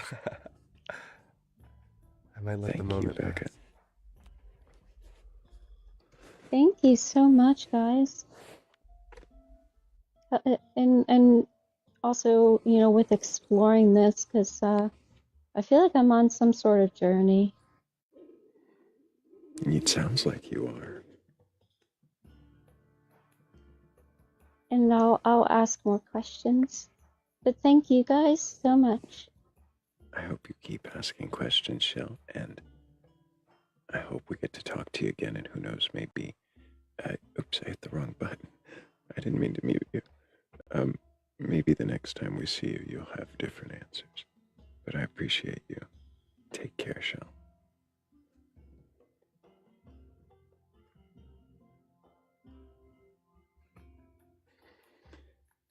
W Shell in the chat. Like, everybody. I want to see a whole bunch of those W's, because she did amazing. And that was such a needed turn after our previous guest.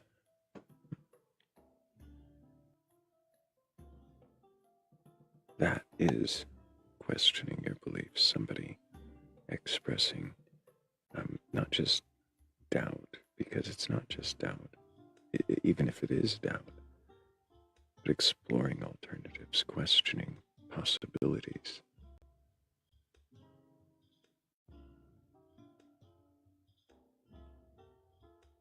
I don't know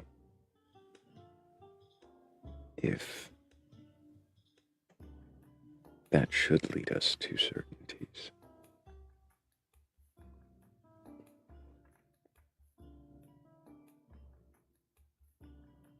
I don't know if that should lead us to answers that are unquestionable.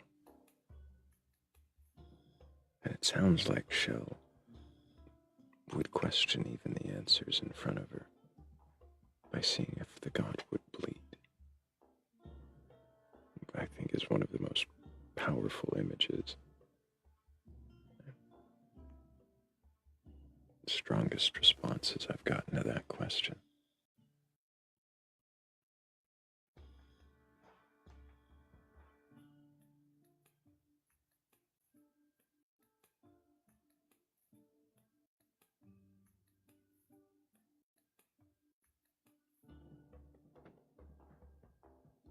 But now we are open if anyone has a belief in a god or gods, a higher power or anything like that. I don't know if Hemi's even still awake. I'm pretty sure Blake is. He doesn't usually fall asleep on panel. He just gets quiet. I'm at work. Oh, you are at work.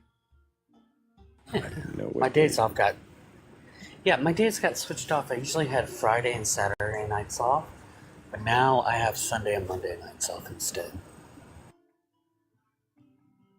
Well, this isn't any of those nights. Precisely. Yeah, I'm awake. We're all hanging out on my couch right now.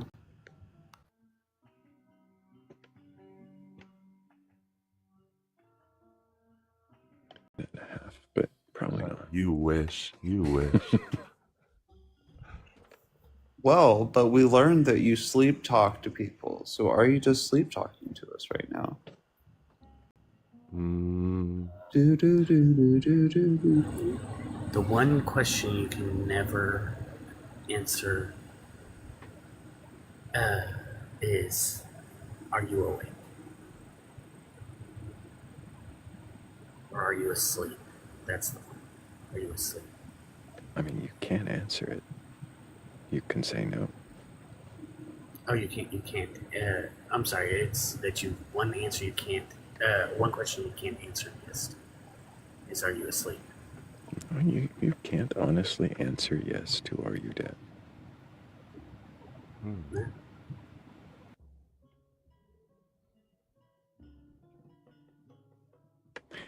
least in my understanding.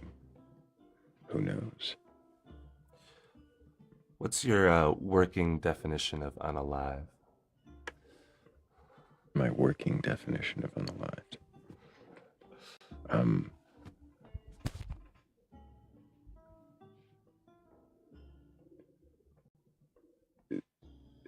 Loss of brain activity. Well, like, if you're talking about humans specifically, the cessation of life. Thank you, Shell. Yeah, then I guess I wouldn't know.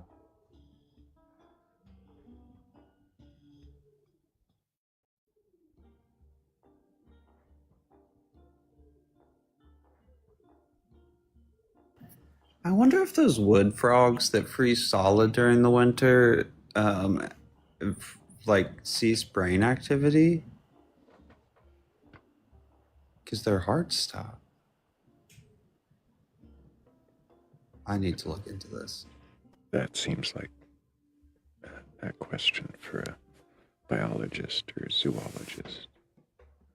I definitely would wonder. You don't think we can solve this one with hermeneutics?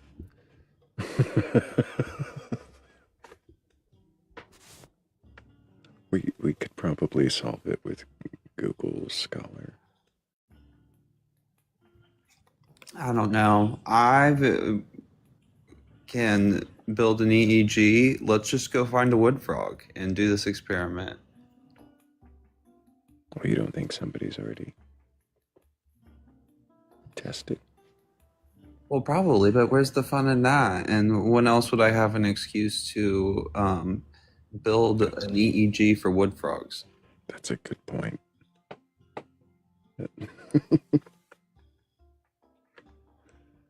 Now, an EEG, is that going to detect all of the brain waves that we would need to test? Well, yeah, because you would have, if there's any brain activity going on, you would have like a detectable EEG. Now, the problem would become, you'd probably actually want to do an MRI, because you need, for an EEG to work, you need them to actually still be conductive. So like normally you use a saline solution when you're doing it on something that's not frozen. Probably not well.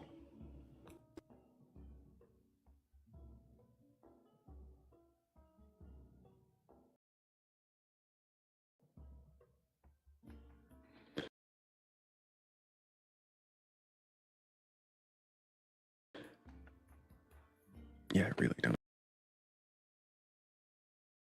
know. That's a night. How well does ice conduct electricity? Conversations that you have around the lunch table and biomedical adjacent fields. So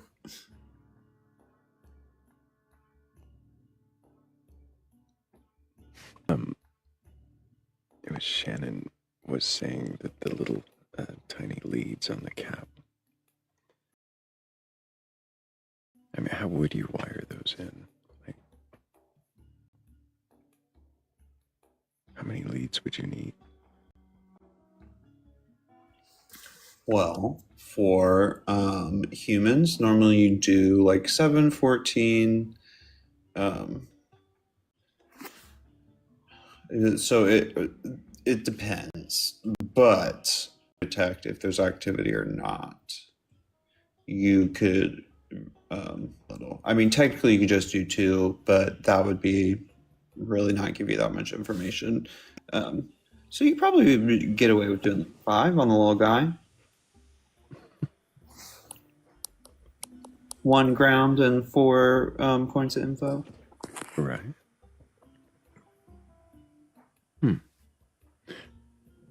Mr. Crypto, can I get your age for TikTok TOS? What's TOS? Terms of service. Can I get your age? I'm 18. You're 18. What year were you born? What would the year? That sucks. I'm not interested in dissent or lock orders, so if you can't approximation, then I'm not interested in talking to you.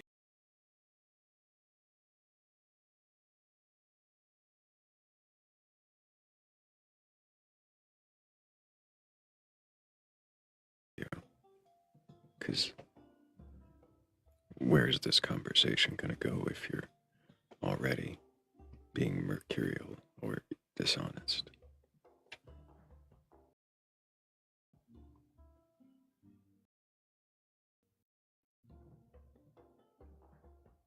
Yeah, this was that.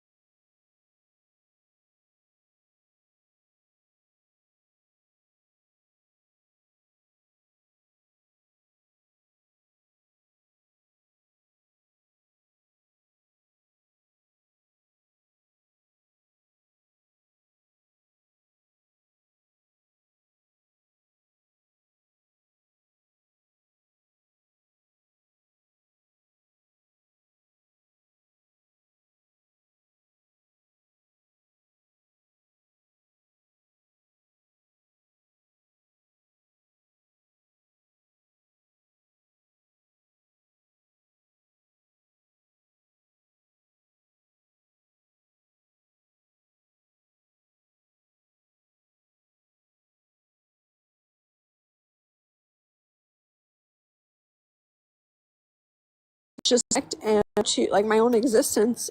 But the meaning in life is like gone.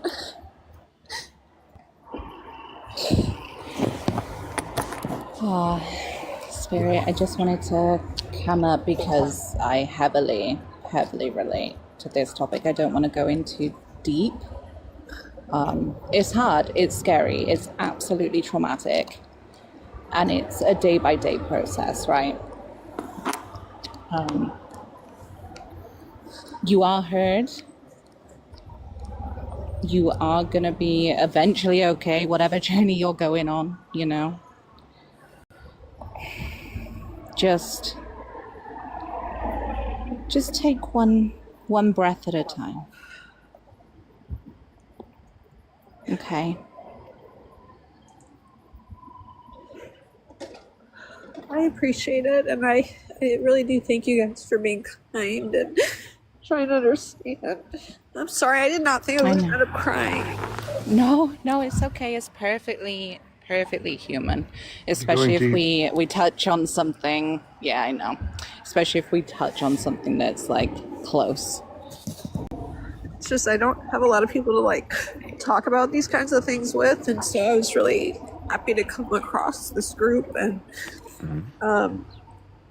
just get other people's thoughts and ideas on it, and try to get an understanding was my agenda, to come on here. If I told you that your mere existence and interacting with other fellow humans here on Earth now, while you're alive, is already making an impact. Like, you're just living, right? You doing your thing, what you like to do, what you have to do, job-wise, what you're even doing now interacting with us. If I told you that that already makes a deep impact, do you feel like that brings meaning to you? I mean, I definitely hope it helps someone if they're going through it too, because it's not a good place to be. It's really not. Back when I was younger, and I'm not saying I have it right now, but when I was younger, I used to be upset about silly things and, kind of be like, I don't want to be here kind of thing, which is so ass backwards if you think about it because of my, and it was a dark place that when I look back on when I was younger and I would think those thoughts, I was like, wow, you were silly as shit back then, because right now is like very serious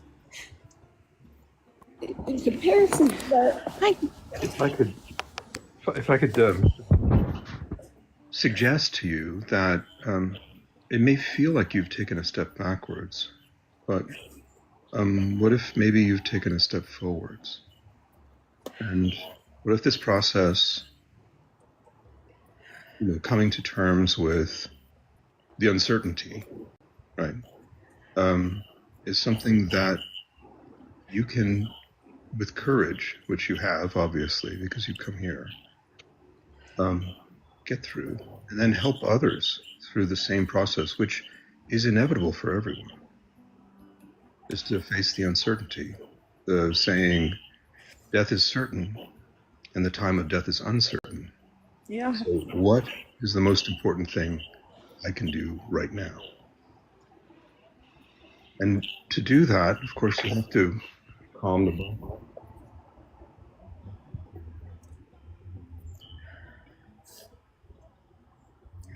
I definitely appreciate that perspective, and again, I thank you guys for being very patient with me and listening and just giving me a space to share my beliefs and talk. And again, I apologize for crying because this is not at all where I was going with this. I just wanted to get. It's all right. I just wanted to feel like I could connect with someone.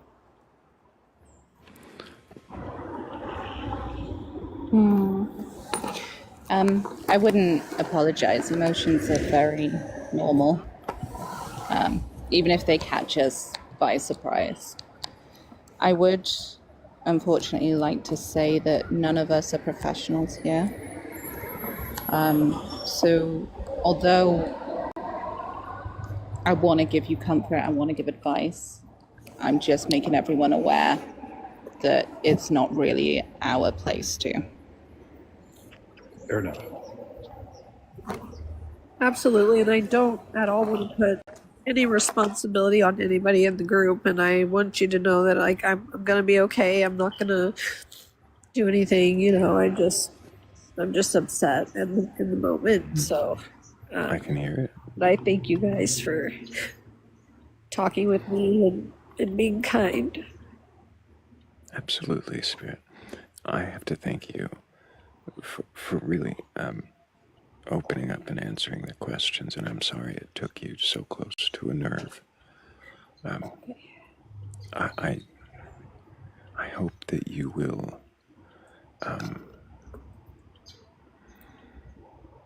I hope that you will find whatever it is that gives you the comfort that you're seeking. My hope, of course, is that that would be in something that you can ground in truth and reality, but more importantly, something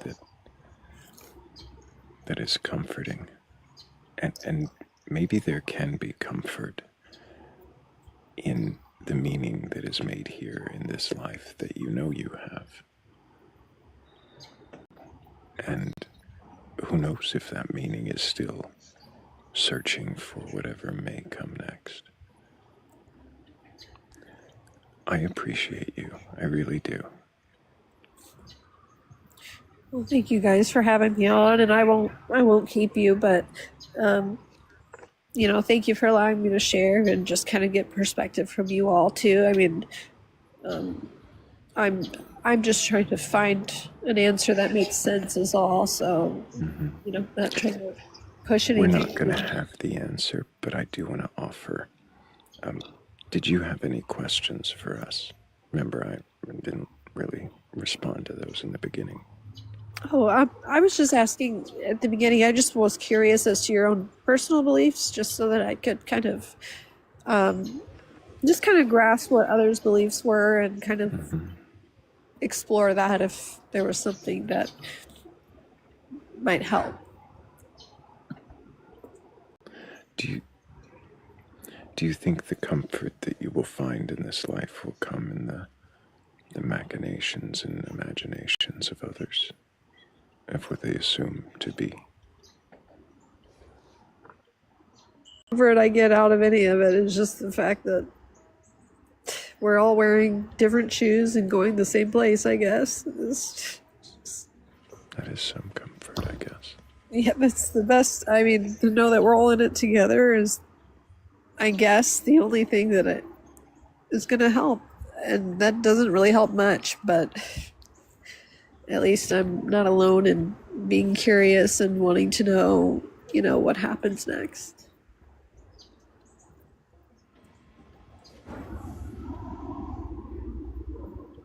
I don't know if it would help at all, but I have a very bad case of health anxiety. I am absolutely terrified of death.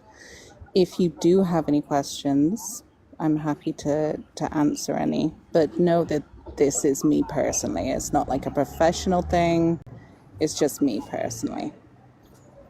Well, I really, really appreciate that. And if I can follow you and add you, and if I have any questions, if anything comes up, and if you're willing to communicate with me, I would really appreciate that. Yeah, for real. Honestly, I'll follow you now, but ask me anything. I'm a bit slow to respond. That's okay. So I'll put that out there to respond. And Spirit, I want to apologize if I came across as a therapist there. I'm a Buddhist and I meditate and I spend a lot of time contemplating the impermanence of all things. And so when I heard you suffering, I just leapt up and I wanted to help. No, I greatly if I can be appreciate a that. resource, if I can be any kind of resource, I'd be very happy to be. I really thank you all. Really thank you all for being kind, and we all have to deal with it at some point, and I just admire anybody that has the strength to hold it together, because I've definitely have not been able to lately. But I really thank you for being that rock and just. You did have the strength to do. to get up on a strange panel with skulls and Gothic writing where they asked about belief in pointed ways, and you answered honestly and openly against challenges and pushback. I might have been a little pushy with you in the beginning. Spirit, I can't tell you how courageous that is, especially if you were watching the guests before you. Well, thank you. You know, like I said, I meant no harm with anything at all. I was just, just trying to just express what I was doing. I don't really care or give a shit about my TikTok at all. I really don't. So I really don't. I understand. Yeah, I'm just here I just came across you guys and wanted to get an answer if I could. And I know that's some shit. Understand. Get an answer. Do you think whatever it is you're searching for, you might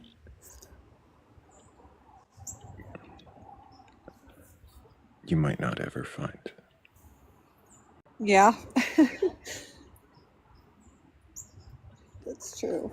I didn't deal with this when I was younger. It's like the PTSD symptoms came on in my 30s, and I didn't have this problem before. So I didn't realize that this all would come later and be an issue. So it's definitely affecting me. I think more than the average person maybe that doesn't experience hypervigilance or you know what I mean? Because death wasn't something I thought about when I was younger, but As you get older, a year this year. As you get older, it seems to get faster and faster approaching. Yeah, definitely. I want to extend an invitation to you and anybody listening, of course. But there is a Discord link in my bio or in the Batcolyte bio. And there's a whole community of people who are asking the kinds of questions you are, probably not exactly the way you are, but definitely asking and finding solace in not knowing. And if you're interested at all, then that invitation is, of course, open to you and anyone else watching. Oh, absolutely. I really appreciate that. Thank you. And how do I find the Discord link? Is it on your TikTok page? It's, on either mine or the host, either or. Okay. Okay. And if you get in touch with Noctis, of course, she can help you get in there, too. Perfect. Or Jim. Jim's there, too. See, we're all there. Yep. Kind community. Good place. Well, thank you guys so much. I genuinely appreciate you, and I know you guys are not I know you guys are not my therapists, so but thank you so much for just being kind humans. I appreciate you, Spirit. Thank you for being honest and open and going on a journey with us, even if it did take you down a rocky road. Thank you for sticking it out. Thank you so much. Well, I'll give someone else a chance to speak, and you guys have a wonderful rest of your evening or day. Sure, same to you. I hope you keep asking questions, and I hope we get to talk to you again soon. Thank you so much. You all take care. Take care, Spirit. Okay. Take care, sweetie. Thank you. Oh, so sorry. I did not mean to cut you off. Thank you. I promise I do that to everybody. It is not meant to be at all rude.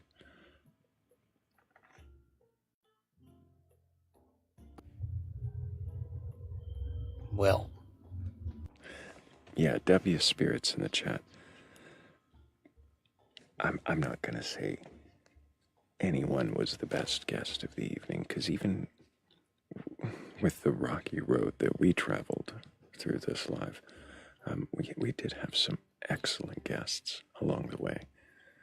But definitely a big W for Spirit.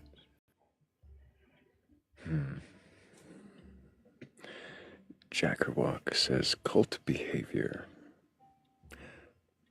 I'd be interested to know exactly how Jack walk and what you define as a cult, even though it's not the topic. It seems a bold accusation to make on the heels of such an emotional moment.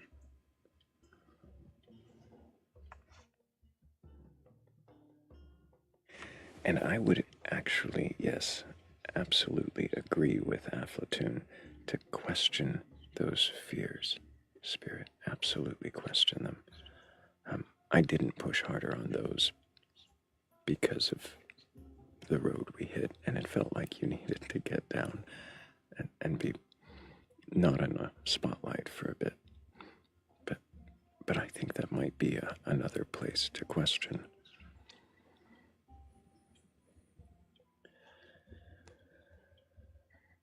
Good morning, Noctis. How are you? I'm looking at a sample, but I'm well. How are you? Okay. Doing good. Doing good. I hope the sample is everything it's supposed to or not supposed to be, and all the data. Hello, Jim. How are you doing this morning? I'm doing well. I promised myself I would just be quiet and listen, and then I heard, and I requested up. I hope I was not too. Anyway. No, that was my reaction. Existential dread strikes us all a little differently, doesn't it? Yeah, it's so acute. It's so, especially coupled with trauma. It's, you just want to help. Noctis, I want you to know that I hope that your sample doesn't do what it's supposed to, and you have a breakthrough in whatever it is that you're supposed to be doing. And it's revolutionary. You become famous for it. I will not, unfortunately. I'm underpaid, minimum wage. But I will test whether or not people have asbestos in their homes. I'll also say, sorry, Jim, it wasn't aimed at anyone. I could just see it going somewhere where it shouldn't. And I'd rather everyone be safe in that space. So, yeah. I know I come across a little bit strict, but I'm just making sure we're all good. Just making sure we don't cross that line into psychology. I gave you the ruler. Your awareness is diamond sharp, and I trusted it. I think you were right. My sneaky ruler. Thank you both.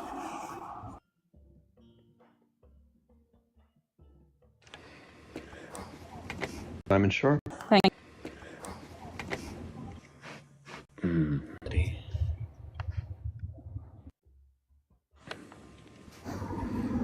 It is hard though, because every inch of me wants to reach out and help, especially something that's that close, right?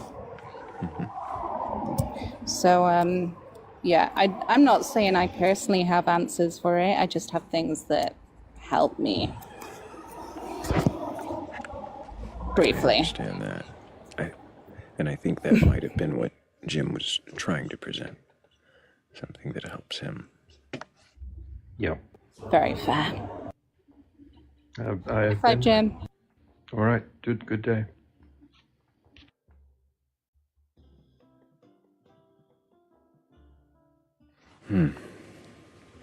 I should make sure and take an opportunity to thank Claire, Whispered Echo, Shell, and Buttons. Thank you all so much for helping with the golden taste. Thank you all so much. You have plenty of open boxes if anybody watching has a belief in a god or gods or a echo. So belief in a god or gods or a higher power or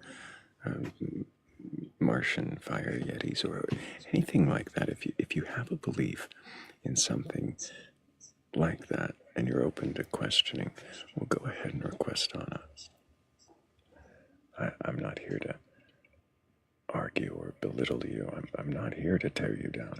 I just want to know, well, if you can question your beliefs, well, then what is that belief and why do you believe it?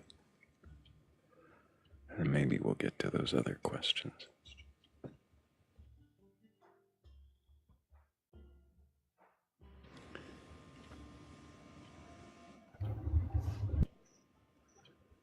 I was just about to say something to Hammy. Are you there? I am here.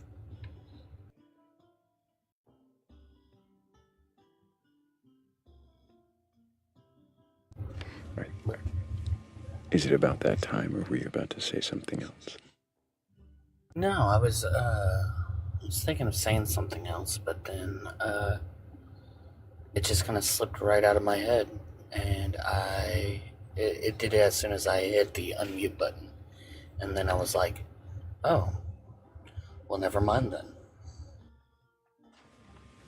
This is why I also wish my background noise was a lot quieter, so that when I unmute, nobody notices.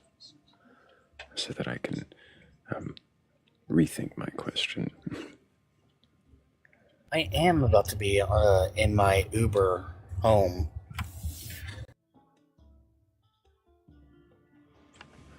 Understandable.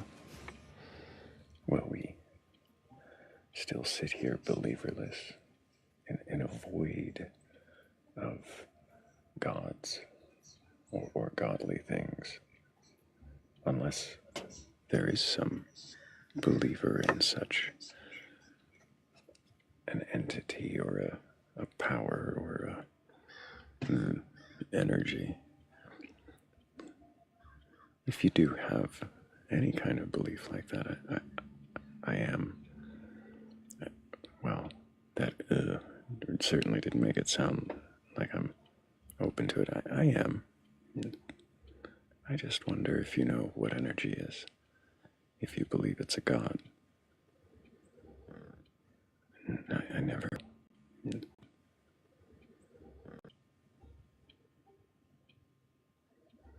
Wonder if you know what energy is. Very clear answer on that. Really made me think about how belief in a god maybe inhibits just the work that's necessary to deal with the shortness of life.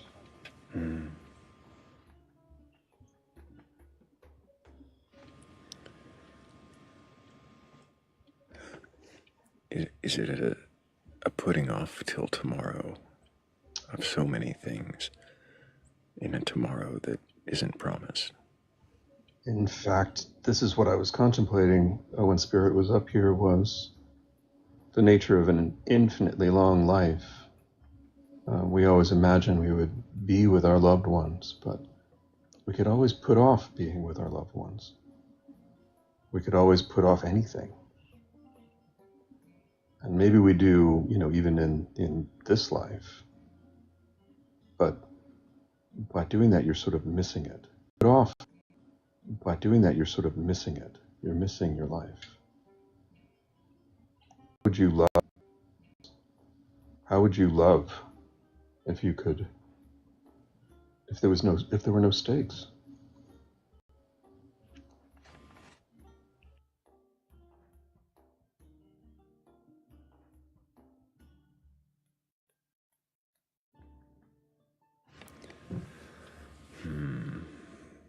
Would love be love without the finite nature of it?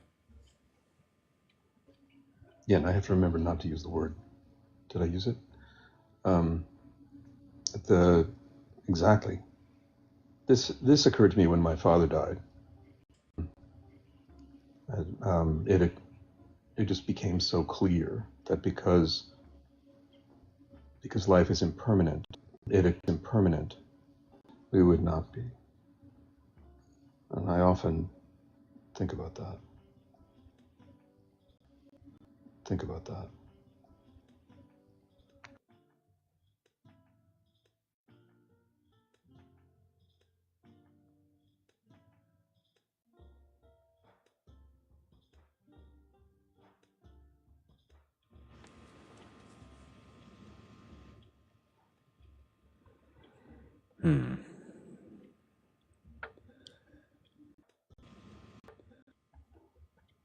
Is value derived from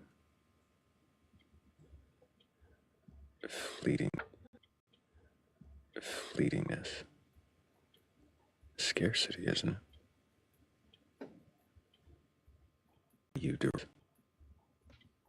Right. It does sort of seem like an economic model in a sense, like the value is associated with scarcity and creates other dynamics between people.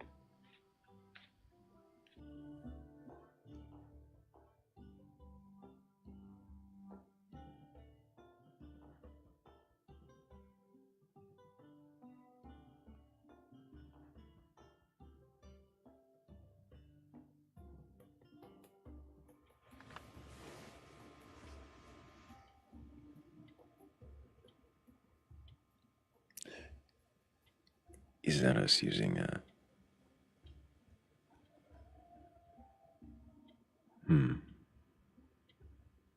human concept of value?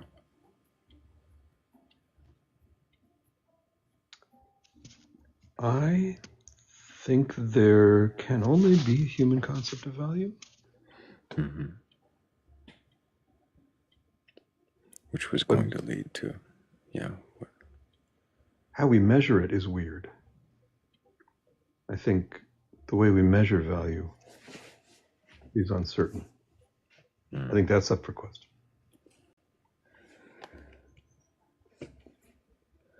I remember trying to price a rare guitar that I have, calling the manufacturer and just trying to see what kind of value there is in it. And of course they said, well, it's worth whatever somebody will pay for it.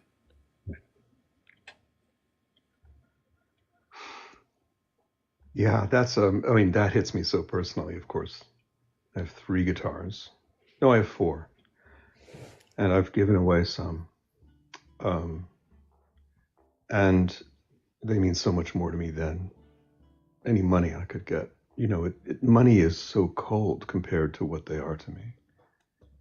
And so there are 2 types of value there. I guess you could say there's quantitative value and qualitative value, and I'm currently writing about this, but maybe those are the only 2, qualitative and quantitative. We tend to focus on the quantitative, but it doesn't really get at the value of the thing in some ways. And at the value of our relationship with people or the value of time, those seem to kind of hit a whole other dimension of value.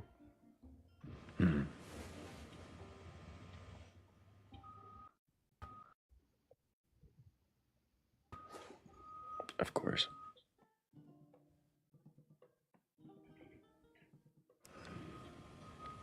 Yeah, we'll listen to the beep. That's fine.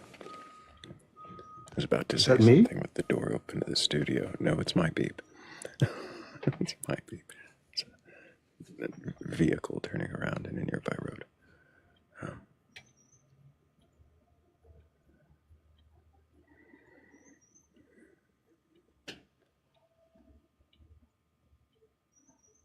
I shouldn't be reading the comments, apparently.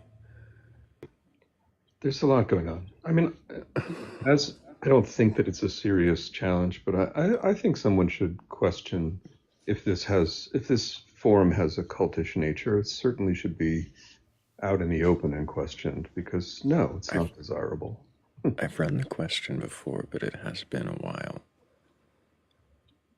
Not quite a year since I asked, what is a cult? And are you in one? And how would you know? Yeah, I'm telling you from experience, you really don't. You don't know until you know. We talked about the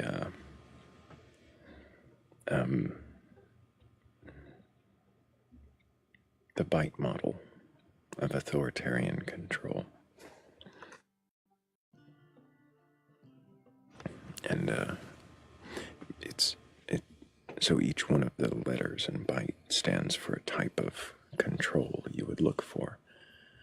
And if the organization fills out all these letters in extreme ways, then you would likely be looking at something you could call a cult.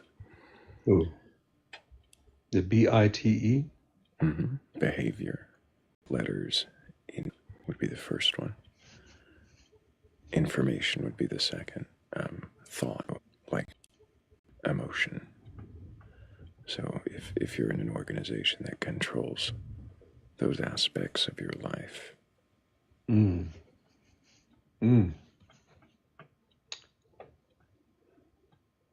Yeah. That's pretty good. I guess I had only really looked at, is there an authoritative figure who is infallible?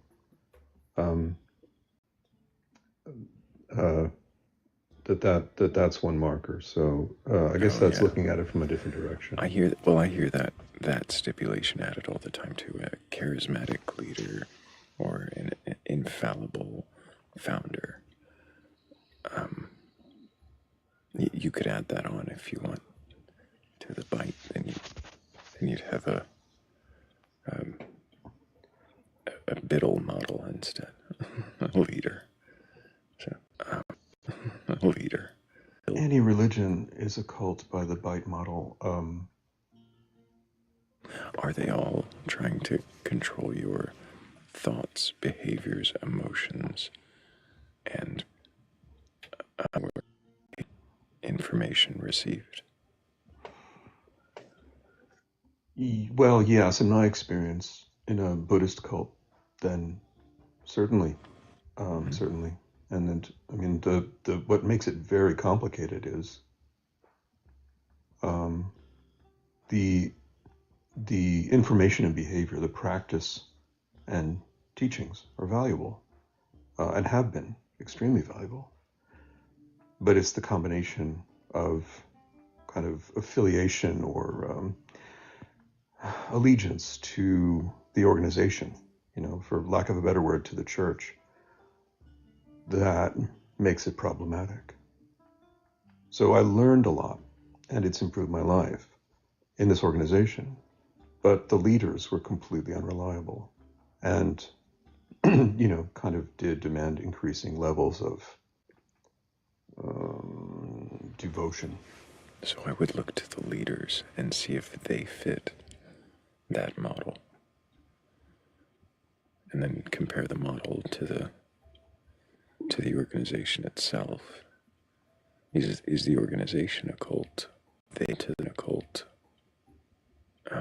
If the leaders fit the model and the organization doesn't.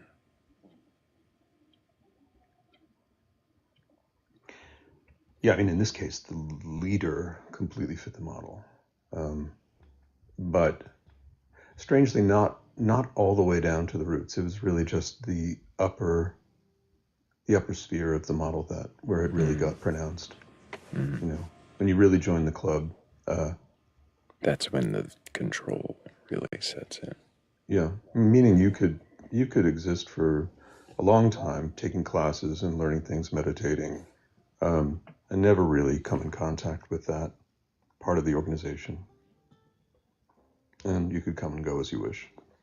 But I saw its effects on other people who had really committed further, and it was very damaging.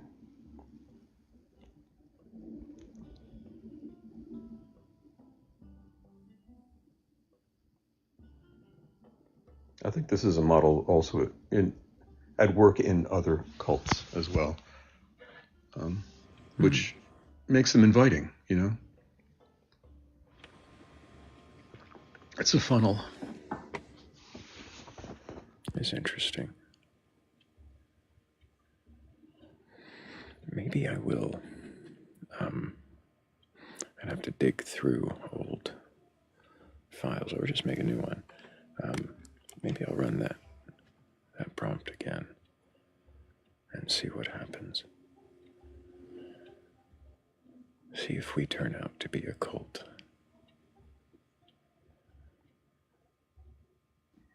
Yeah, I don't think this is a cult. I've only just said you're in danger of becoming a cult. Do I control behaviors and information, thought, or emotions? Not yet. You haven't unveiled your grand plan.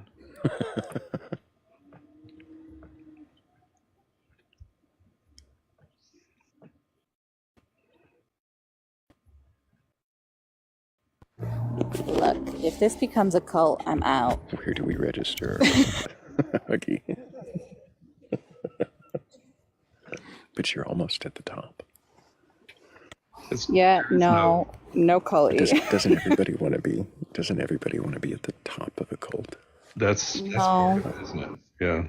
I definitely don't. It seems like a lot of effort, and I'm not down for that.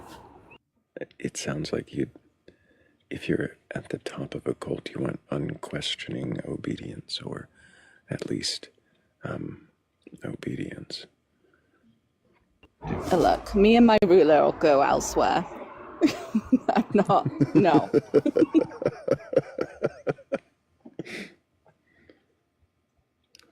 The ruler that inspires the obedience. Do we have a guest and lose them with all this terrifying talk?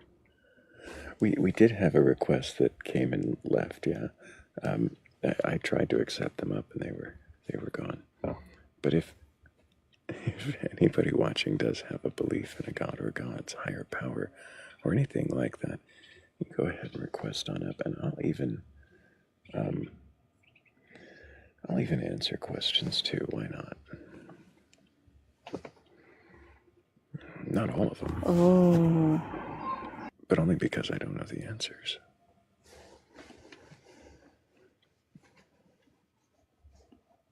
Questions too, why not?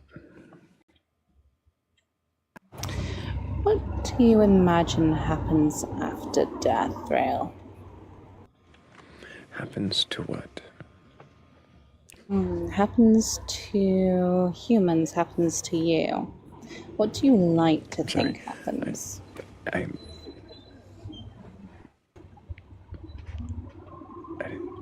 What do I like to think happens? Yeah. Well, yeah.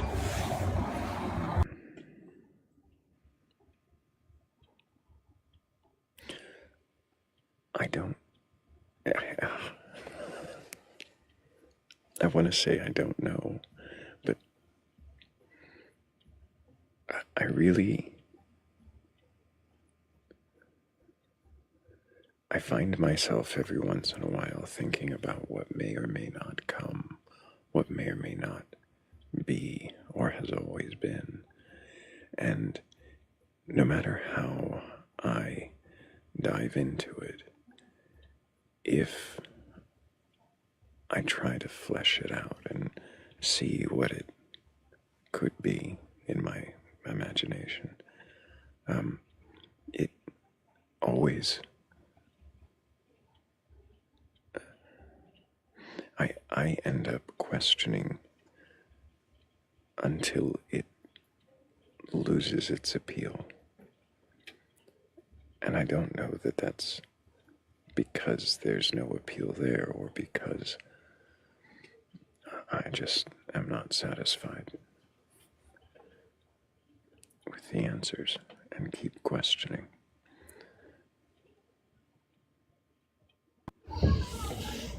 Okay. So, for example, if I talk to my friends and one of us, is no longer here, we've decided to make a pact of writing on a mirror and saying, I can see you, or something hilarious to that extent. I know where you live. Something spooky but funny. And that's just for the possibility, right? Just to allow it for that sake. And then you have sides where absolutely nothing happens. Things happen to your body physically, you decompose, but nothing else. Your mind is gone. There is nothing. So at which point do you have anything like that? Given the alternatives. Oh, sorry, you cut out. Sorry. Given the alternatives, I think an end sounds, at present, more appealing than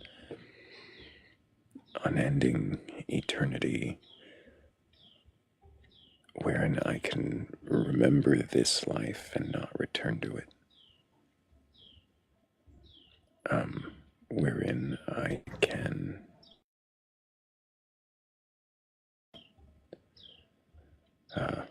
interact with this world but not be among it. It sounds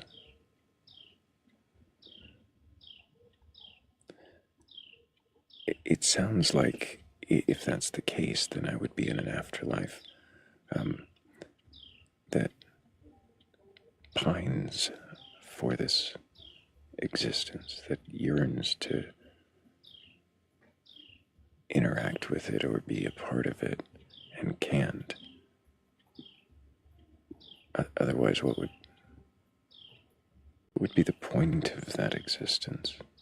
Eternity, where this blip is still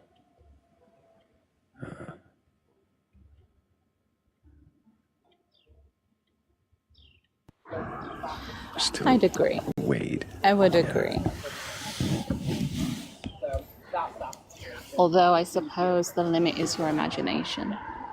Just to add a little bit of mystery. Right. I mean, I could imagine something like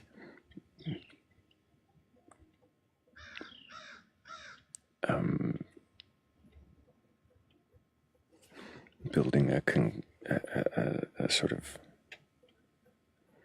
collection of experiences, of lives, but not from the same pool, not the same place.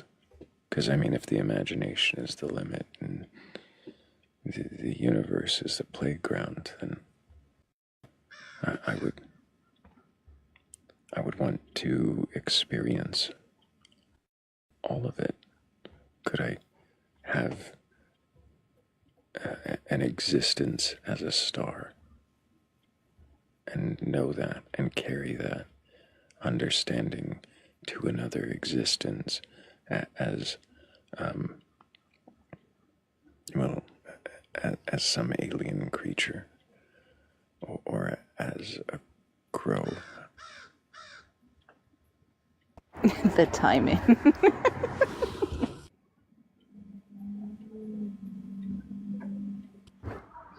I do find it fascinating. The unknown. Aflatoon did ask a question in the comments. Would you like me to read it out? Yes. Okay. So, do you feel alienated due to differences in your thoughts? Do you feel being alone or unheard?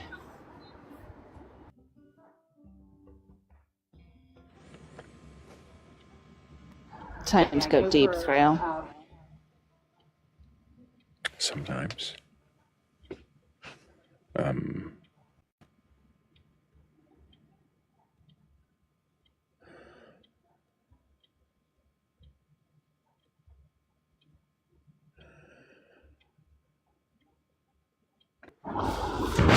There's a song lyric I'm trying to remember, and the irony is I wrote it.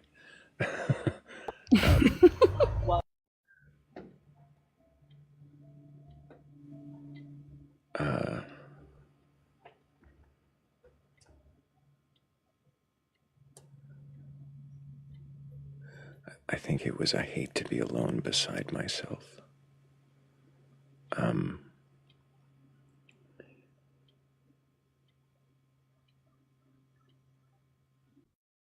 Yeah, even questioning yourself, arguing with yourself can be very lonely. And isolating from yourself.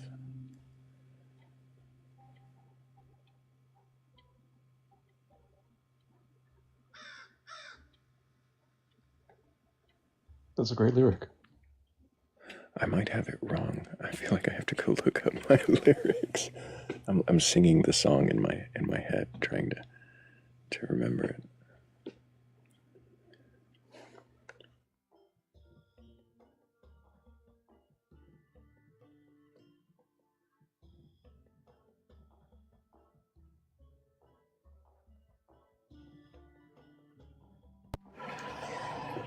I think that sounds very human to me.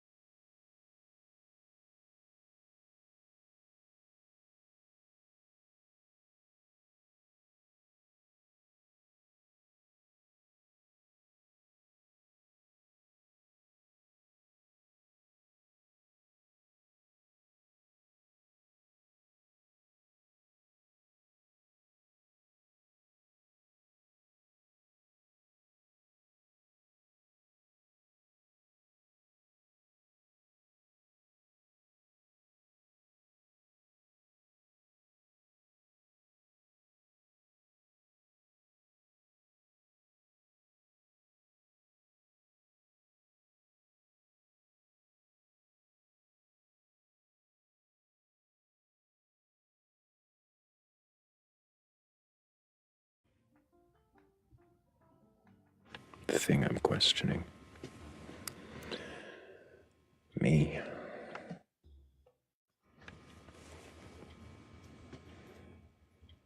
But,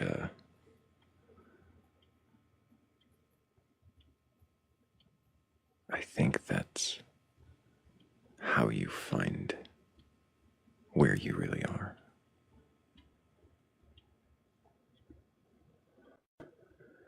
And maybe you don't find that. Maybe that's the point. Maybe that's where you really are, is looking.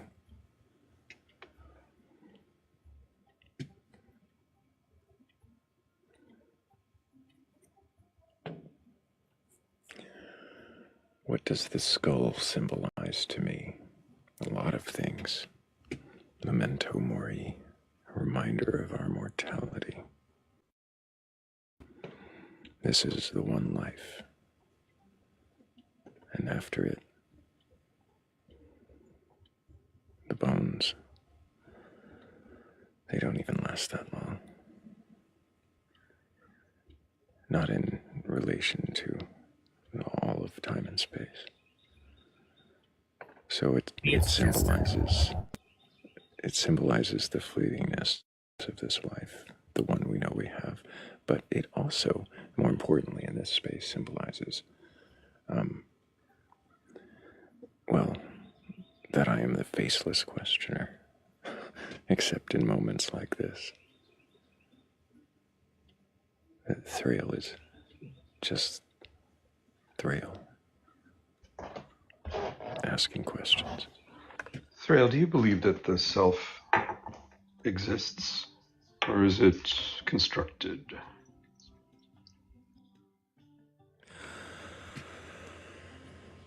I think my best indication, at least, is that it is constructed.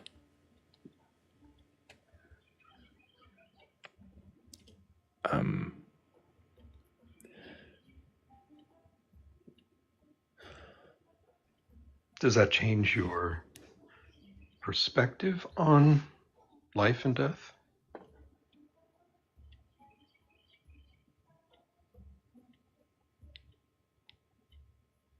I don't know about changes, because I don't know that I had a perspective before realizing that was different.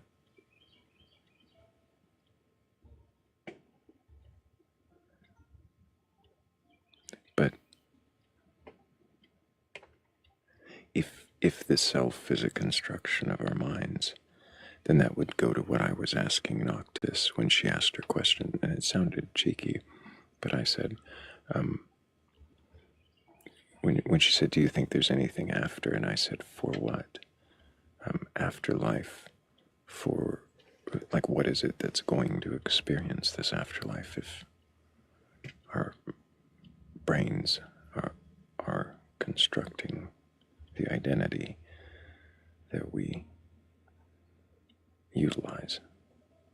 Is that identity supposed to go on? Is the experiencer supposed to go on?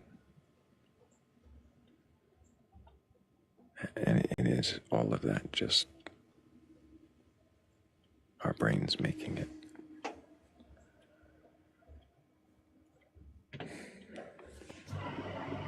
Perhaps it goes on in those that love us in their memories, at least for a little while. I like what Ricky Gervais says about death. He says, I believe that life goes on, just not my life. That's I like Ricky Gervais has got some very witty thoughts on theism and afterlife. Some of them I would question, though. But that one, yeah, I don't know. But hey, we do have a new guest joining us. Icy, can I get your age for TikTok TOS?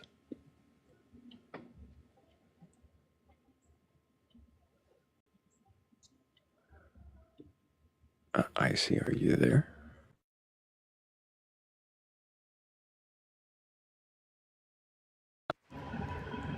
Hi, I see you're on mute at the moment. And you invite to unmute. But if we don't get an H from you in a moment, I'm gonna... Oh. Are you there, Icy? Oh, so you're just gonna make gross mouth noises at us. Cool. We'll just move on. Sounded crunchy.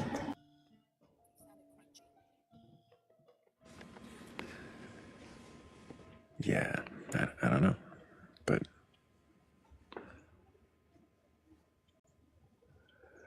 trip, probably. I wouldn't be surprised if someone has. It comes from L. Frank Baum.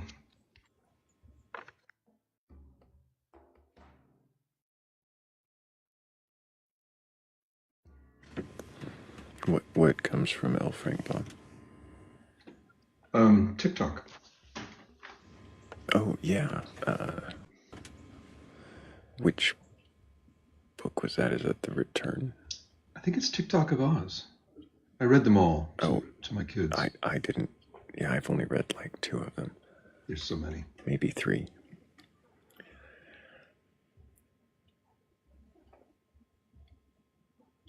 I liked the second movie, which is a very unpopular opinion. The Wiz? No. The Wiz wasn't bad. I meant Return to Oz. I never saw that. But yeah, that's certainly... Ozma of Oz is a good book. Yeah. Return to Oz is definitely... It was nightmare fuel for children in the 80s and 90s. And I love it. He goes so much deeper than the movies. I mean, of course he does, but yeah, there are so many themes in the Oz books that are surprising. He was way ahead of his time.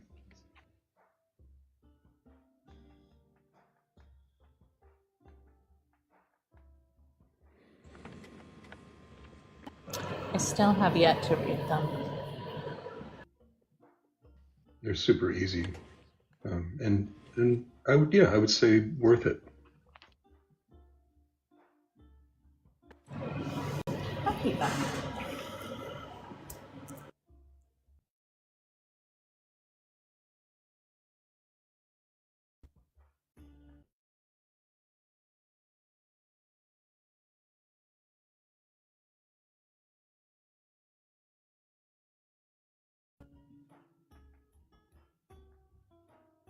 From the...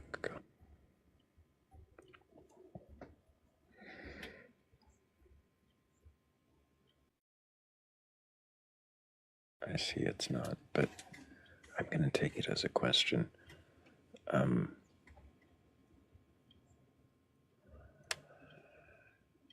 Aflatun, are we stuck in a cycle of knowing, trying to find absolute truth, but there is none? I know you said it assuredly, as though that is what is.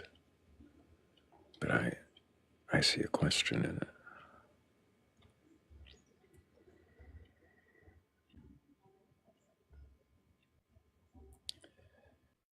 Trying to find absolute truth where there is none. Is it a cycle then, or is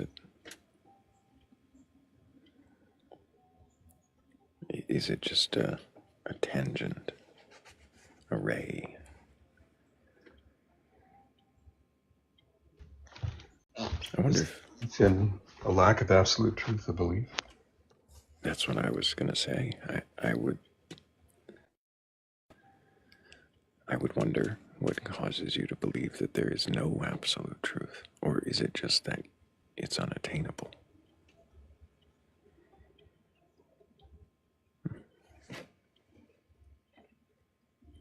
Does it need to be attainable?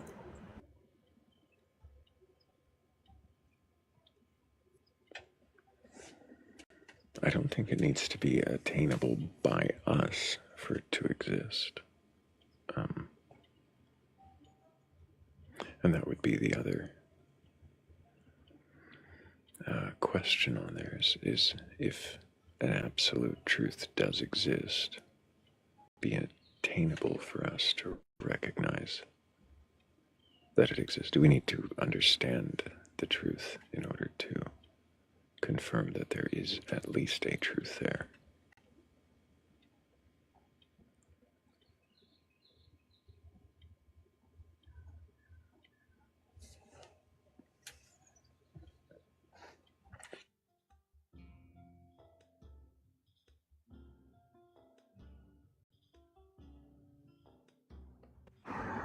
My mind's doing flips now. So, if the statement of there being no absolute truth was made, would that then therefore mean it is an absolute truth? I couldn't quite hear you over the traffic. Try that again. No, not traffic. I don't know if I could say it as eloquently as I did before, but I'll try. If the statement in there being no absolute truth was made, would that therefore mean that it was an absolute truth?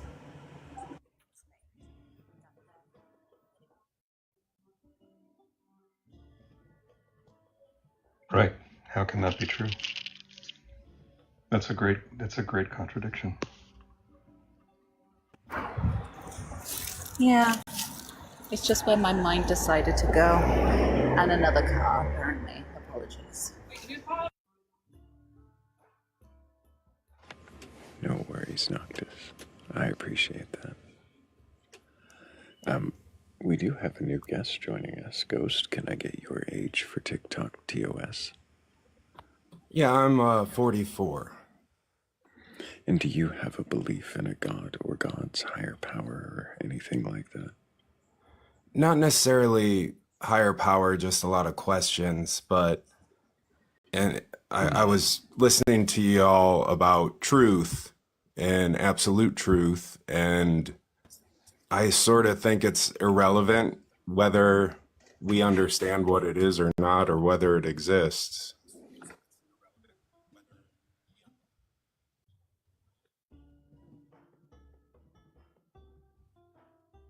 I think we basically create our own beliefs, our own truths.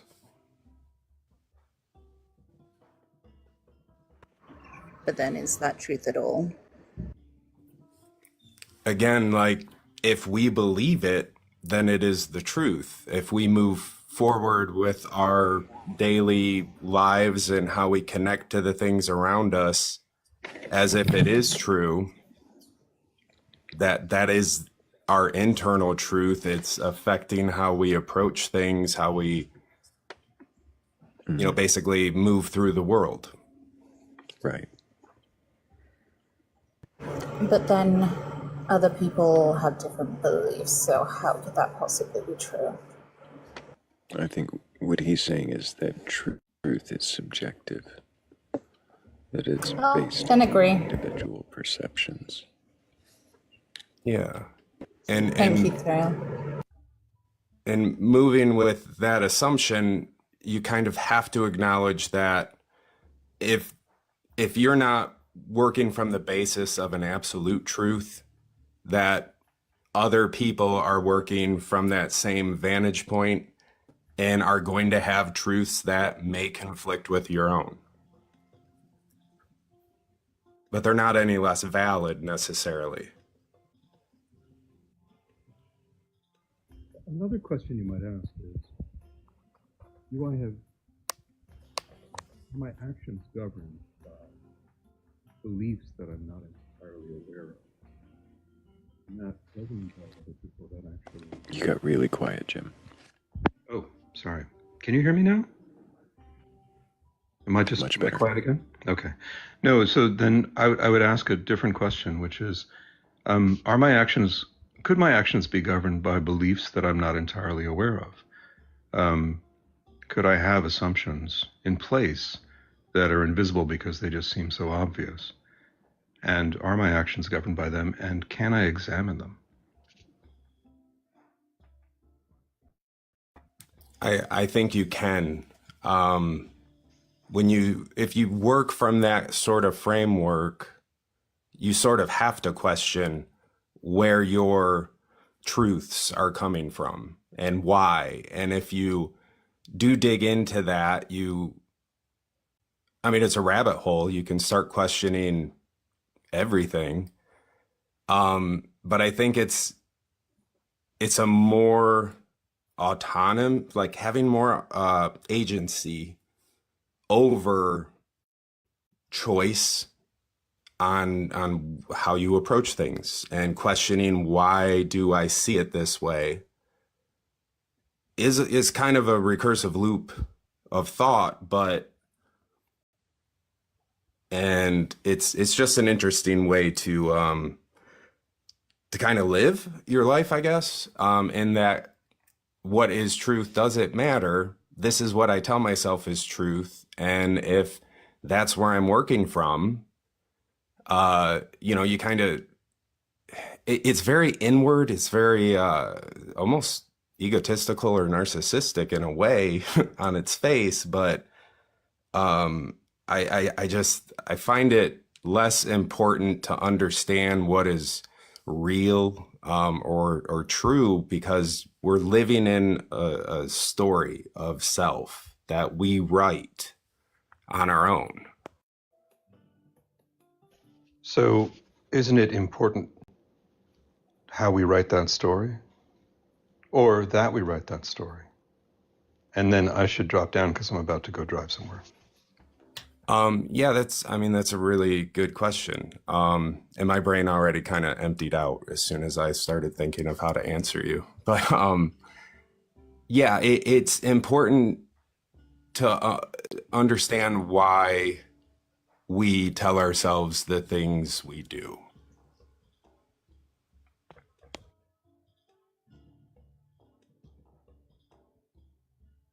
Why?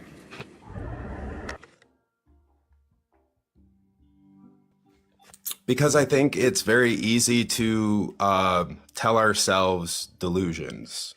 I came in around when Spirit was talking, and it's easy for a lot of people to dismiss somebody who's framing their vantage point from kind of an odd place that might not make sense to us. But what I saw there was somebody trying to build a container for something they couldn't wrap their head around. And she was seeking truth through a lens that was different, but she sounded very grounded. I'm not sure why we're talking about the previous guest so much.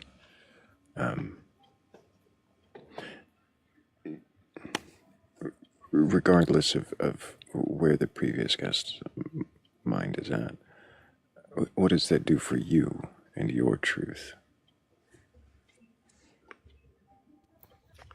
I think it might allow a little more expansive thought, to be open to just wondering, to being curious, to staying open and receptive to what works for you.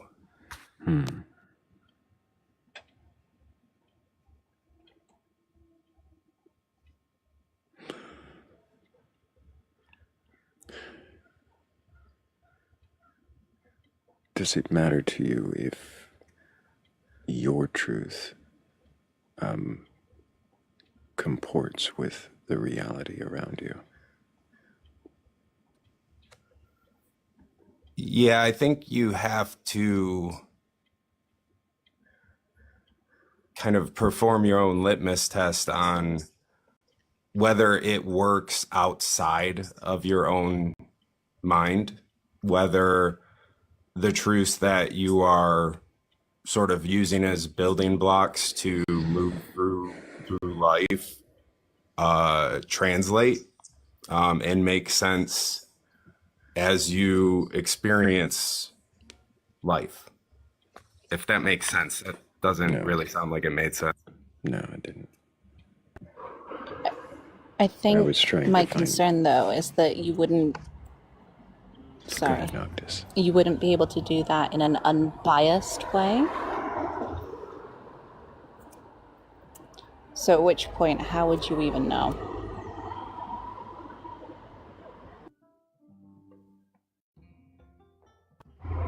I'm not sure if I could be heard there. Yeah, I think it's just simply kind of acknowledging that there is that bias, and constantly trying to verify whether or not you are making any sense with the truths you're holding, if they hold up outside of your own self questions.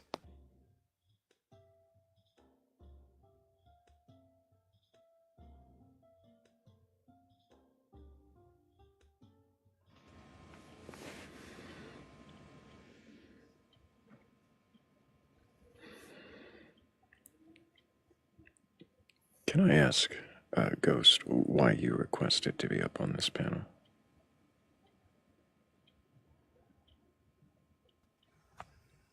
I just when you were talking about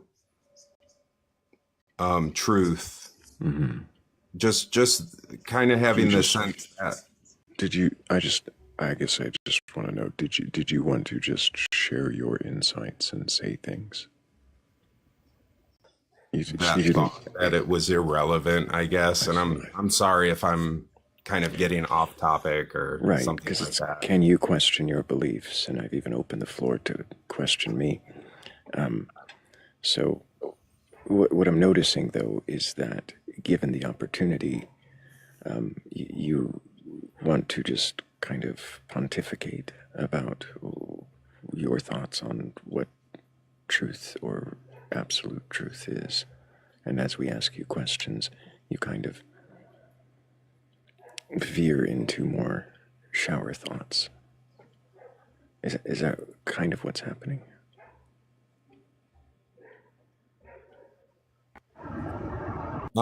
Yeah, possibly. I'm not trying to be rude. If my description sounded curt, I didn't mean it to be.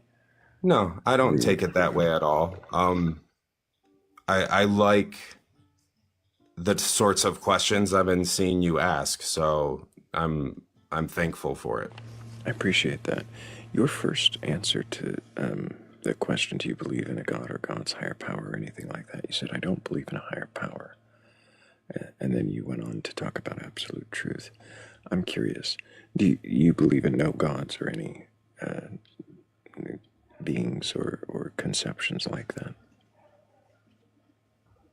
I kind of feel like there's like an energy, maybe like just energy out there. What I try not to label it as God, but a lot of people would want to put a label on it. I just think we react to different energy inputs that I don't know how to label or measure or even try to. Is energy even the right word? Possibly not, but it's the best way I can kind of frame my own head around this sense that we're reacting or being influenced or guided or however you want to frame that idea.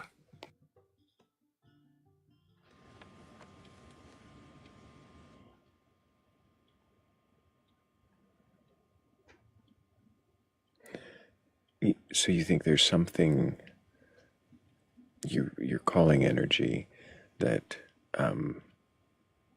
interacts with us, or what does this energy supposedly do? I think it's just an influence. You could almost think of it more like signal, and how you follow different paths of just sense, but I don't know what guides that impulse.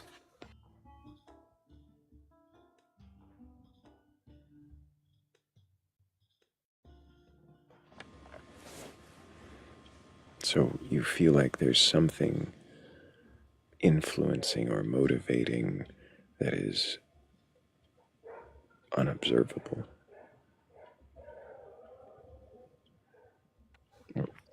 Or do you have some observation of it? I really just feel like it's impulses, things that call to you, I guess, but that's like too literal. Just that there are things that are hard to explain. You take an interest in something and you pursue something, and it feels like there must be something kind of initiating those impulses. And the only way I can kind of think of it without personifying it or organizing it is just that it's some kind of energy that I don't have descriptors for. I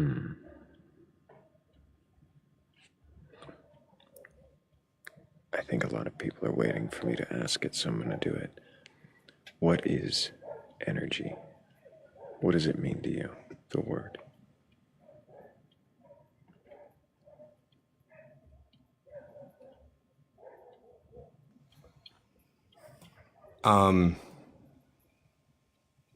I've never tried to define it, honestly.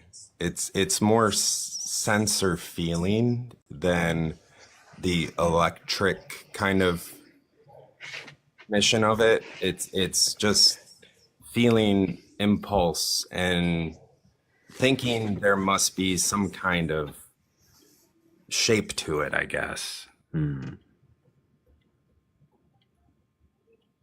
Feeling impulses and thinking of a shape to it. Is that like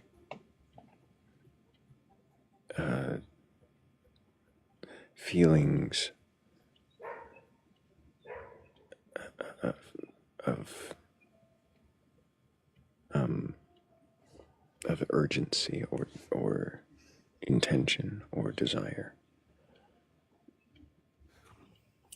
I wouldn't call it something that's strong. Almost like tiny little pings in gravity. Tiny pings in gravity.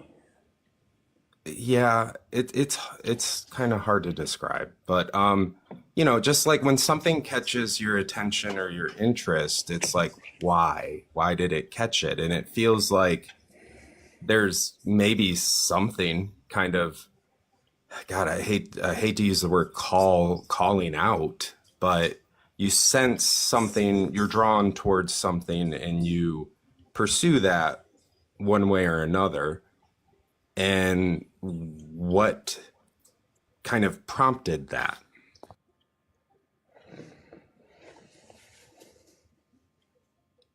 Could it not be the processing of your brain? Yeah, I think ultimately that's what I believe it is, but there's just always that kind of question in the back of your head that, well, why this thing? So not necessarily an external force that is there, but an idea of perhaps maybe a thing, if nothing else, this that could influence us externally. Yeah, I think it's almost like trying to explain intuition. Like what is intuition and why do we have that sense? Like what is it? Where's it coming from? Is it something else? Is it reacting in a sense towards the gravity of things or the signal of something or an energy or it's in the reality of it isn't as important as what you tell yourself about it. Interesting.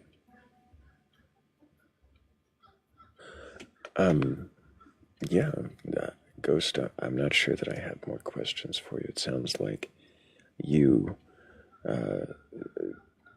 not making an assumption. You're making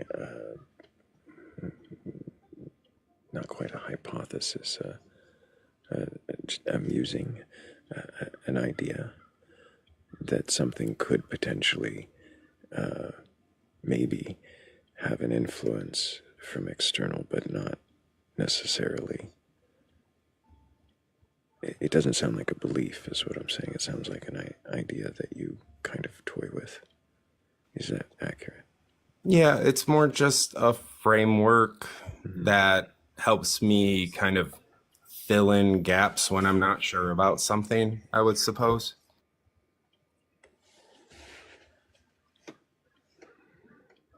To fill in gaps when you're not sure. Why would you want to fill in the gaps where you are unsure with something that is speculated and not founded on anything other than your desire to fill the gap? I think just trying to understand what motivates you so that you can at least give yourself the illusion of agency on why you do the things you do. I see. Are you a determinist, Ghost? Could you define determinist from the perspective of the question on where absolutely, you're absolutely. Do you believe that you lack free will or agency, that the occurrences that happen, whether by your intention or just that happen around you, are happening because of all the previous antecedents, all the things that have occurred and do cause and effect, essentially? I don't think it's determined. I think it's interpretive. So what you've experienced, the To things. back up, when I say determined, I'm also not meaning like something means it to happen, just that it is what happens and the only thing that can happen. No. Okay. I think it's just trying to understand why you found yourself in those kind of thresholds where you did make a decision that you couldn't just redo. You know, if you make the decision to take a job, you're on that path until you change the path. So why, trying to be aware of what pulled you in that direction. And the next time you're faced with a similar decision, trying to understand what informed you then so that you can take that into account the next time to not just go along with your path in life, but to wonder why you're on the path you find yourself on. Right. I wonder if you might look up determinism and see if maybe there's a better explanation than what I gave that might give you an idea of some people's answer to it, not necessarily mine, but some other way to look at that. Morgan's got her hand up, and good morning, Morgan. I brought you up. Usually I only bring one new guest at a time, but I brought you up because I remember talking to you yesterday, and I think we had a pleasant conversation. But can you remind me your age? 31. And just a quick reminder, it helps jog my memory. Do you have a belief in a god or gods, higher power, or anything like that? As I stated yesterday, I believe there's something, but I don't believe it's possible for us to understand it at this point. We don't have advanced enough science or knowledge to be able to comprehend it. I remember the something and questioning the something. Okay. You had your hand up. I imagine you have a question. I did. I had a question for Ghost. Listening to you talk about this topic, how do you account for external forces with your perspective on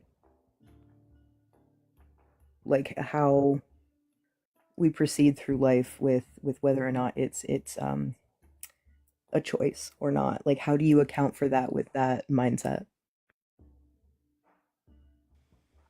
I think it's just trying to discern whether or not there's a motivation that is true to how you see yourself and how you want others to see you, and why you're, I guess, picking that lane. Is it something that's making you feel more whole or true to your own concept of who you are, or is it trying to fit someone else's? I guess because Thrayle brought up determinism, and this is the direction my brain went. I'm more so asking. So the example that you used was, you're on the path to get a job, and what you had stated was you're on that path until you choose to leave it. There are paths to jobs, to use the same analogy, where external forces, whether that be people, whether anything, quite literally anything that can disrupt the process, can force you to make a choice. So how do you rectify that?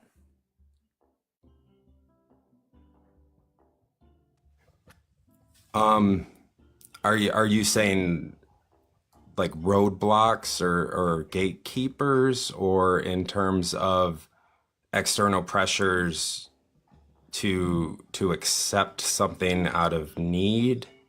I'm just curious where you're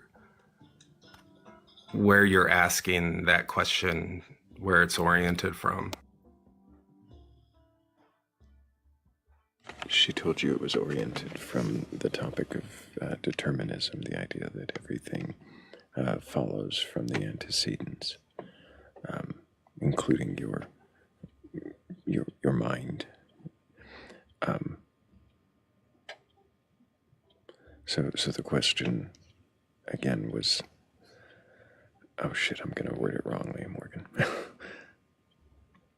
That's okay. Let me see if I can figure out a way to. So, Thrale's right. This is back probably like what, 5, maybe 7 minutes at this point in the conversation. When you were discussing determinism with him and your view of how he described it, right?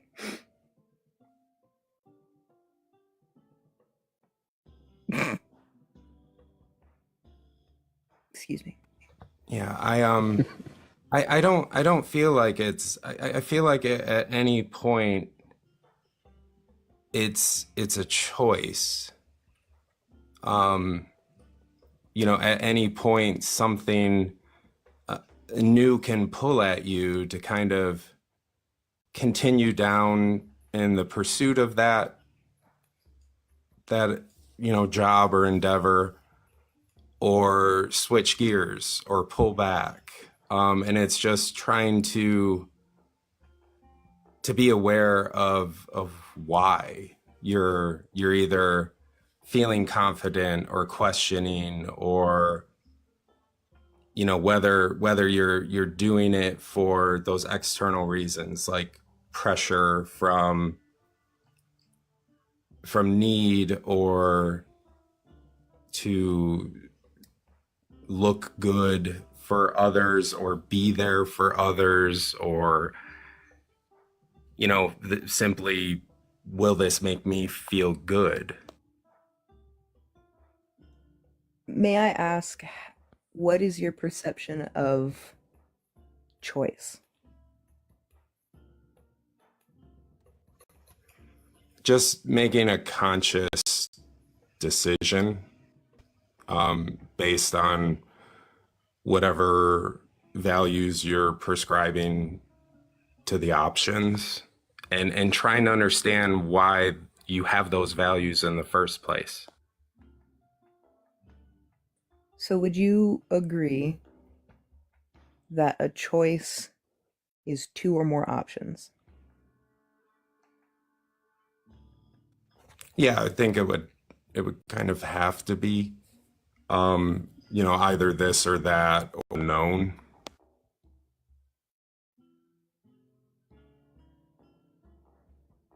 Okay, so with that in mind, if we return to the job analogy, say for example, I just got a job offer, or I found a job listing for a gas station. Send in my application. Go in, I don't know anybody. I have no experience with any of these people up until my interview. I leave. They choose not to hire me, but not because I chose to do anything wrong. Like, that was not a choice that I got to make. Does that make sense? Does that put the question a little bit more clearer, or?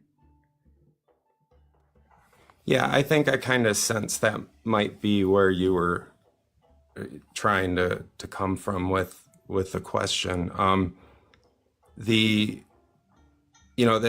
That sort of thing is just outside our control, and is new information to try to frame, because we may question, like, well, why did that happen?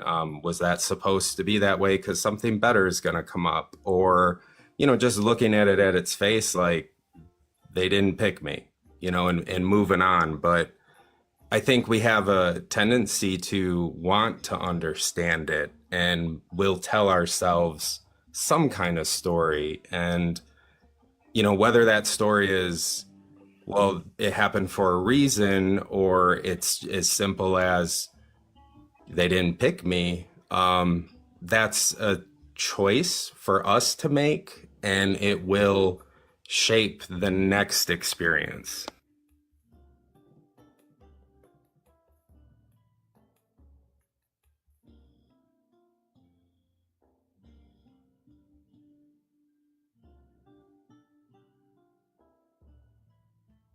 And this is your personal belief, or is this your observation of your experiences with other people? I think it's more, me just questioning what you do. You have a friend or a loved one who experiences that, and you see how they framed it, and whether or not you think it's make believe or firmly grounded in common sense or reality, or however you want to phrase that. That it's gonna be different from person to person, and which one's right? Does it even matter if one's right, if that's the thing that gives them comfort or helps them process the experience? How does that apply to you directly? It makes everything complicated. I don't think I have any other questions at this time.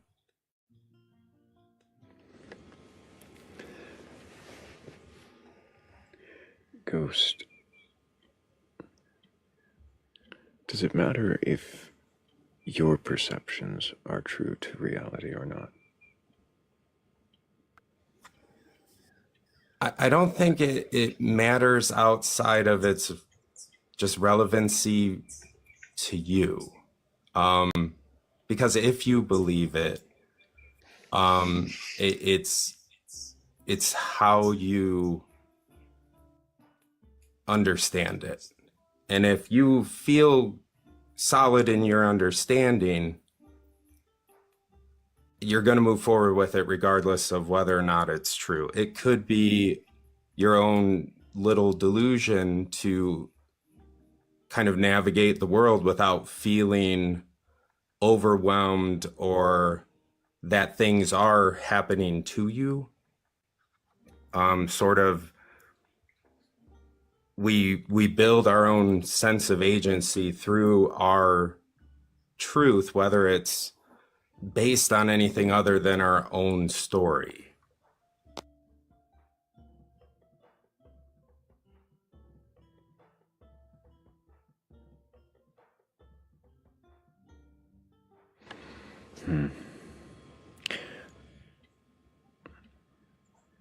I'm curious.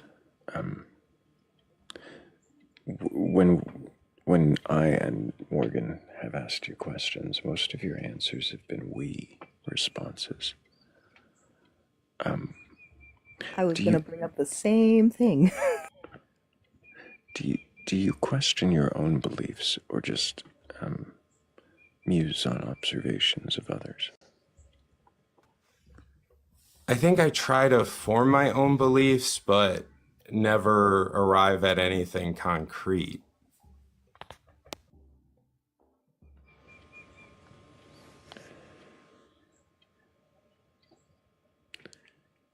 You've made a lot of statements, we and people, and in those statements you seem rather declarative of what we do and what people do. Would those not be beliefs? Yeah, I suppose they are beliefs, but there's that question in it. Like, and I don't think I've ever observed the we thing, and I find it really kind of curious too. That it's such a tendency.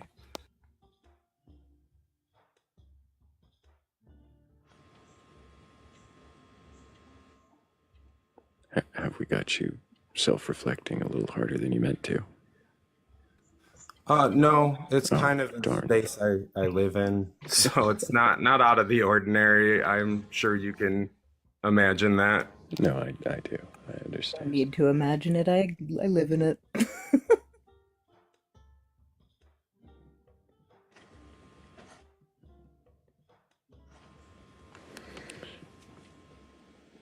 I think it's part of why this panel kind of caught my attention, because it sounded like everybody's kind of working, and I don't want to be assumptive, but what I was picking up on is you all seem to have a lot of questions, and aren't trying to act like you have the answers, and that's just kind of a fun space to observe and watch. And I guess I just wanted to try to participate in it a little bit. It's hard to do when you don't have a belief, right? But I understand, Ghost. I appreciate you answering the questions that you have. I wonder, do you have questions about your own beliefs, your own worldview? And if so, what do you think the strongest, most sharpest question would be to really examine what you already assume?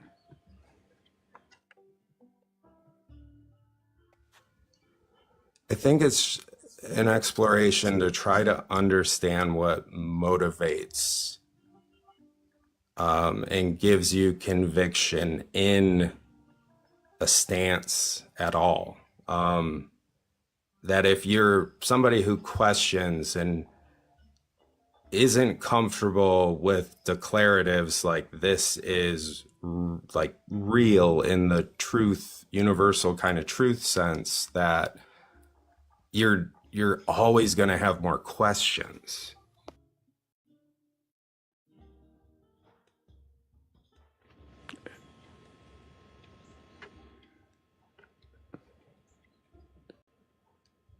Is that the question? Is why you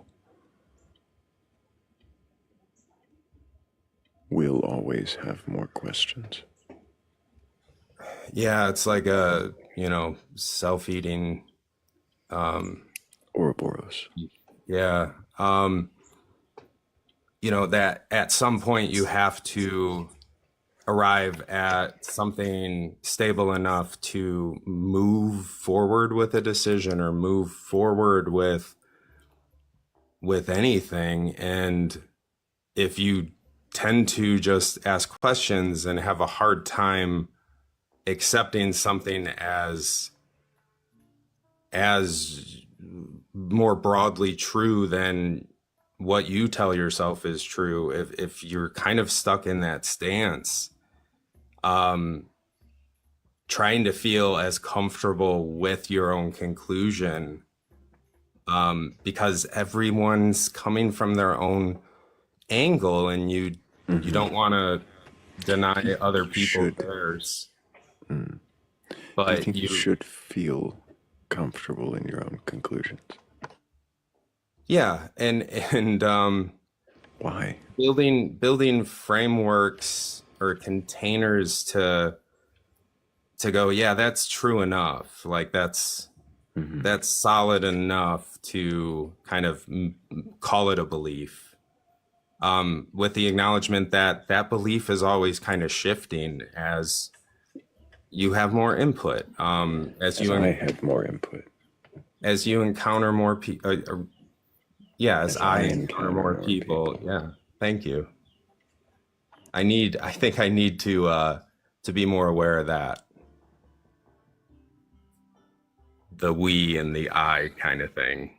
I wonder if it helps you think about these things without actually risking what you hold true. Or is it because you feel an absence of holding things true?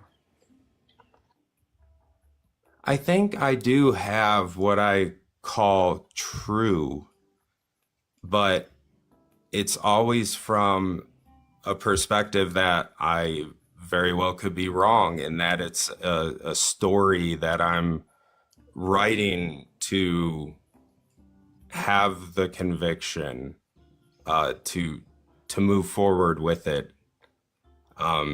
even while continuing to question it. I accused you earlier of sharing shower thoughts, kind of musing, pontificating even. Is it possible that that is, well, no, that's not the way I want to ask that. Is that what belief is to you?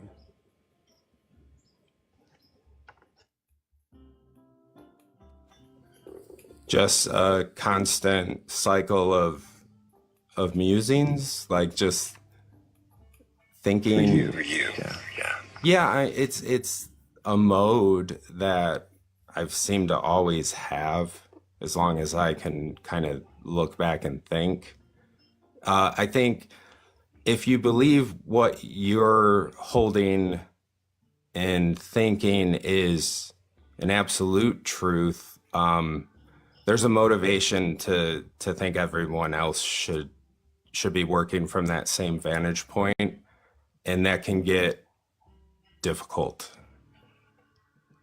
That, at least for me, it's leads to frustration. It leads to anger with things not being the way you think they should be.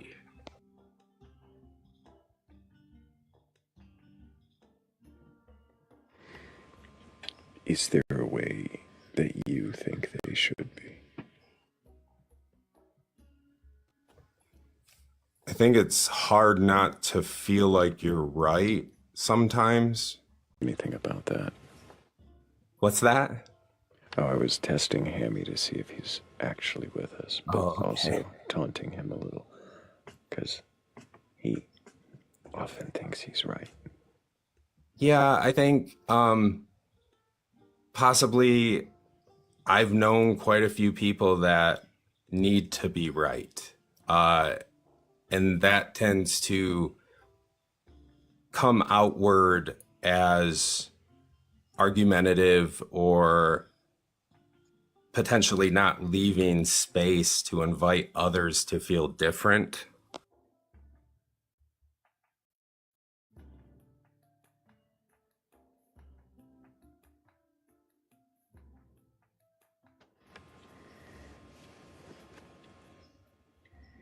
So you always think that you could be wrong? I think I try to at least remember I very well could be wrong. And if I am wrong and do not stay open to that reality, that you can bulldoze other people's sense or shut out the questions that you might need to be asking yourself. And watching you interact with people and experiencing this, you tend to frame questions from an outside perspective without seeming to have an agenda, and it's revealing.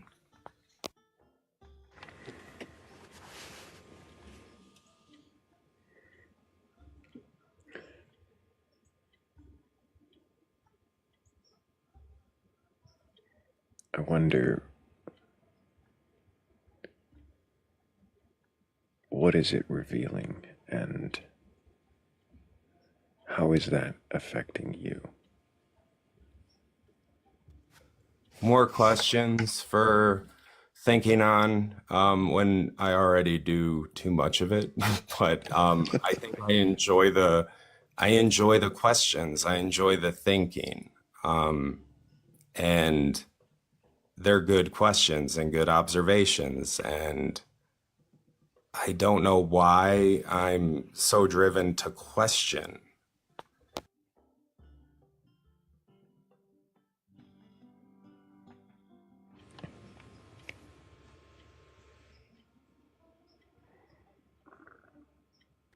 It's almost like I don't hold the belief there is an absolute truth, but I want to find one. I think it's just this roundabout way of wanting something that I can't fully believe in. Mm-hmm.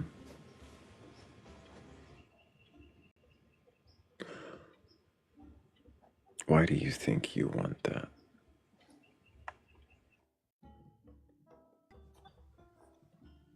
I think certainty would just be an easier thing to have. And I don't feel the authority to claim that. Certainty would be an easy thing to have, you said. Yeah. That kind of conviction, like this is the way it is, would be a lot easier than constantly questioning why it is, or if you had all the answers, would you miss the questions? Probably.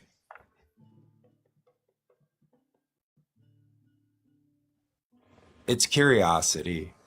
It's just this deep curiosity to know. And there's so much information. Every question can be looked at from a different possibility. And I'm curious, and I'm gonna borrow a question from the chat I really like. Thank you, Huggy, for the question. Do you hold any opinions that aren't rooted in whether or not they could be wrong? Yeah, I do.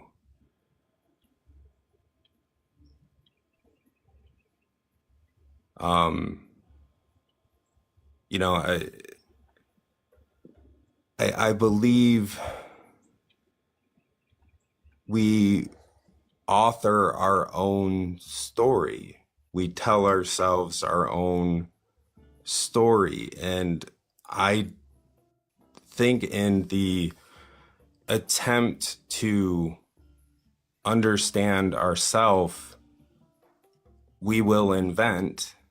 And I just want to be careful that what I'm inventing is grounded in a more common concept of something true,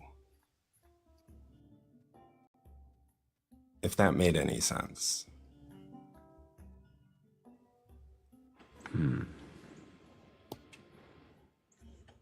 It kind of meandered a bit.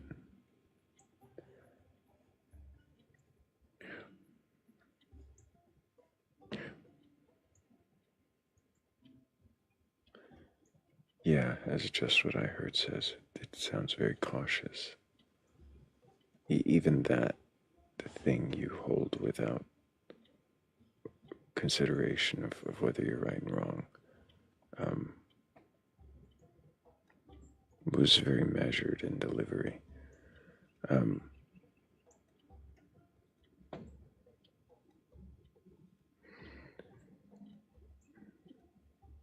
Do you believe that what someone believes? Well, no. I don't want to put you in an, we or a you. That's understandable. I want to keep you in the me, in the you, in the ghost.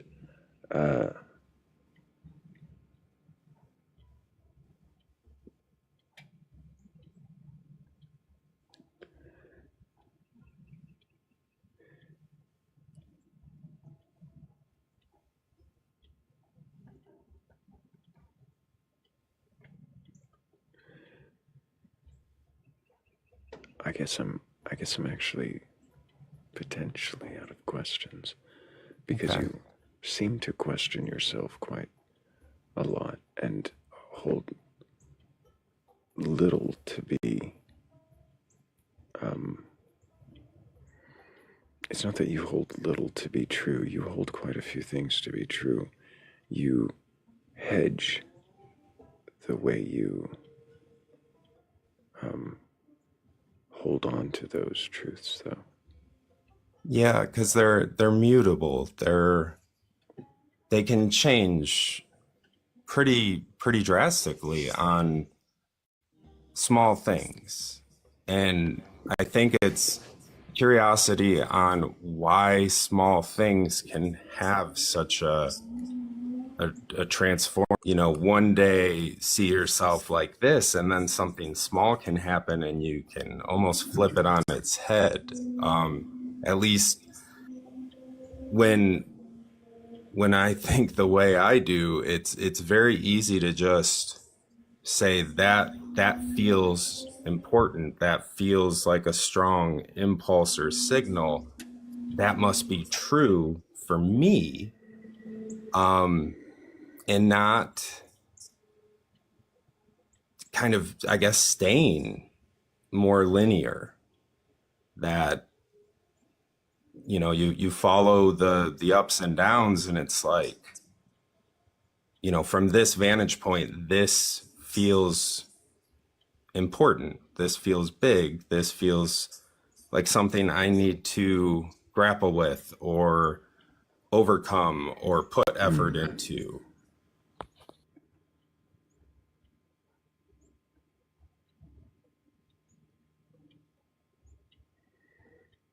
So,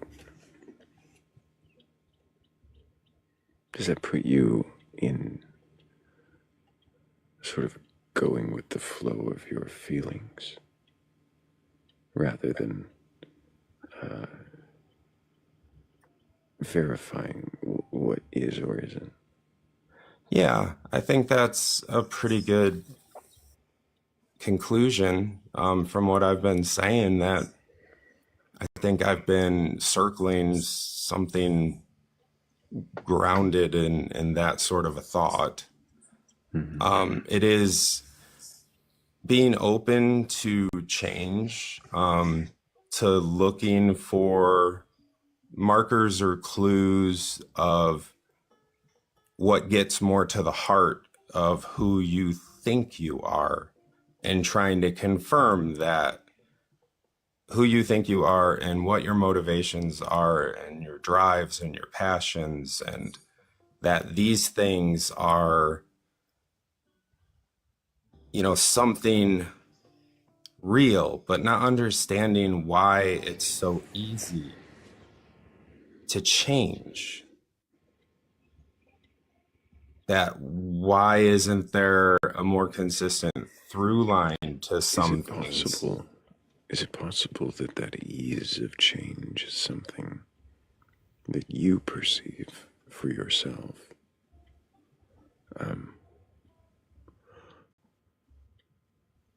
And isn't readily available in others? I think part of the question is, why would I be so mutable? Why would I, sort of take on almost a chameleon-like approach to environments? And sort of wondering and questioning, how strange is that, and why is that? And also wondering what it would be like if it wasn't. Sort of my It's a lot. tendency. And I think we're back to shower thoughts. Sorry. No, it's all right, Ghost. I really appreciate that. I appreciate how open you've been with the questions, and recognizing the outward sort of grasping and switching it to real internal questioning, really focusing back on you. I appreciate you taking that effort. I think we had a better conversation after that. Well, I appreciate that too. You helped me realize saying, because I'm so curious and willing to be wrong, that it's hard to kind of grab on to the thought and say, this is my thought. So I really appreciate kind of helping me reframe that. And that's sort of an example of what I'm saying, like something really small can become sort of transformative, because I'm probably going to carry that moving forward. And it was just this kind of offhand question from a strange angle, talking to a stranger who asks good questions of people, and you ask one of me, and something that small can have a much larger impact than you would expect or think. Absolutely. I appreciate you, Ghost. I really do. Thank you for answering the questions and going on this journey with us. I don't have any more questions for you now, and I'm fairly certain Hemi is either asleep or too busy to come off mute to ask his own. But I really appreciate you, and I think I'm going to go ahead and move on. But yeah, thank you. I appreciate the time and absolutely. the reflection with you. I really do. Thank you. Thank you, Ghost. I hope you keep asking questions, and if you do find any answers, I hope you question those just as vigorously. Thank you. Thank you. And take care. Yeah, W Ghost in the chat. We've had a string of some decent guests, and I'm really excited that it did not end on the note of, well, some of the earlier guests got under my skin. So I appreciate a relaxing morning, and definitely hearing some real introspection from people.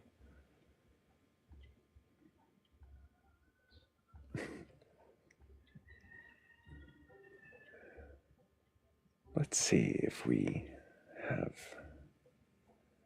any more requests.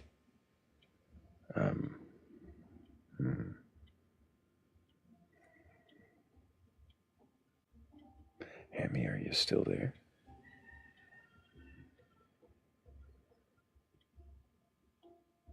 Well, we'll set you down gently.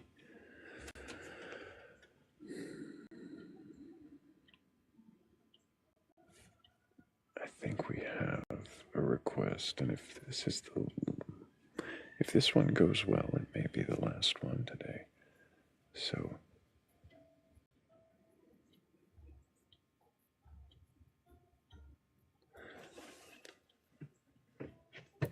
just what I heard says the rooster crow felt like a fantasia moment.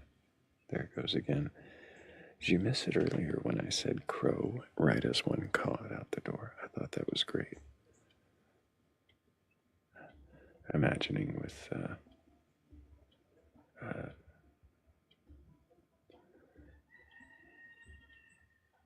oh, my brain just forgot who I was talking to. This is what happens during these lives. As soon as you're off the panel, you don't exist anymore. No, that's not true. But imagining an alternative idea of reincarnation or something in other lives. And I said crow, like coming back as an alien or a star or a crow, and right when I did. Would that be synchronization or synchronicity? Or would it be a coincidence? Were the odds pretty high that since I was sitting here listening to the crows outside the door, that as one crows or caws, it was Noctis, I know. I just didn't want to be wrong. But it was Noctis. Just didn't want to be wrong. She had asked me about my idea of afterlife or something like it.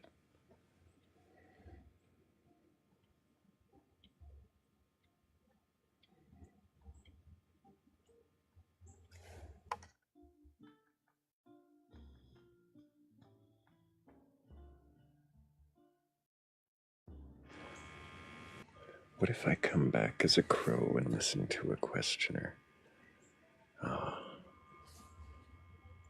Like the egg plus animals.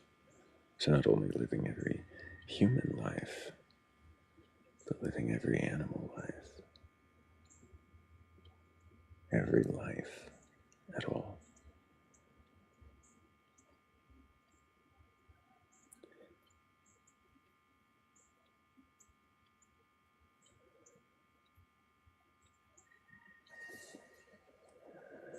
Andrea says that they like the idea of many life experiences, of many perspectives gained. I do enjoy the idea.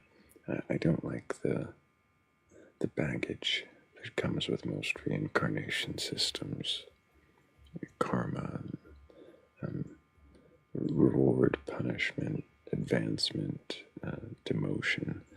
Those sort of things seem rather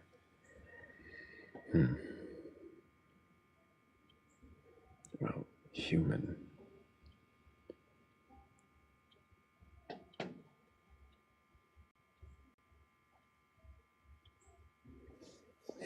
What if I come back as a rooster and know when things are done being dark?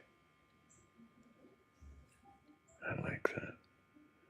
I mean, I suppose then I would crow, wouldn't I? Like that.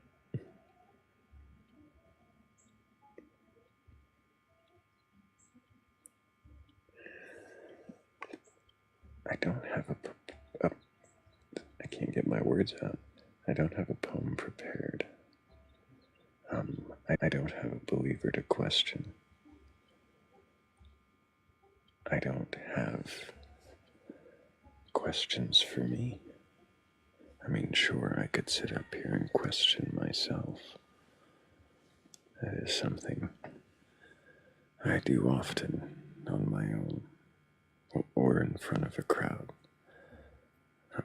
Usually after making some hasty conclusion. I think that's it's the second best time to question. The best time would be right before that hasty conclusion.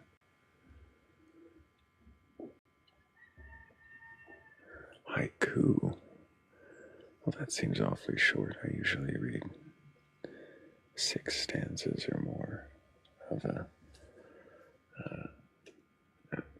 quatrain or some other larger structured stanza. I don't know about haikus.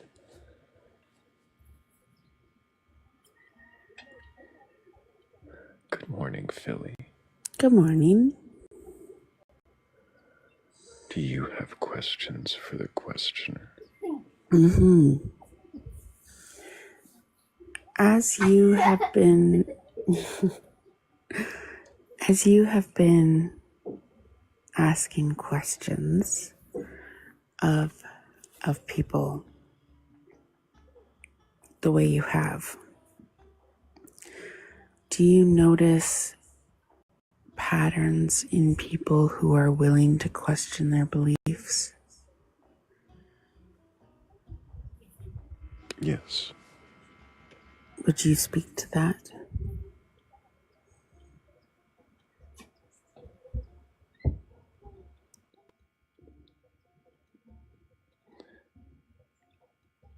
Well, the previous guest was actually a smorgasbord of those patterns. um,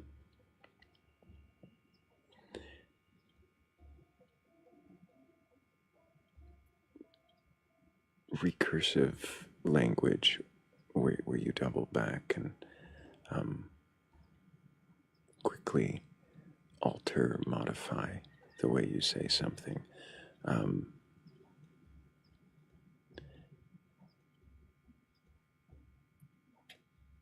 Uh,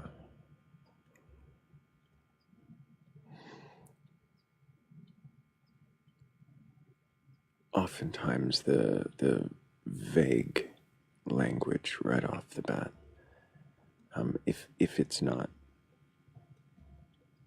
intentional, can I'm doing it right now.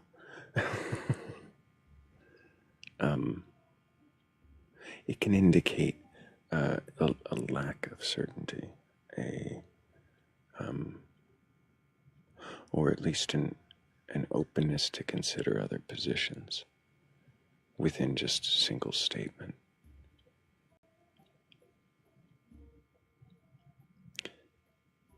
We statements.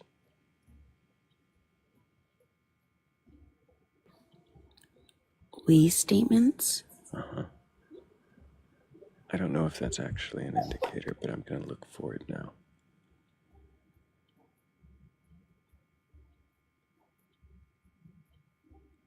We tend to... No, maybe it's not. I don't know if that's an indication. I'm doing a lot of internalizing right now. Sorry if it sounds broken.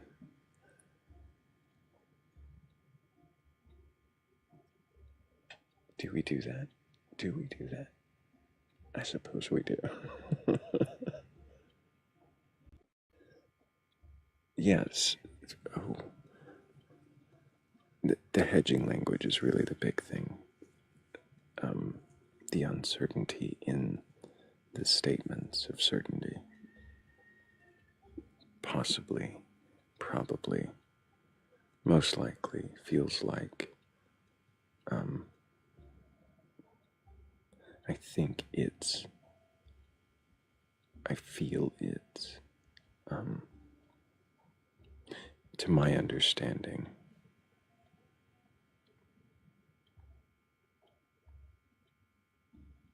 a lot of those kinds of qualifiers. It doesn't mean they will question, but it can be an indicator.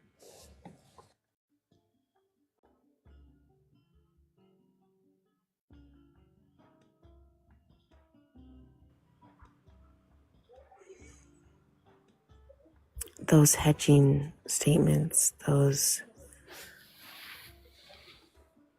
qualifying statements are what you hear more from people who are able to question or willing to question than otherwise.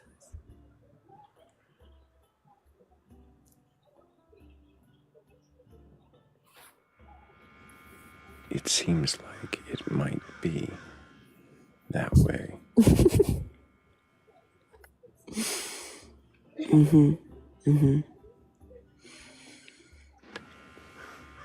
I think I should go back and listen more often when I'm not involved in the conversation to see if I notice more indicators from a third party perspective.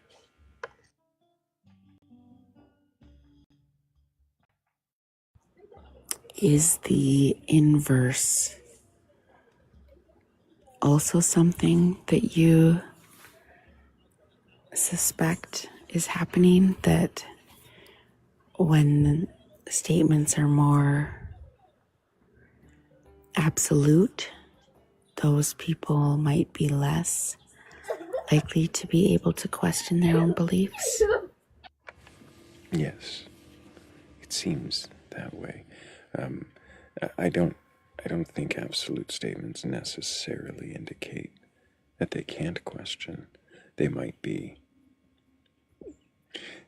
presenting the belief in absolute because it is the topic, it is what we're asking. So that does seem, though, to indicate it if upon question qualifying.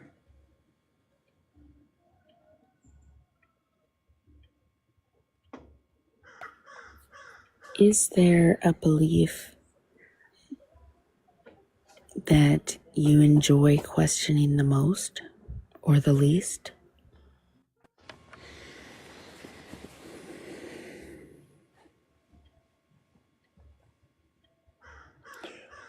This is like favorite colors. Really bad at the favorite colors.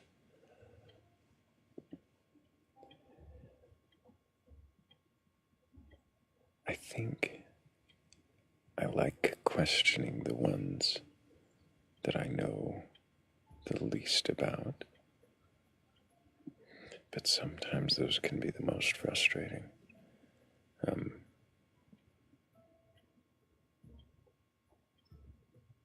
I enjoy being prepared for the ones I've heard about, but that can also lead to frustration.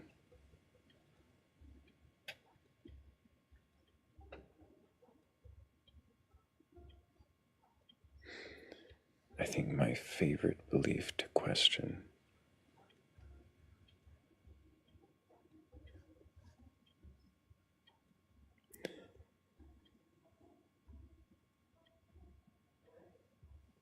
the one worth questioning is such a cop-out answer. So my favorite belief to question. I'm terrible at favorites, Philly. I don't know. I know you are. It's almost painful to listen to me try to figure out a favorite of something. Oh.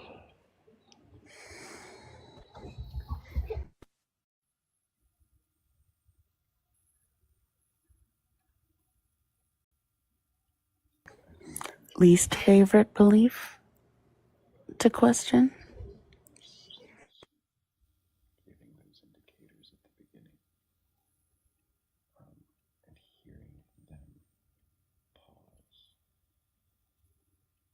and go, I hadn't thought about that before.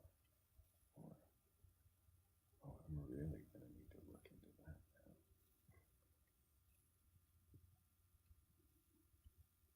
It doesn't matter what the belief is, really.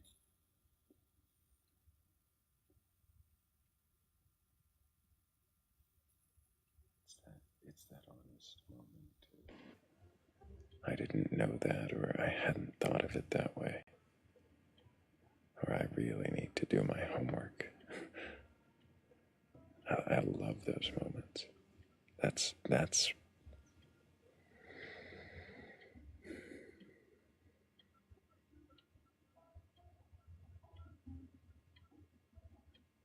my favorite belief to question is a belief that they can question.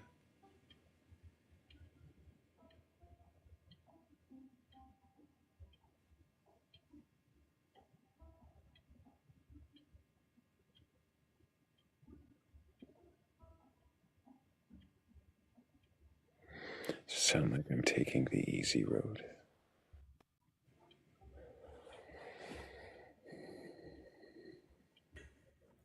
It sounds like you're working out your answer as you're speaking, which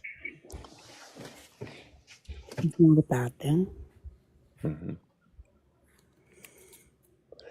When I say, does it sound like I'm taking the easy road? I've been focusing everything on the beliefs that can be questioned.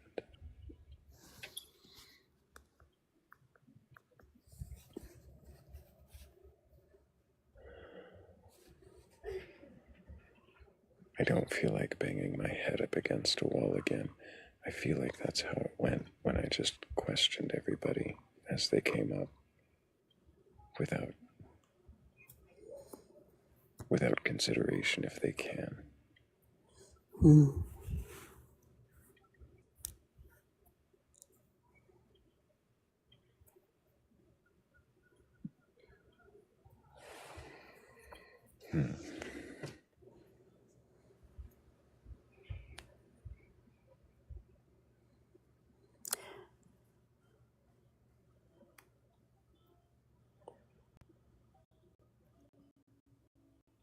What do you do in the consideration? Question their beliefs.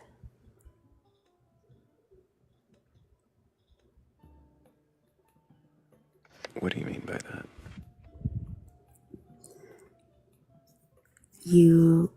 My understanding is you used to not consider whether someone could question their beliefs or not.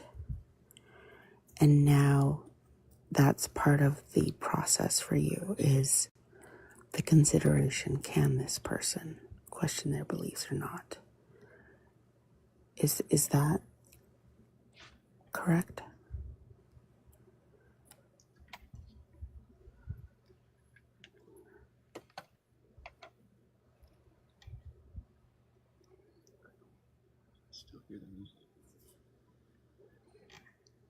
I can't hear you.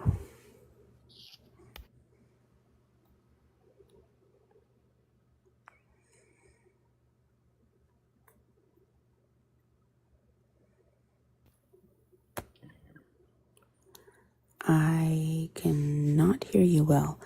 Can the chat hear Thrayle? Is it on my end? No, it was on my end. I found it. Mm. I missed half of your question because the audio cut out. I couldn't hear you, and you couldn't hear me. Mm. I was trying to clarify that I understood correctly.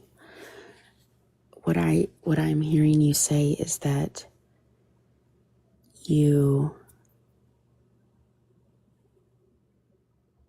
used to give no consideration to whether someone was capable of questioning their beliefs or not.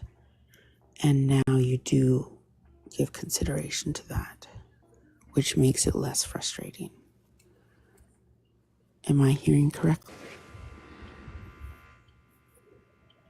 I don't know that you heard incorrectly, but hearing it back, is that what I do to people?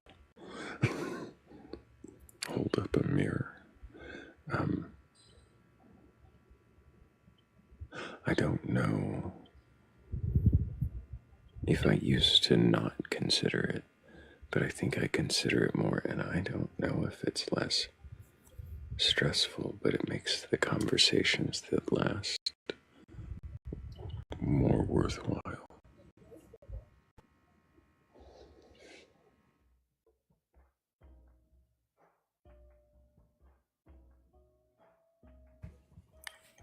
What is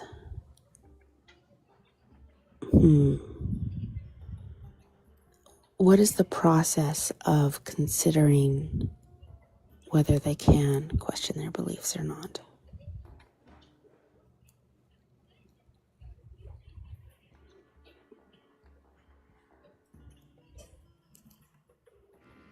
The process. Well, the first question doesn't really give that away. I mean, in the beginning, I just started throwing that big banner question at the top. Can you question your beliefs? Not in the beginning, but after much frustration. I started including that in the prompt because so many times we would questioning only to hear that they're not considering questioning anything at all. They just want it to speak, to share, to preach, or to argue. So I guess the process of seeing if they can question their belief is narrowing it down to those who would request up with that on the screen. Mm-hmm. And then asking the first few, you believe in a God or God's higher power, doesn't really tell me much about if they can question. But sometimes I hear something in there. Just the fact that they'll say, higher power and start describing it. Well, yeah, they're a Christian, but that's not what they wanted to talk about. Leads me to believe in that case that Christianity is questionable to them. Sometimes it's the belief they don't want to question that is the one they can. And maybe that's why they don't want to.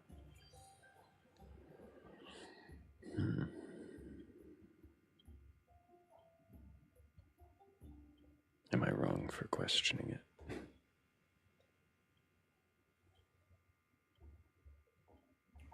Does it feel wrong?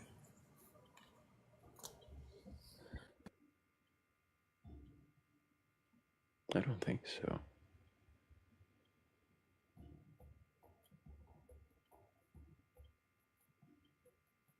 I think if you come up on the panel where it says, can you question your beliefs? And you have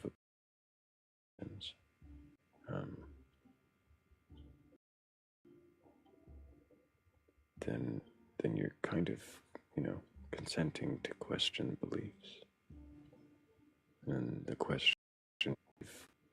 question really is, does that mean to you what it means to me? Or does it mean to you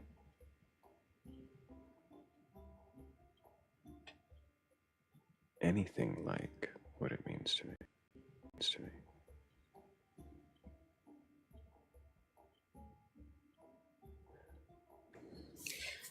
Sorry, I had a little voice and didn't catch that last sentence.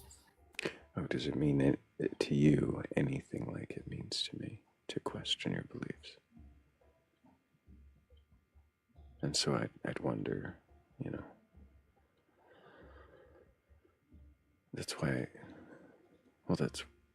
we now ask sometimes if you can, what it means to you.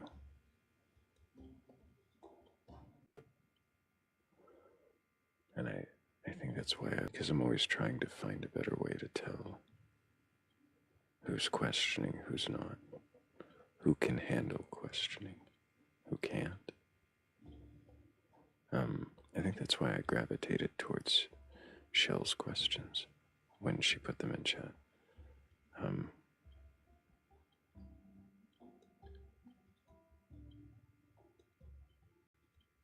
Because I feel like we did ask those questions, not ever like it's a standard, but I have asked those questions several times recently, and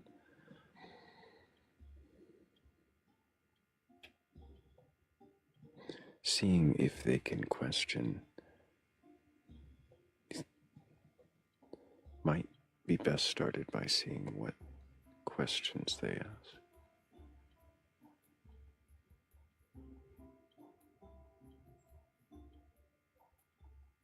I feel like I'm doing what a lot of our guests do, not directly answering questions and just kind of thinking out loud after the fact.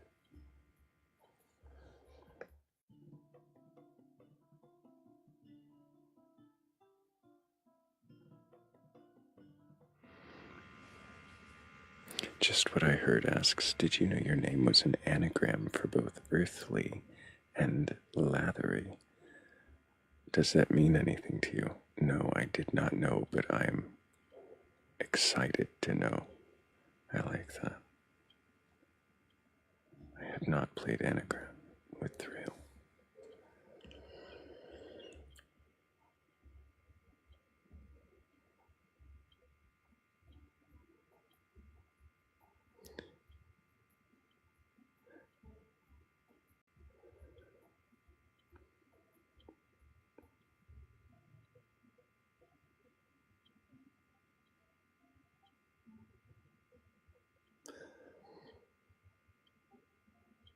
Andrea asks, how do you define autonomy, and do you see yourself as such?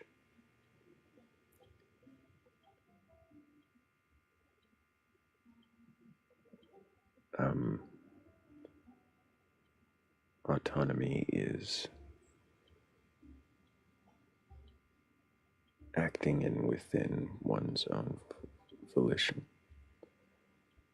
Is acting.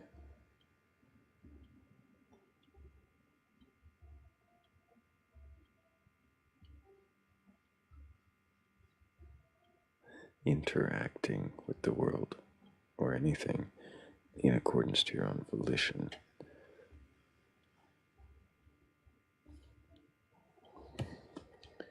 And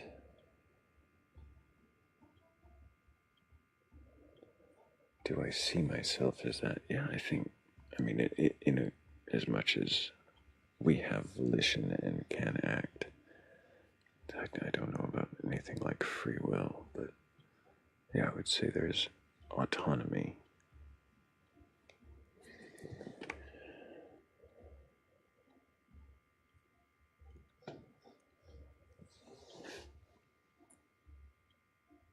Jessica Cooley says, what's the guy's name with the sleepy time voice? I don't know, are you talking about someone here? Is this a sleepy time voice? I mean, I'm sleepy. It might become time soon.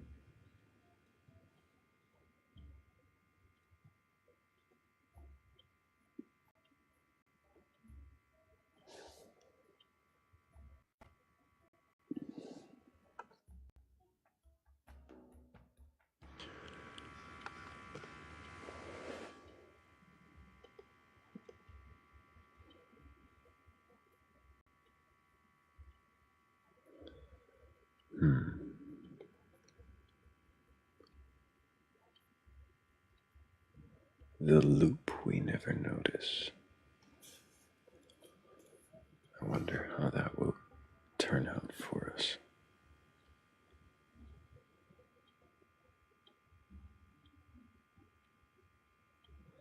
Seems short.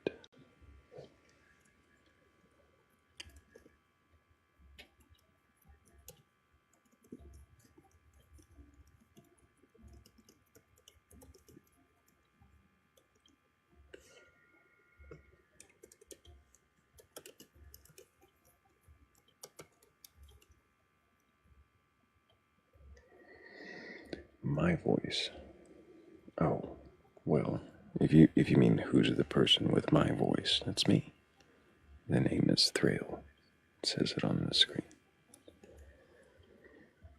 But I almost wish I'd asked you to come up on panel and try to pronounce it. Batcolyte.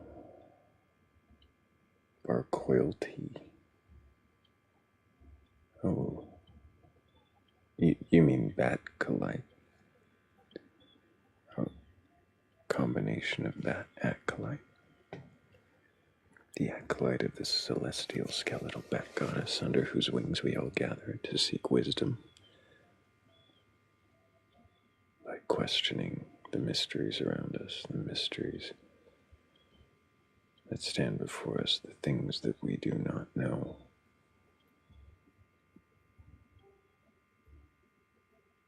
And questioning the answers.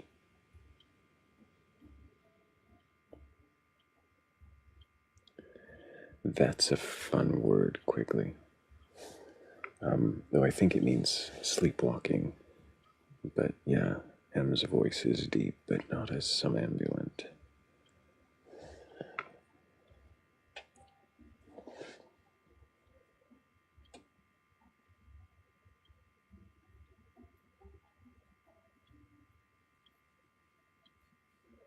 Who is the questioner? Well, Jessica, on the panel, generally, I'm the questioner, but I have other questioners join. How do you know what we do not know? I don't claim to know anything you do not know. I have no idea what that's about. I wouldn't want to claim anything I don't know.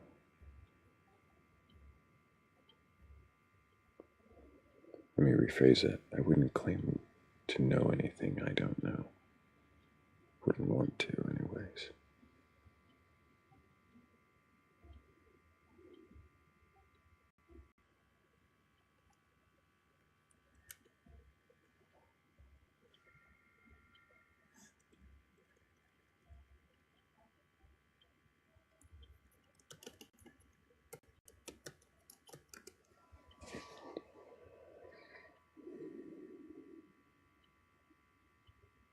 Moria says, I think this is turning into a poem. Well, the poem on the screen is turning into a poem, slowly.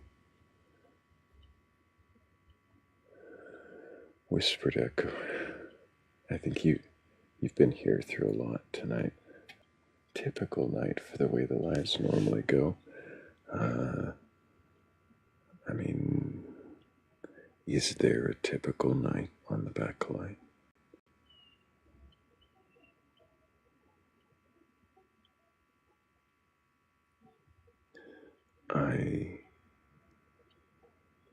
I don't know if it's typical. We always have people who won't question. We always have people who are trying to argue, who don't recognize that questioning me without this screen up, it isn't helpful or useful and won't help them question their own beliefs. We always have people who are lying about something, and I try not to call them out on it unless it's obvious and affects the conversation as a whole. I want to hear if they can question what they assert to be true, if they can seriously introspect on the reasons why they assert those things, and then usually I have some other questions that usually would have come up anyways. But the what and the why, as we explore, offer alternatives, consider other scenarios, we should hear them questioning, not necessarily doubting, but considering for a moment that the certainty is not so certain, that the acceptance might not be as acceptable. And for many, that experience can lead them to deconstruct the thing that they presented. That doesn't mean to throw it away or dismantle it and set it aside, but to take it apart piece by piece, examining them for their usefulness and their truth.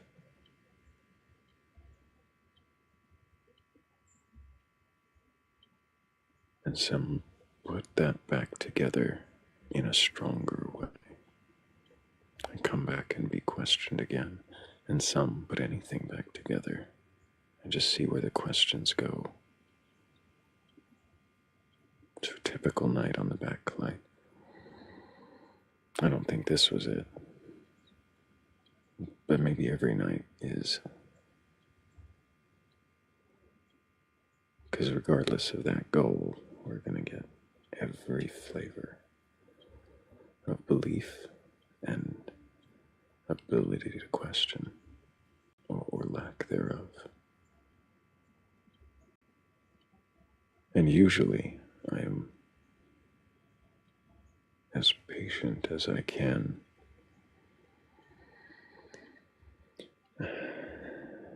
Not can. Well, no, as patient as I can be.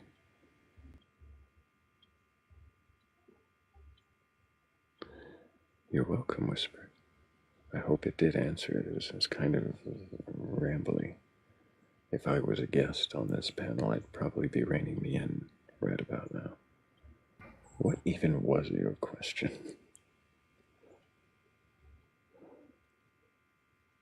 What question do you think you're answering right now, Thrayle?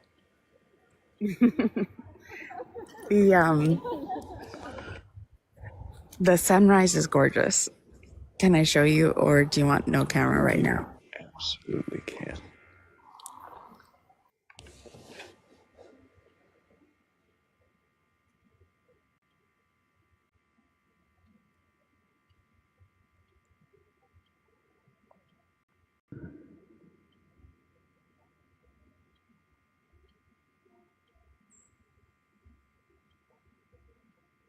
That is beautiful.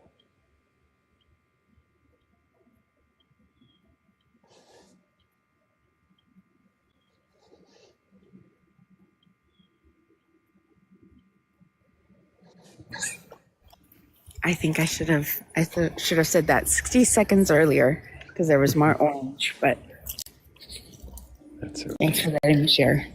It was absolutely beautiful. Thank you for sharing.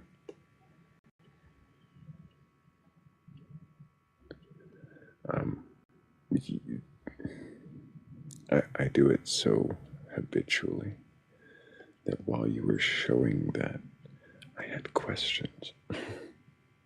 Why is that tree so crooked? Is that because of the angle of sunlight? Or, I don't know.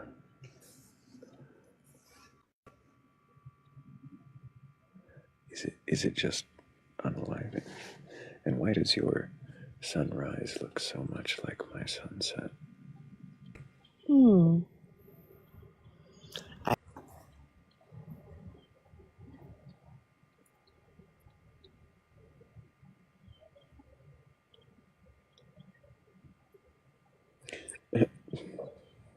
Jessica's questions in chat. Somebody told me about the earth is flat. Something about firmament. What's that about? Yeah, no.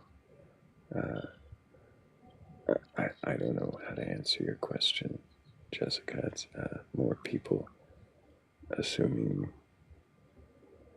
that a book is true, and therefore, since the book must be true, then the book must be true. And if the book is true, well then, the book must be true. And that generally is how you end up with firmaments and Why do you think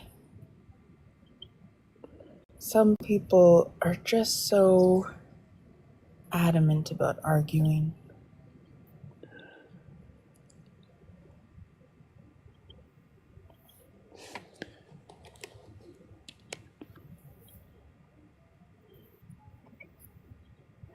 think they're right, or they may be afraid they're wrong.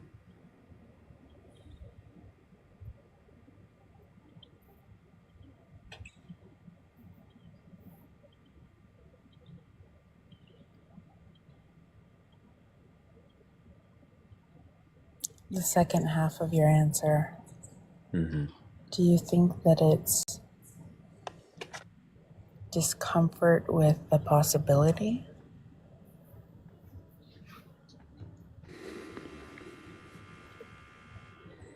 And that's where finding out if they can question comes into play. Yeah, I think discomfort with the possibility is a big thing. And I want them to try on that possibility, at least for a moment.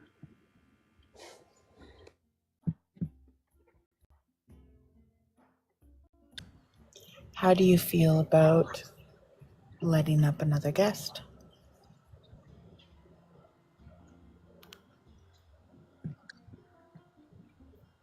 Oh, I feel great about it if we've got a guest to let up. I think we should definitely talk to Andrea.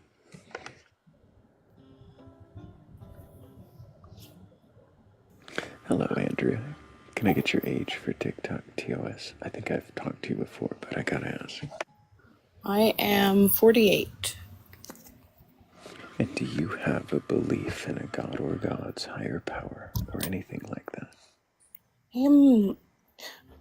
I didn't actually know that I was requesting to come up. I do have very limited belief, I suppose. My beliefs are never fixed. They're more just the perspective I am currently coming from, and it is always open to shift. Yeah. And what perspective would you say you're coming from now, as far as beliefs? If there is higher power, the path is individualized.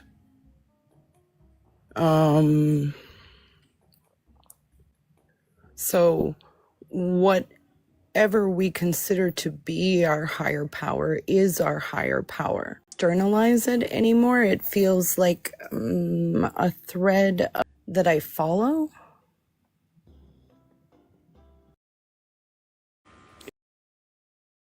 Individualized understanding. Yes. In your thread of individualized understanding, is there anything higher power, prayer answering, or universe creating? I think there can be communication between different aspects, which I haven't, I don't even, I don't know if I currently see those as self or other.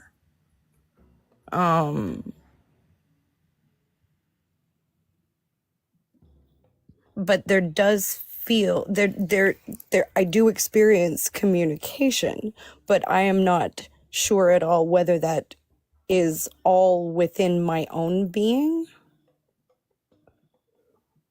or whether aspects are more separate than that.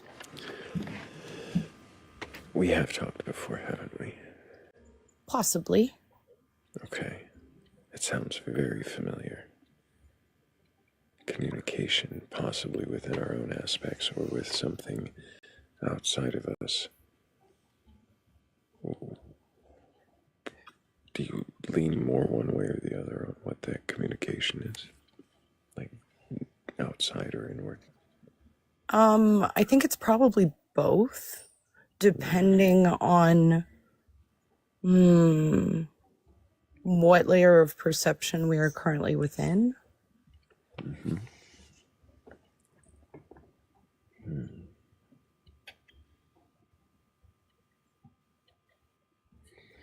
Does does it matter to you if that layer of perception accurately reflects reality? No, because I do believe that we create our own reality. That our perception is our reality. I see. So what is the thing being perceived in that case? Possibly self. That everything is a reflection of self. Possibly. Like I said, it feels like that changes. It feels like perception is in layers.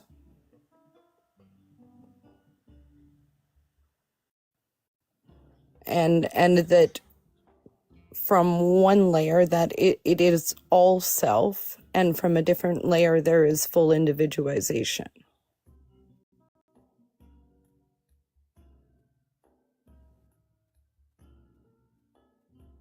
I don't know that I sound coherent when I am trying to explain this, because it feels like so much of what is there is very difficult to put into human understanding. There's no words to adequately. Right. Do you feel that you have understanding of it? Very limited understanding, yes. My understanding is based in a limited perspective as a human. It can be expanded only to a certain point within my realm of understanding in a human body with a human brain. And I don't know that I will have opportunity for other perspective outside of that, but I hope that I will. It sounds interesting.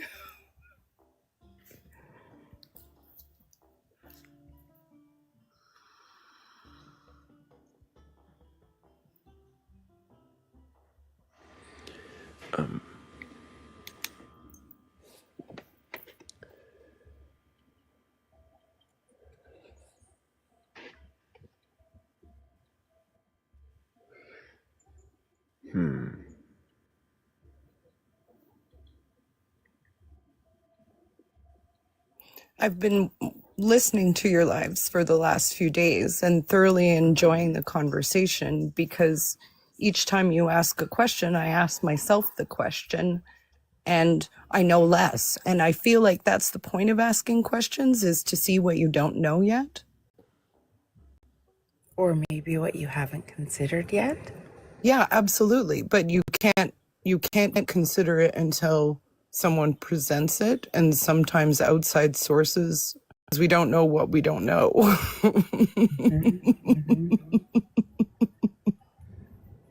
Do you find yourself looking to be questioned, whether it's directly or indirectly, like you said, asking yourself the question that Thrayle is asking someone else? I love asking myself questions, and I love questions from others that have an intent of curiosity, of understanding. I am extremely uncomfortable in pointed questions. I still have a lot of defense mechanisms in place, which I am slowly dismantling. Do you...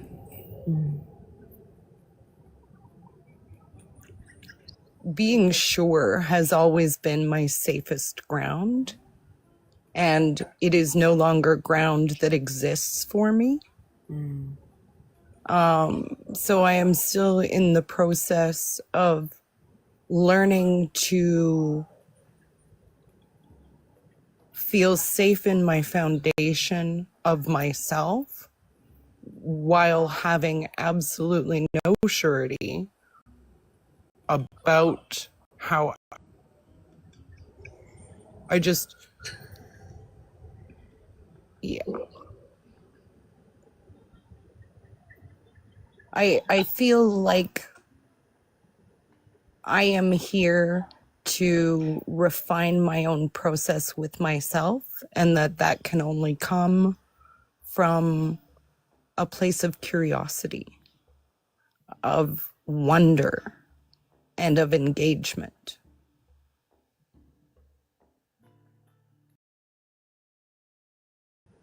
Self, of wonder, and of engagement.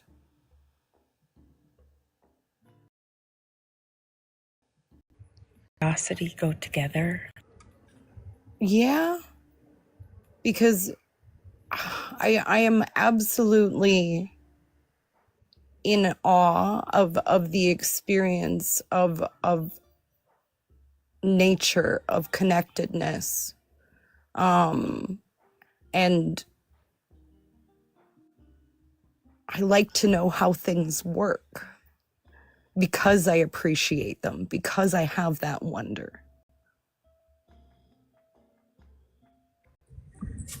Is it kind of like the wonder leads you to curiosity? Yeah, absolutely.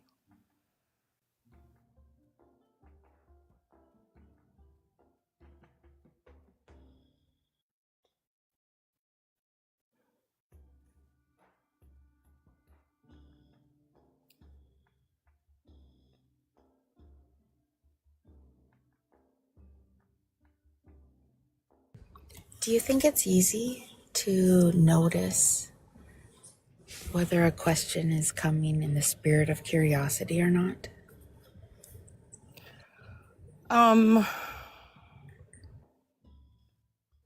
Yes and no. There are I feel undercurrents, but I don't always place them accurately. So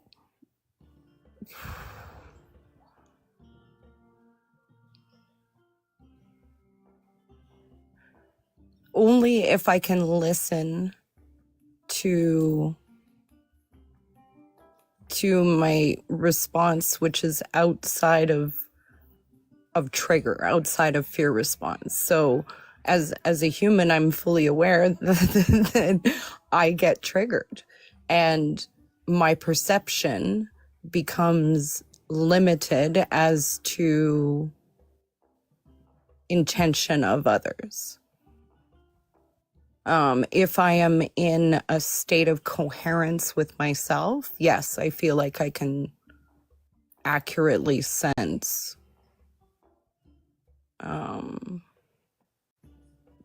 curiosity versus proving energy or disproving. Mm-hmm. Would you say more about what it means to you to be in coherence with yourself?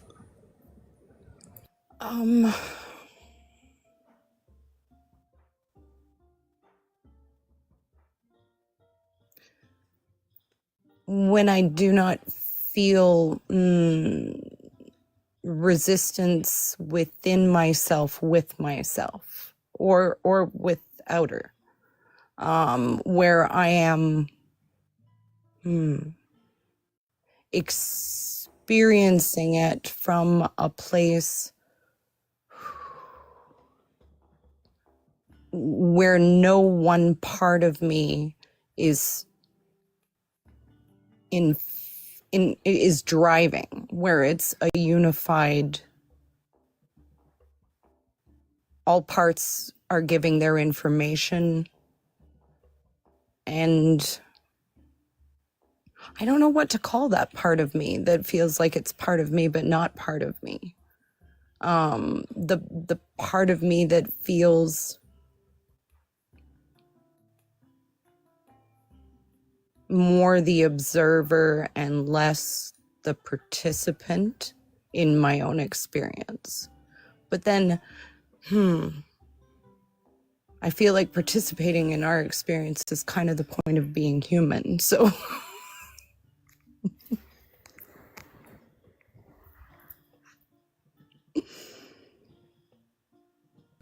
the more that I learn, the more that I see so much that feels paradoxical, that seems on surface to be so.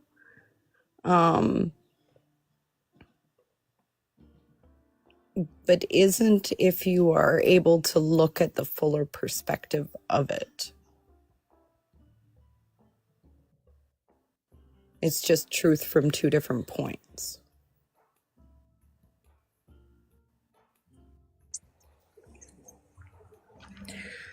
That makes me think of two sides of the same coin.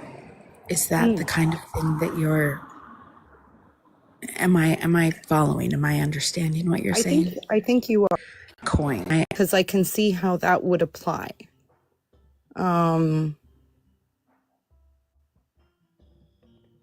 Yeah, because that's what it feels like perspective is.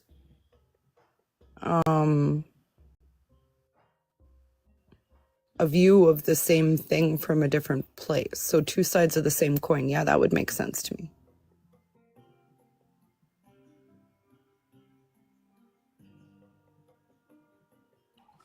Thank you for answering my questions.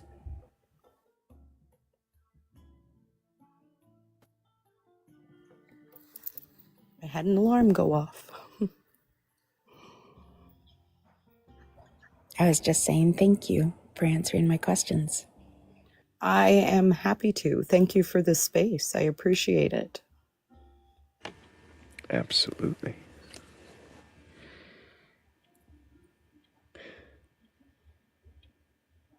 I'm not sure that I have very many more questions for you, but I wonder, since you're up here, and it does say it on the screen, did you have any questions for the questioner? Whew, I think I had about 100 until you asked the question, and then my mind went blank. That's how it usually works.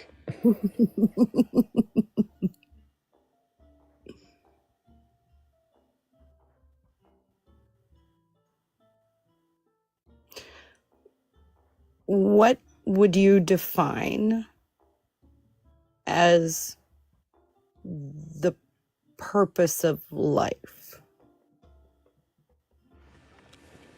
Well, or does it have one? that was exactly where I was going to go, was what is purpose and why you assume there is one.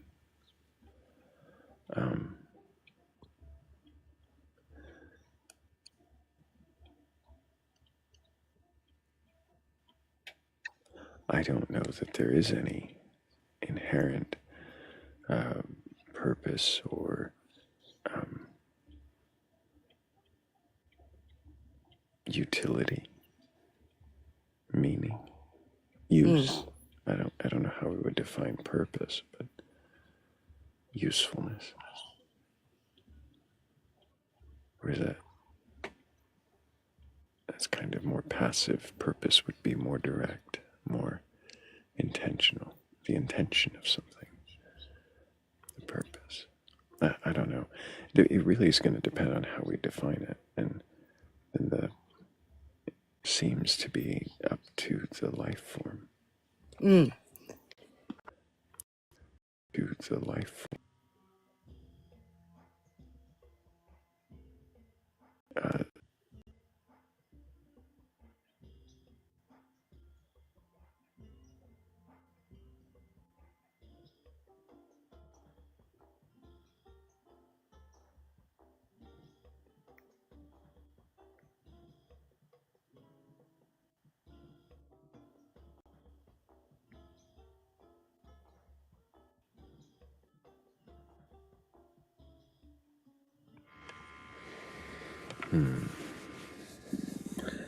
I wonder if we're gonna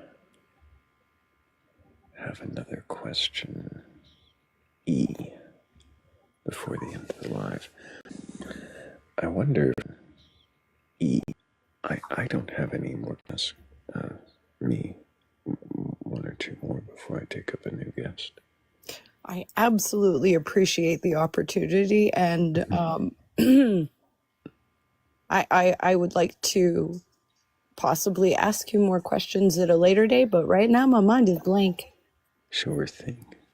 You know, anytime this background comes up, you can come up. I will ask you the first 2 questions to jog my memory. And who knows, we might have a few more, and you might have different answers. So I look forward to it. Thank you. As do I. Thank you, Andrea. I hope you take care and keep asking questions. Hmm.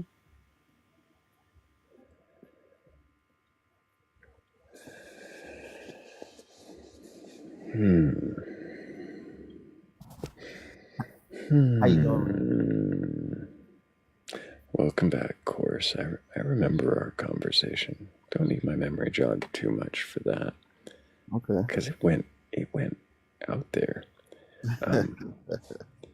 So let's start with your age for TikTok TOS. Okay, I am 41. And do you have a belief in a god or gods, higher power, or anything like that? I do. I think that most people misunderstand what God is because religion kind of hijacked God and it gave people a false idea of God. And that's the reason why we have people, even myself included, that were fighting against religion, and it seemed like we hated God, but it was really the established religion that we were fighting against. So what is God? Intentionally. God is the understanding of the nature of reality. So I believe that reality is peace and joy, okay? And pain and fear, that is unnatural. So to understand God, I'm sorry. Yeah. Are you saying that God is peace and joy, or God is our understanding of peace and joy? God is peace and joy. Okay, thank you. Yes. Fine. Is joy the same to everyone? Well, peace and joy. That to everyone. Well, I would just say peace then, because also in what I believe to be shared. So if you're gonna have peace, you have to give it. Okay, so it's not just you're being joyful killing someone else. It has to be shared, and that's also because we are one. And what I believe. Because we are one. Yes. Really quickly, I've got to thank everybody for helping us hit 200K during that last conversation. I appreciate y'all. I don't know how it slipped me by, but thank you guys for tapping up over 200,000 likes. That's amazing.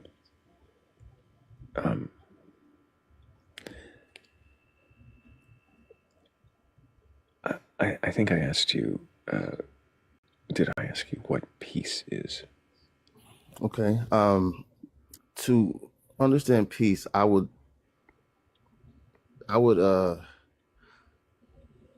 describe pain. Okay, like peace is the opposite of sadness. It's like how sadness can grow, hang on. Peace can also grow. It's like peace is the opposite of sadness. Well, peace is to be happy. It's not to be bored. It is. Can you tell me what the meaning is? Yeah. Okay. Peace is joy that grows. It is like peace is joy that grows. Well, excitement. Are you talking about excitement? Not excitement. It is. Oh. It is the lack of anxiety, or the lack of anger, or the lack of fear. Can I be at peace with sadness? No, because peace is the lack of sadness. Why is peace the lack of sadness? Because if you're sad, then you're not at peace because there's something that's I'm weighing sorry. on you. So this is where this is where I ask for the definition of peace. And now every time you use the word, you circle it around to using the word again. Can you define peace for me? Okay. The best way that I can describe it is just like I said, the lack of these other traits. It is joy. It is contentment. I thought it was the lack of. Well, I mean, it's the lack of negative. It is the lack of negative traits. You know, The lack of negative traits. How did you come up with that? because even in your own life, in our own life, that's what peace. To be peaceful is not to be bored. It is be to be able to be still and happy. To be able to be still and happy. Yes. Is that what peace is now? It's stillness and happiness. Okay. Well, I'm peace asking. is okay. So peace is the growth of happiness, which is Peace is the growth of happiness. yes. Just like I said that. Strange. So why is peace and happiness tied together in such a fundamental way in your definition? Because in truth, I believe that God is love, and love is all these So traits. is it because you assume God is, and then assume God is love, and then assume that the love is somehow peaceful? No, because I believe that sadness and unhappiness is unnatural. That's not the normal state of man. Okay. Just really quick side note. Philly, do you remember that question you asked me that I gave a really long-winded answer to? Yes. Even with the e priming and the wheeze and the hedging, the qualifying language, there's still something there that tells me that it can't be, but I could be wrong. But sorry, you were about to ask a question. I definitely wanted to ask about infants, about babies, because there's a lot of unhappiness expressed from a very natural place. And it's the first thing that came to my mind when you said, of course, that sadness is not natural. How do you account for babies? Okay. Well, okay. So in spirituality, they teach that we are not the body, that we are spirit, because God is also spirit, and we're all made in the image of God. So the ego self, which is the flesh, it is natural for that part to be in pain, or that part to be sad, or that part to be anger, because the ego self is the self that feels that it is separate from the whole. The spirit self, or the mind self, knows that it is one with the whole, but you have to decide which self that you're going to be, the ego self or the mind or the Is spirit your suggestion then that we ignore the body, we ignore the natural, and only focus on the supernatural? Yes, that's why in spirituality they tell you to deny the flesh, because you're trying to escape pain. You're trying to escape this prison. Like, we're in a certain type of prison within our bodies, and we're trying to be able to express ourselves more, but the body is a limitation. So we're trying to free ourselves from limitations, and that's the goal of spirituality, so that we can be free and express and communicate the way that our hearts desire. But and this is where faith comes in. So if you believe that there is a way to be free, that you can be able to express more, then you will walk this path that I am explaining. This sounds like a very unsustainable path to me, but I know we have some amazing questioners. I am very happy to let someone else ask a question. Good morning, Z. Good day to you, sir. Hi, Philly. Hi, Raccoon. Hi, everybody else. Hello, Course in Miracles. Have you read that book, by the way? Just curious. I have, and that's it's actually one of the most powerful books I've ever read. So yeah, That's great. I just wanted to know that for sure before I ask my questions. Course, when you say ego, what exactly do you mean? Ego is the lower self. It is the negative traits. So just like I said, God is positive energy or the creative force. The ego is the negative. It's like fear, anxiety. It's the lower self. It's the flesh. So just to clarify, self, what do you mean by self? Is it your body, your mind, your identity? It's your consciousness. Yeah. So it is the consciousness. Okay, so consciousness is awareness, and from awareness you can choose to not want to say trust or choose to embody the negative, or you can embody the positive. How does your self embody something that is an abstract idea? How do you explain how you do that?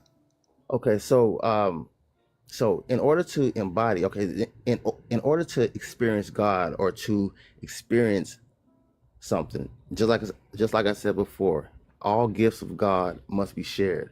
So in order for me to experience peace, I have to give it to somebody. So every time that someone triggers you, that angers you, this is a time that you can give peace, and that the more that you do it, the more that you can see it working in real time. Is anger peace? Anger is not peace.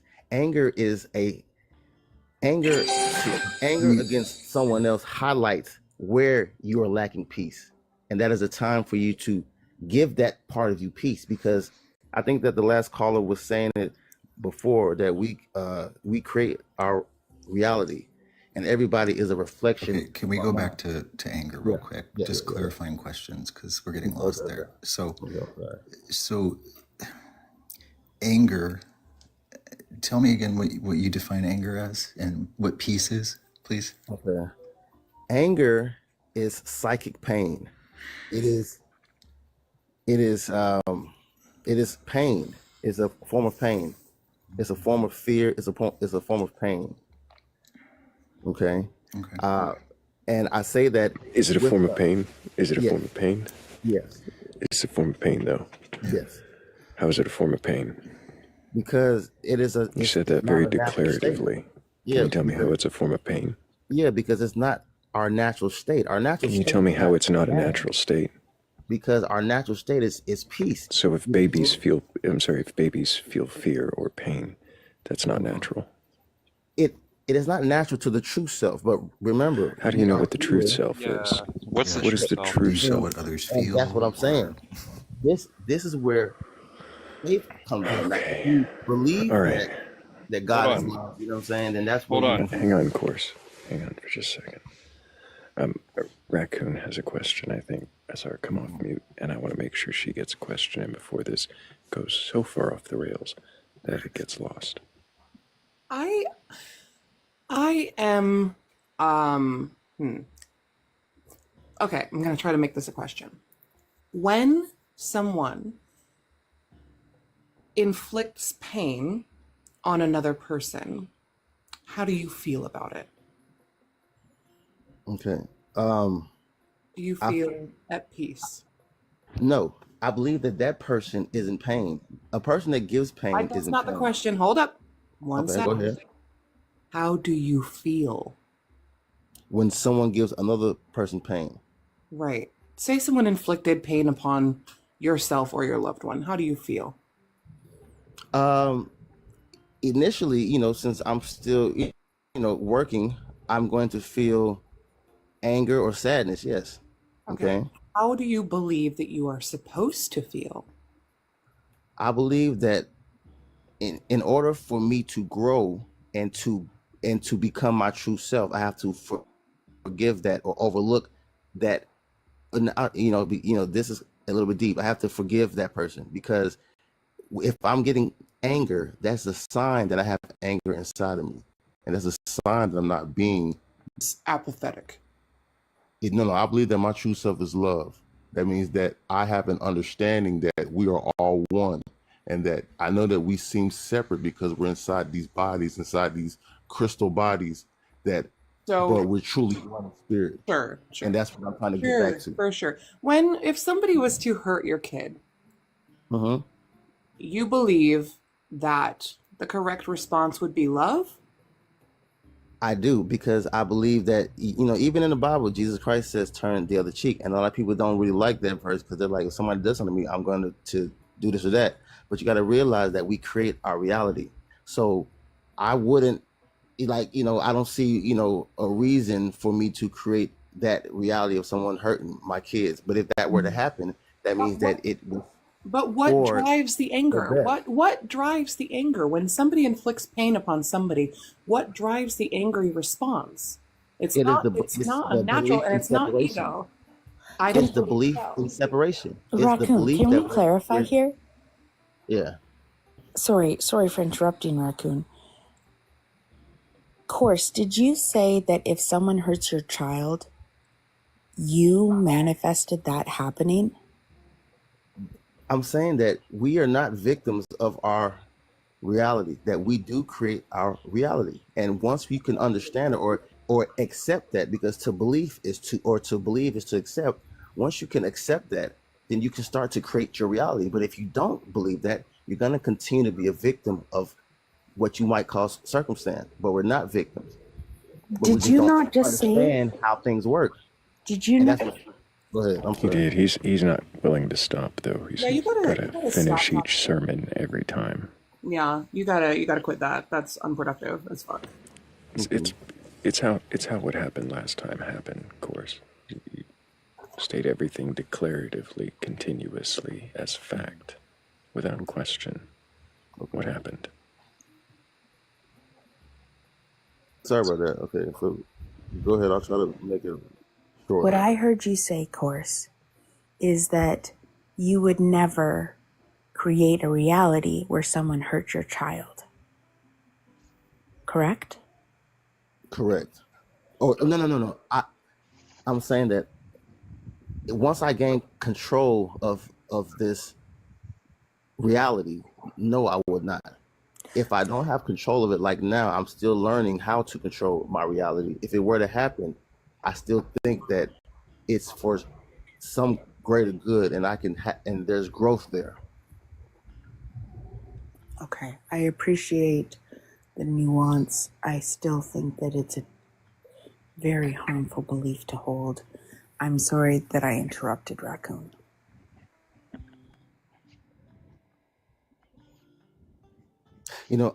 I don't believe in that it's sometimes okay to murder or sometimes okay to I'm sorry. Stop. Nobody asked you a question, and you volunteer 2 words that are against TikTok TOS course. Okay, What happened last time you were on this panel? Okay. What happened? Yes, I got kicked off somehow. Uh-oh. Because we were talking about flat Earth, and I guess I'm not sure what was said there. Right. Because you randomly said a bunch of shit that got you reported. Let's calm it down and wait for the questions. I think Dudesky had one. Well, I mean, I have one. I did come in the middle of this, and you keep mentioning the Bible. Mm-hmm. Is that your source of knowledge for the idea of your God? No. Okay, so why do you reference it? I reference it because it does have some points there. It's not all good, just like right. But else here. you're mentioning things like your reality and shaping your reality, right? Mm-hmm. And then you go to something like the Bible to try to defend a position of like your natural state. and things like that. If you don't even follow like the Bible, why should we take you seriously when you try to bring up examples like that?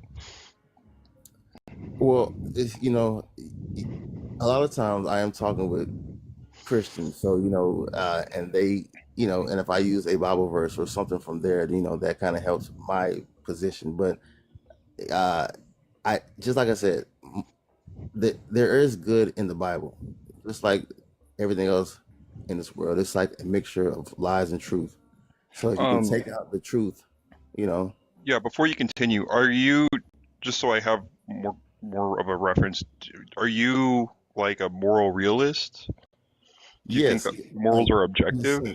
No. I believe that our natural state is to be good Yeah, because you said that. I hear yeah, that. But what is good? okay, good is positive energy. It is love, it's peace, it's truth, it's These are joy. all subjective, like, Okay. terms. You're like, So just like I said before, all gifts of God have to be shared. So if it's peaceful to me but unpeaceful to you, it's not true peace. all It's gifts of God. Or what? I'm sorry. What is your origin of faith? like to me, God is formless, and I don't have like a box that I would consider. I'm just somebody that understands that God is the nature of reality, that is the nature of how things work for the best. So you're saying good. I still don't have a very clear reference of what you mean by good and what our natural state is. Because for me, I find that being sad and angry and things like that, like for me, there is no end goal of like to be happy, to be at peace. These are all just states of a natural order. Mm-hmm. Well, okay. So if you're sad or mad, that is a sign that there is somewhere that you are lacking love or lacking your true self. Or wait, Or or if you're sad, it's because you do love something that has passed, and you're just taking a natural state of grievance, which is good, right? It's what do you call it? Lethargic? No, not lethargic. The other word. cathartic. Cathartic. It's cathartic, right? Okay. These are all these are everything that like you feel. For me, at least, these are natural things to feel. It's just that fact that people don't acknowledge it that causes things of chaos, right? When we don't acknowledge things, then you are disrupted and stuff like that. But to be sad or anything like that doesn't mean that there's anything wrong going on in your life. It just is your body telling you, you're sad. You're, Okay. So just like I said before, sadness is a form of pain. Okay. And to me, we are not truly bodies. Okay. So therefore, anything that really happens in this material world is, in a sense, not real. So there's really nothing to be sad about. So it's like a lack of understanding of reality. It doesn't matter. Why are you here? Okay, so all right. Now I don't want to. Well, I'm going to reference the Bible again. Okay, all right. It says, okay, all right. So they said that God is love. Okay, and in the Bible it says, "For God loved His Son, that He sent Him into the world." God's Son is love. So this world, love is mentioning the Bible. Yeah, I thought we were giving the Christian God. Hey, course. What was Raccoon's question? Okay, so yeah, I'm trying to get to it. So what was Raccoon's question? Say it first and then answer it. Okay, Raccoon's question was,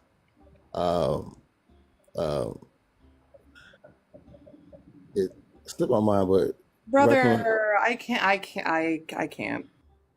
Okay, well, I mean, she just asked it. I know, she and I just was asked trying it to, right like, before you start talking about the Bible. Again, yeah, and I was trying to get to it, but I don't you were have. trying to use the Yeah, I was Bible. trying to, yeah. Well, To answer what? You can't answer a question you're not actually listening to, man. Okay, so you were asking. Okay, yeah. I'm not like I was trying to get to the point. All right. I apologize. Really quick, I'm going to go ahead and thank. Sorry. Sorry, I didn't hear you, Raccoon. But I'm going to take a moment to thank Huggy for being here and modding the space this morning. Doing an amazing job, since he won't be here at the end when I thank all the mods. Thank you. But Raccoon, I think, were you about to ask another question, or did you? Was that hands in the air? Oh, I find it really discouraging, especially on a panel where the point of you coming up was to question your beliefs, right? Like if you were coming here in good faith and then not listening to the questions is, I find it discouraging, a bit disrespectful, but I could just be real salty right now.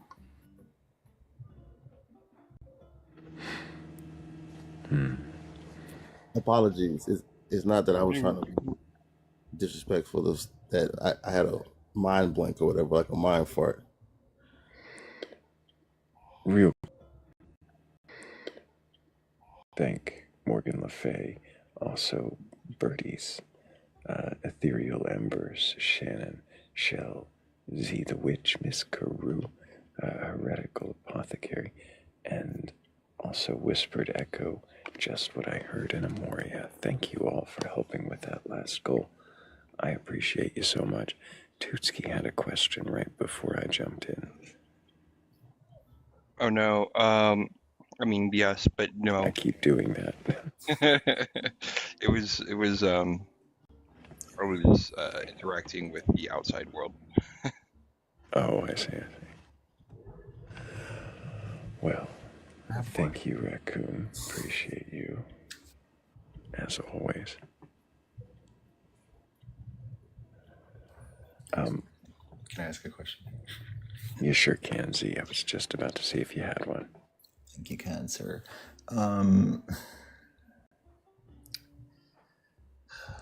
Okay. You said earlier that everything is an illusion. You mentioned like a crystal body. You mentioned all these things. So how do we feel joy or peace if that's an illusion too? Okay, so that's the part of reality that's real. It's almost like this, and I know that not everybody might agree. Love is everlasting. So if you've ever loved anybody, you know. So just to clarify, is it, what is the illusion? Is it the world? Is it us? Illusion is the negative side of it. It is the negative energies. It is the flesh. It is anything that is not. So our bodies, you said flesh, Yeah, our bodies. Yeah. Mm-hmm. So I am an illusion. So I feel joy or peace, that's also an illusion? No, joy and peace is reality. Love is reality. Do you hear the contradiction though? Like, how do you quantify that? How do you explain that?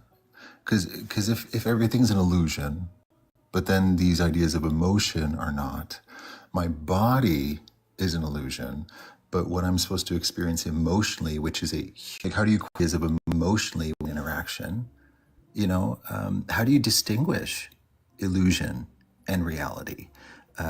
Or I have one more question, but I want to answer that first. How do you distinguish the two? Okay. Reality is that which doesn't change, which lasts forever. And in what I'm learning, of course, right now I couldn't prove it, but love is supposedly eternal. So, of course, based on what you've been trying to share, how do you verify to any of us that don't know what you believe that your spiritual experiences are actually from God and not just some illusion or your imagination? In the real world, you can test this out, or you can experience this by understanding that even in a negative situation, if you stay positive, you'll have a better result. That positive But it doesn't energy matter if I'm is an better, illusion. and it takes you further than negative, and that's how, because you can So, experience. so let's go back to one more thing. If I was to forgive someone, and everything else is an illusion, is forgiving someone for their benefit or for mine? It's for the both of you, because So everything has to be shared? Yes, But exactly. what if I live in a place that's chaotic? Do I still get to experience peace, or do I have to find some way to share it when my life is chaos? You do have to find some way to share it. You don't have to have somebody, right here. You can still. Did you hear what I said, though, about chaos? If my life, my illusion, so to speak, is absolute, utter chaos, Okay. how do I come from this illusion that you're saying I live in this body, to find peace, to then offer it to another person so that it is shared, because that is your belief. That is how you have peace. You have to share it. But if I come to, I find it as your belief. That is how chaos. How does that work? Okay? It doesn't make sense to me. I get it. So giving is the proof of having. Okay. So I know that you might not feel peaceful at a time, but you got to find some peace, or like But if you have that to resource is an find illusion it. to me, it's not real to me. Do you hear the contradiction, the paradox here? That's what I'm trying to say. It doesn't work. That peace is not real to you at that moment, right? I just caught up to We'll a just be in comment. circles, so I'm done for now. I missed something. I absolutely missed something sitting here listening to this.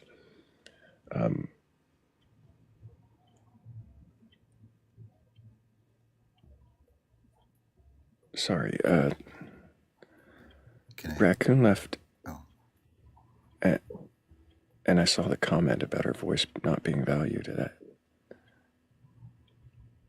I must have missed something, because her voice is so valued here, and that is not at all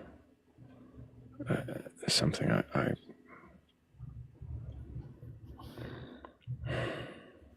Was it the question? I don't if she's still here. Of course, Raccoon, you are very valued here. And if I miss something in the interaction, then I definitely am. I need to self-reflect. Of course. Yes. Yeah. I'm done with you. Sorry, Z. I know you weren't going to get anywhere. Yeah. Sorry, Raccoon. I don't know what happened. I was proofreading a poem. That's not a good excuse. But I don't know what I missed. And I think I don't want to take another guest. I'm not interested in another confident, overconfident flat earther who can't even pay attention to the questions that are being asked. Her voice not being valued, probably because he didn't listen to her questions. Okay, I hope it wasn't a reflection of the space, because your voice is so valued here, Raccoon. Yeah, I understand, Shade. I don't know.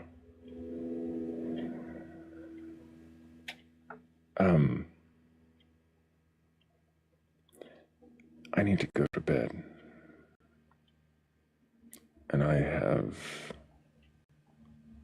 hit my wall. I hit my wall at the beginning of that interview, which is why I didn't ask any more questions. To be honest, I hit my wall at the beginning of the last time I talked to Course.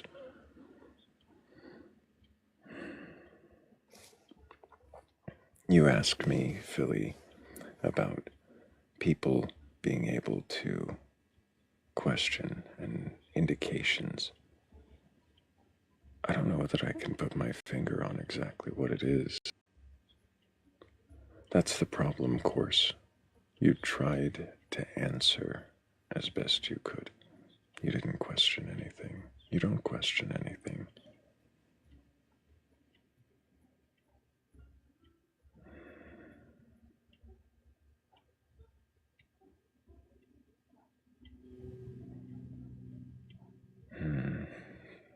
Will Dot, good night, sun, good night, moon, good night, celestial skeletal bat that creates the room.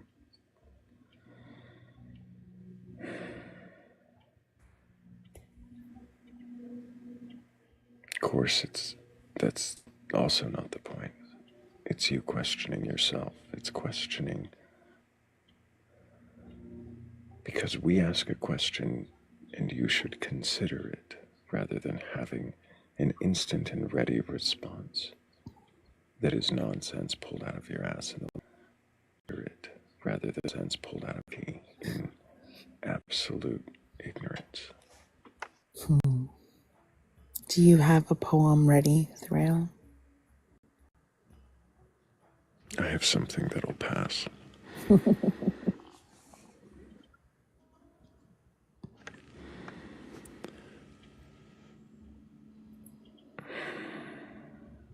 I appreciate every one of you so much. Thank you for coming up and asking questions, for being so questioning and so incredibly open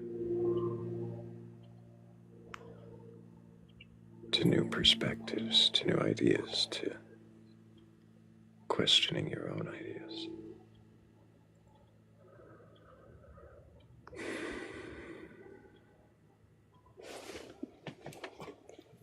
$205,000 likes. I think that's pretty amazing. And yeah, I think that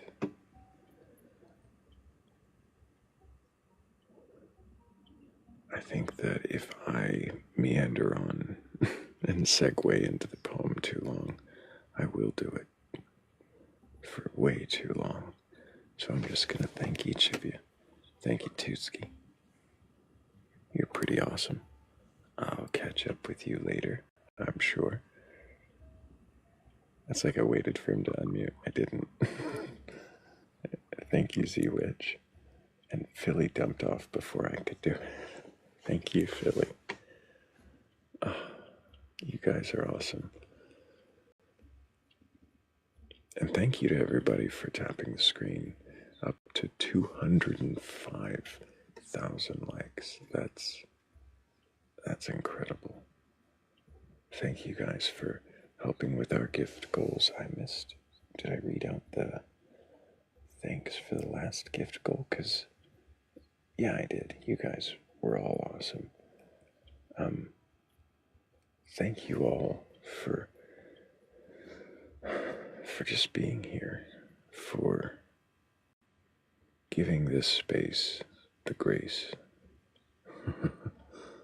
that it might require sometimes, because it's not the same as all those debates and shouting matches. It's not supposed to be. Sometimes it gets there, but I don't want it to. So I have to question myself when it does. I have to question myself when something here doesn't go right.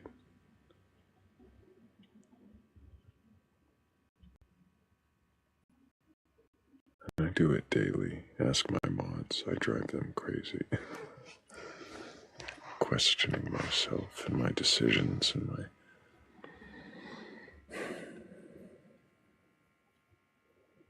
my conclusions.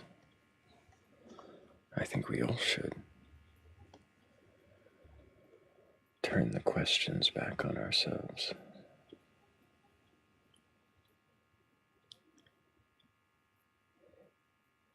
If if you can question yourself, if you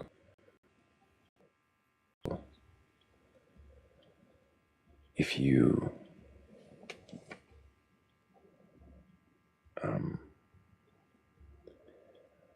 you are open to questioning and want to be a part of a community like this,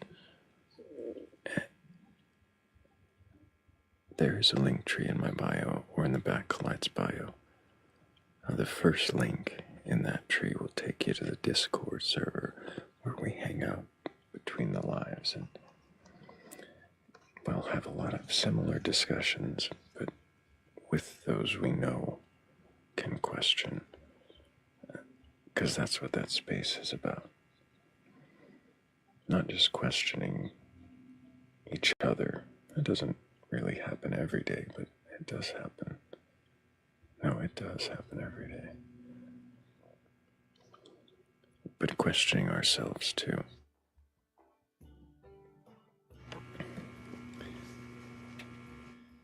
So if that sounds like a space for you, then you can follow that link tree to the Discord and read the rules when you get there.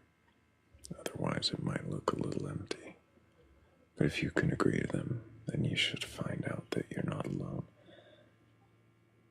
Thank you, Hannah. And if you do want to show your support, another tree in my bio, and I already said that part, in the link tree, there's Venmo and Cash App.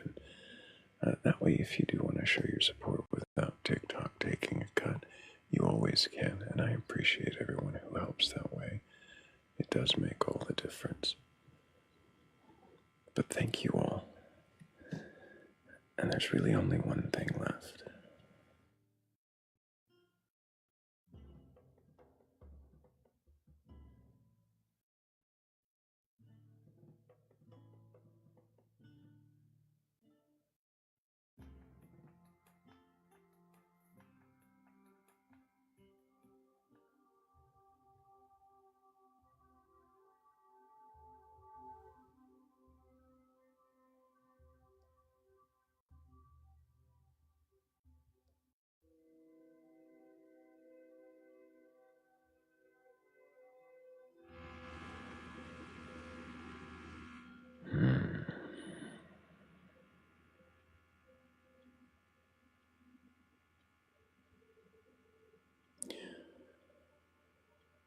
We question the doctrines they swear must be true, but rarely the instincts that taught us our view. We tear at the creeds that collapse when explored, yet leave our own certainties wholly ignored. We challenge the prophets who thunder their claims while whispering quietly our own hidden frames. We mock revelation for lacking a spine, yet worship the hunches we call gut design. We're fierce with the faults in another's foundation, but blind to the gaps in our own constellation. We doubt Holy Writ with a rational flame, but shield intuition as if it were tame. We question their stories for bending the light, but clean with a tame the light, but clean. We unravel their dogmas with skeptical grace, the light, but guard every bias that props up our place. We demand they defend every claim they propose, but dodge every challenge our reasoning shows.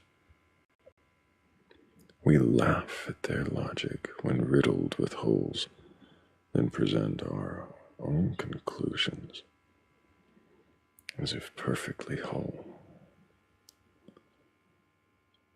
So what is this habit? This circular dance, where questions go outward but never ask chance? where doubt is a dagger pointed carefully there, but never in here, where the truth might lay. For maybe the questions we aim at their sky are mirrors reflecting the answers we try. For maybe the answers we try to hide from ourselves in the comfort we've spun, pretending our premises can't be undone. So pause at the edge with the certainty rests on the sands. Ask what you protect when conclusions feel right, and what you might learn if you tug at that tight. And when every answer you trust rings back thin, let doubt take the questions and turn it back in. For only by questioning the thoughts we assume can we clear enough silence to let real truth bloom. And if questioning you feels stranger than new, good. That's the moment you know the questioning is true. And on that note, until the next time we meet in darkness and seek wisdom together, I love you all. Take care.